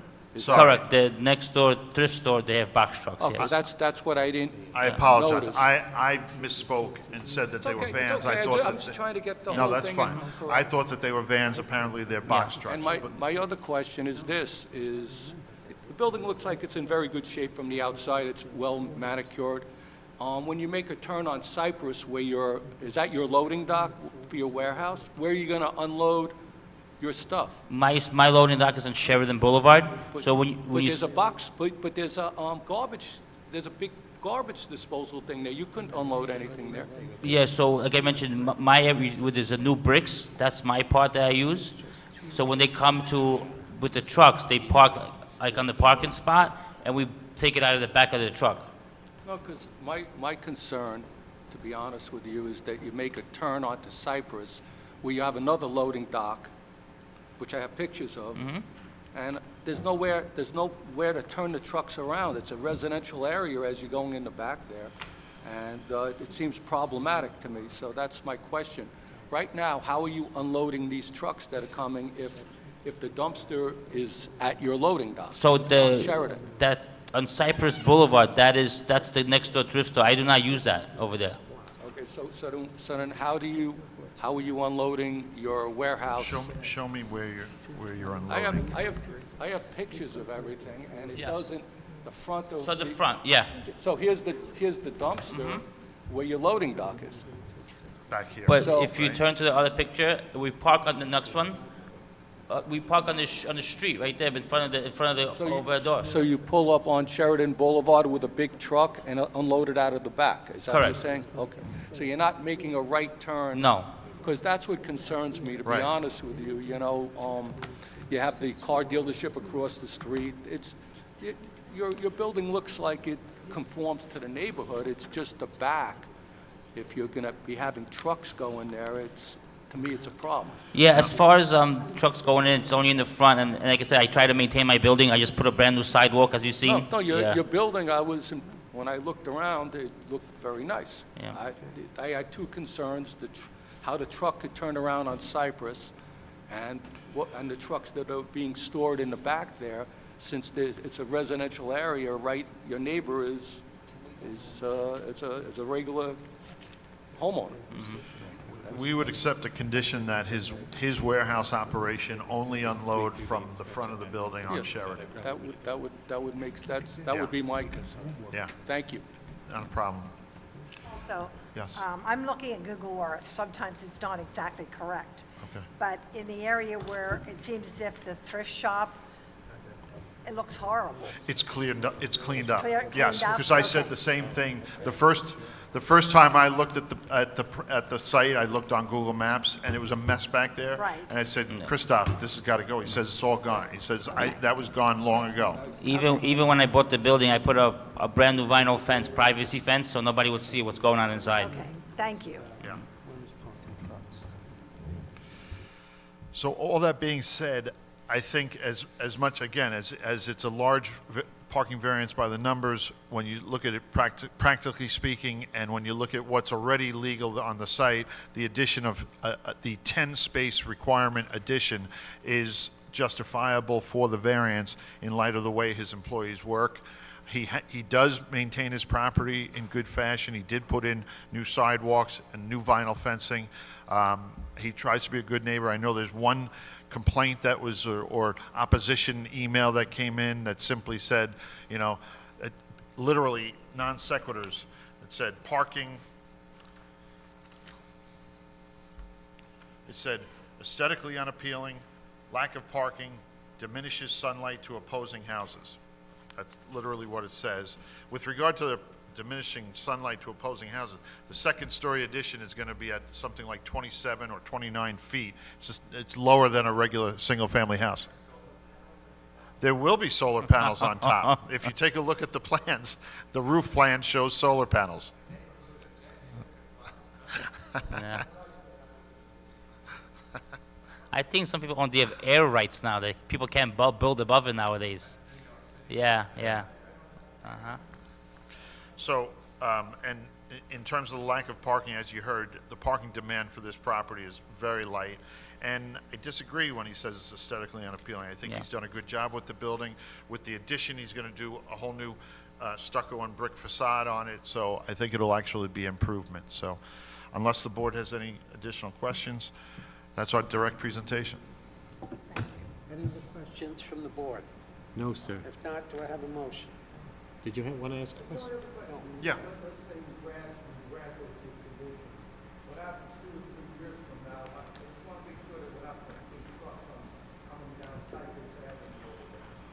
Well, I mean, the thrift store does use Cypress to get to the back and park there. So I can't say that you'll never have trucks going there.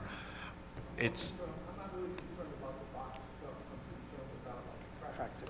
No. yeah. Did you find it? Is this your calendar? Yeah. No, that's only for... Understood, understood. I only keep the things that First of all, I have an interest. it's unlikely that tractor trailers would go down Cypress because of the turning radiuses. It's very difficult, especially with cars parked on the street. They can't get through. So they're not going to do that. Tractor trailers, if you drive around Cypress and the residential streets around it, I doubt you'll ever see a tractor trailer on any of those streets because they just can't make the turns and they can't get through with cars parked on both sides. They will park on both sides of Sheridan.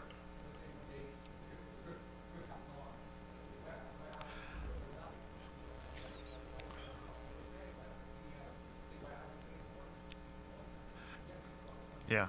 I still don't think you'd see the tractor trailers go down Cypress because they just can't maneuver. They would have to park on Sheridan. Yeah, the only way the tractor trailer can do is inside the loading dock, because it fits a tractor trailer. Yeah. But we never have them. We don't have them coming.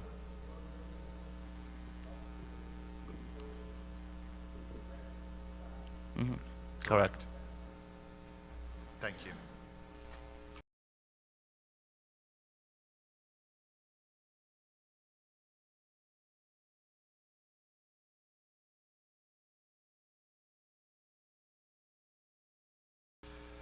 That's our direct presentation. No, nothing. Questions from the board? If not, do I have a motion? I move that the hearing be closed, the case placed on a decision calendar. When the board renders its decision, you will be notified. Second? Second. All in favor? Any opposed? Any abstentions? That concludes the calendar for today. We'll take a short break and come back to decisions. Thank you. Someday. This was someday. Oh, I was here for the whole day.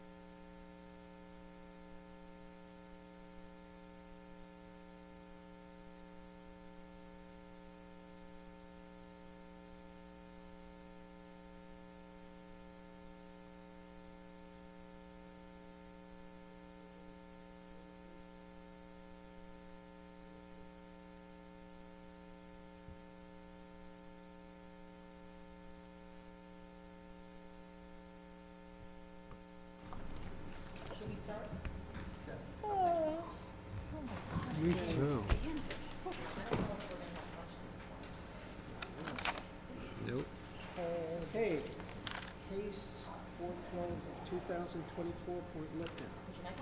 John Gallivan and Anne Marie Byrne. Any discussion? Nope. If not, do I have a motion? It's a reserve. From?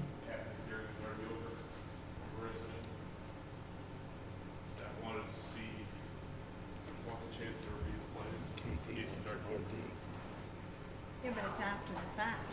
So she wants to hold it? All right, so Katura wanted to hold it, so we're going to hold it. West Hempstead, 659 Holdings LLC, I would expect that we should make a decision right now and then jump out the window. I think we're going to hold that case. Or to inspect? Yep. I already did that, but we'll do it again. West Hempstead, I think we're going to hold 416 and 417. How about 418 and 419? Well, wait a minute, 417. Any discussion? No, 417. 417 is the. No. Yeah. 415 is, we're going to hold that. 416 we're going to hold. 417 is the case we just heard. Any discussion? They agreed to move the dumpster, and they also agreed to no tractor trailers. Yeah.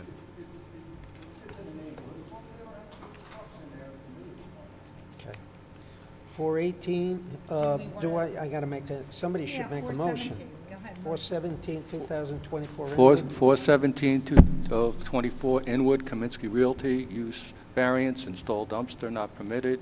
Residence C, variance, front yard setback on Sheridan Boulevard, construct second story addition to existing building, variance and off-street parking with insufficient maneuvering aisle, special exception to park in Resident C district. I make a motion to grant it subject to. I'll do the sequel first. Oh, yes, we have to do a. Secret. We have to do, a search determination. Good one. A secret determination has not been made. Somebody want to make a motion on secret? I move we adopt a negative declaration as to the secret determination based on testimony given, exhibits in the file, and the other materials we have reviewed and analyzed. Second. Second. I second.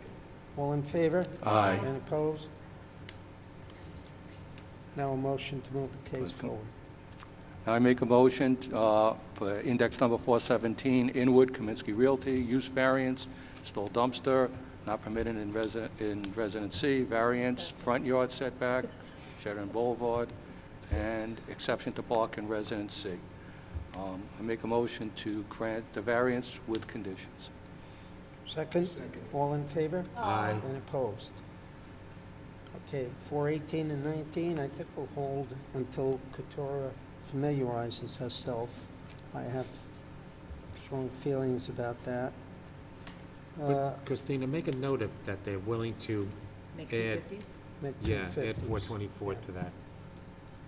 NADA is on for August 7th at 2 p.m. That's 420.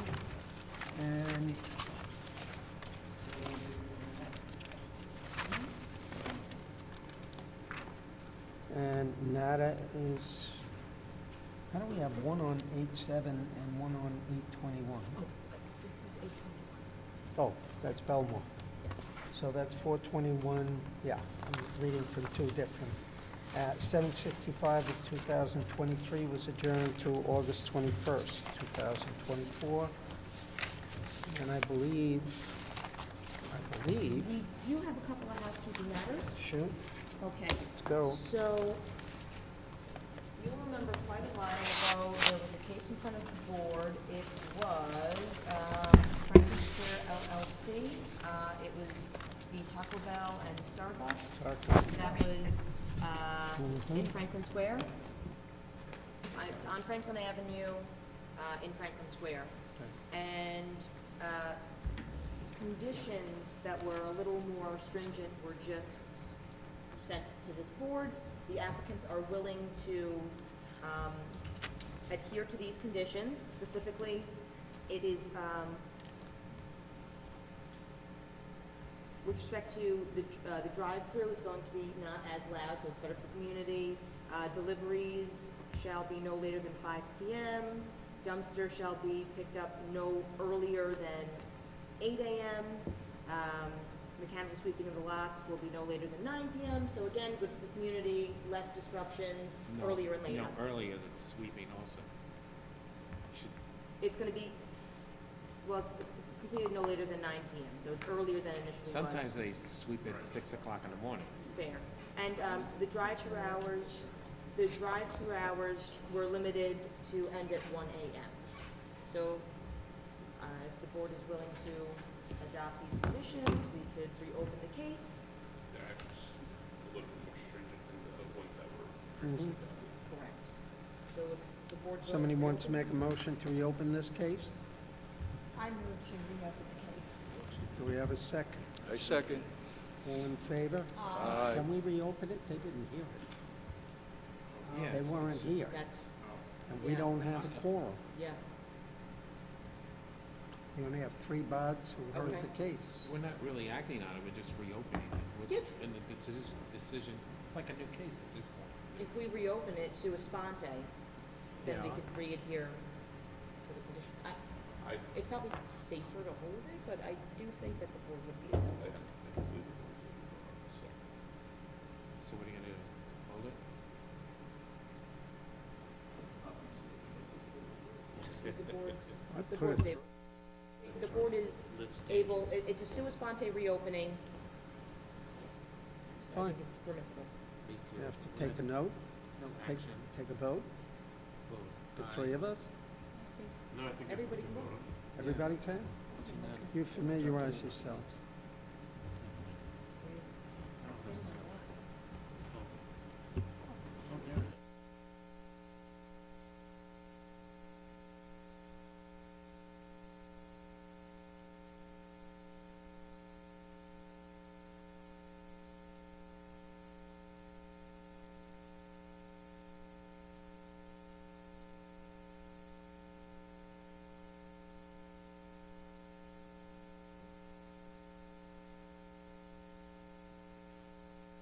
Do we have a motion to re-grant cases 403, 404, and 405, 406 and 407 of 2022?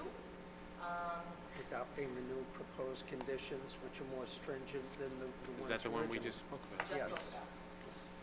Oh, I see. I Want see to what make you that did. motion, Mr. Pellegrini? I move that we adopt the conditions as previously enumerated by the council to the board. Second. All in favor? Aye. Next. That's,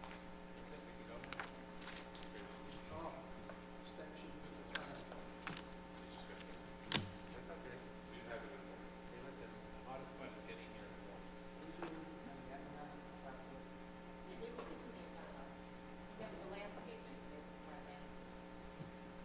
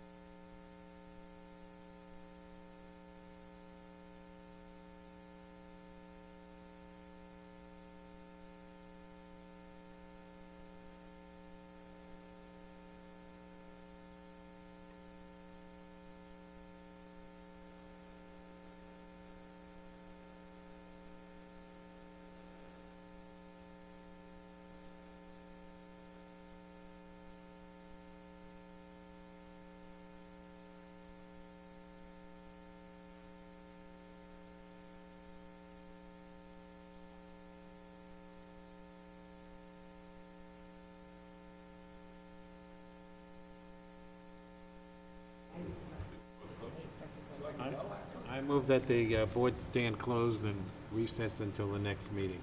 Second, all in favor? Aye. Aye.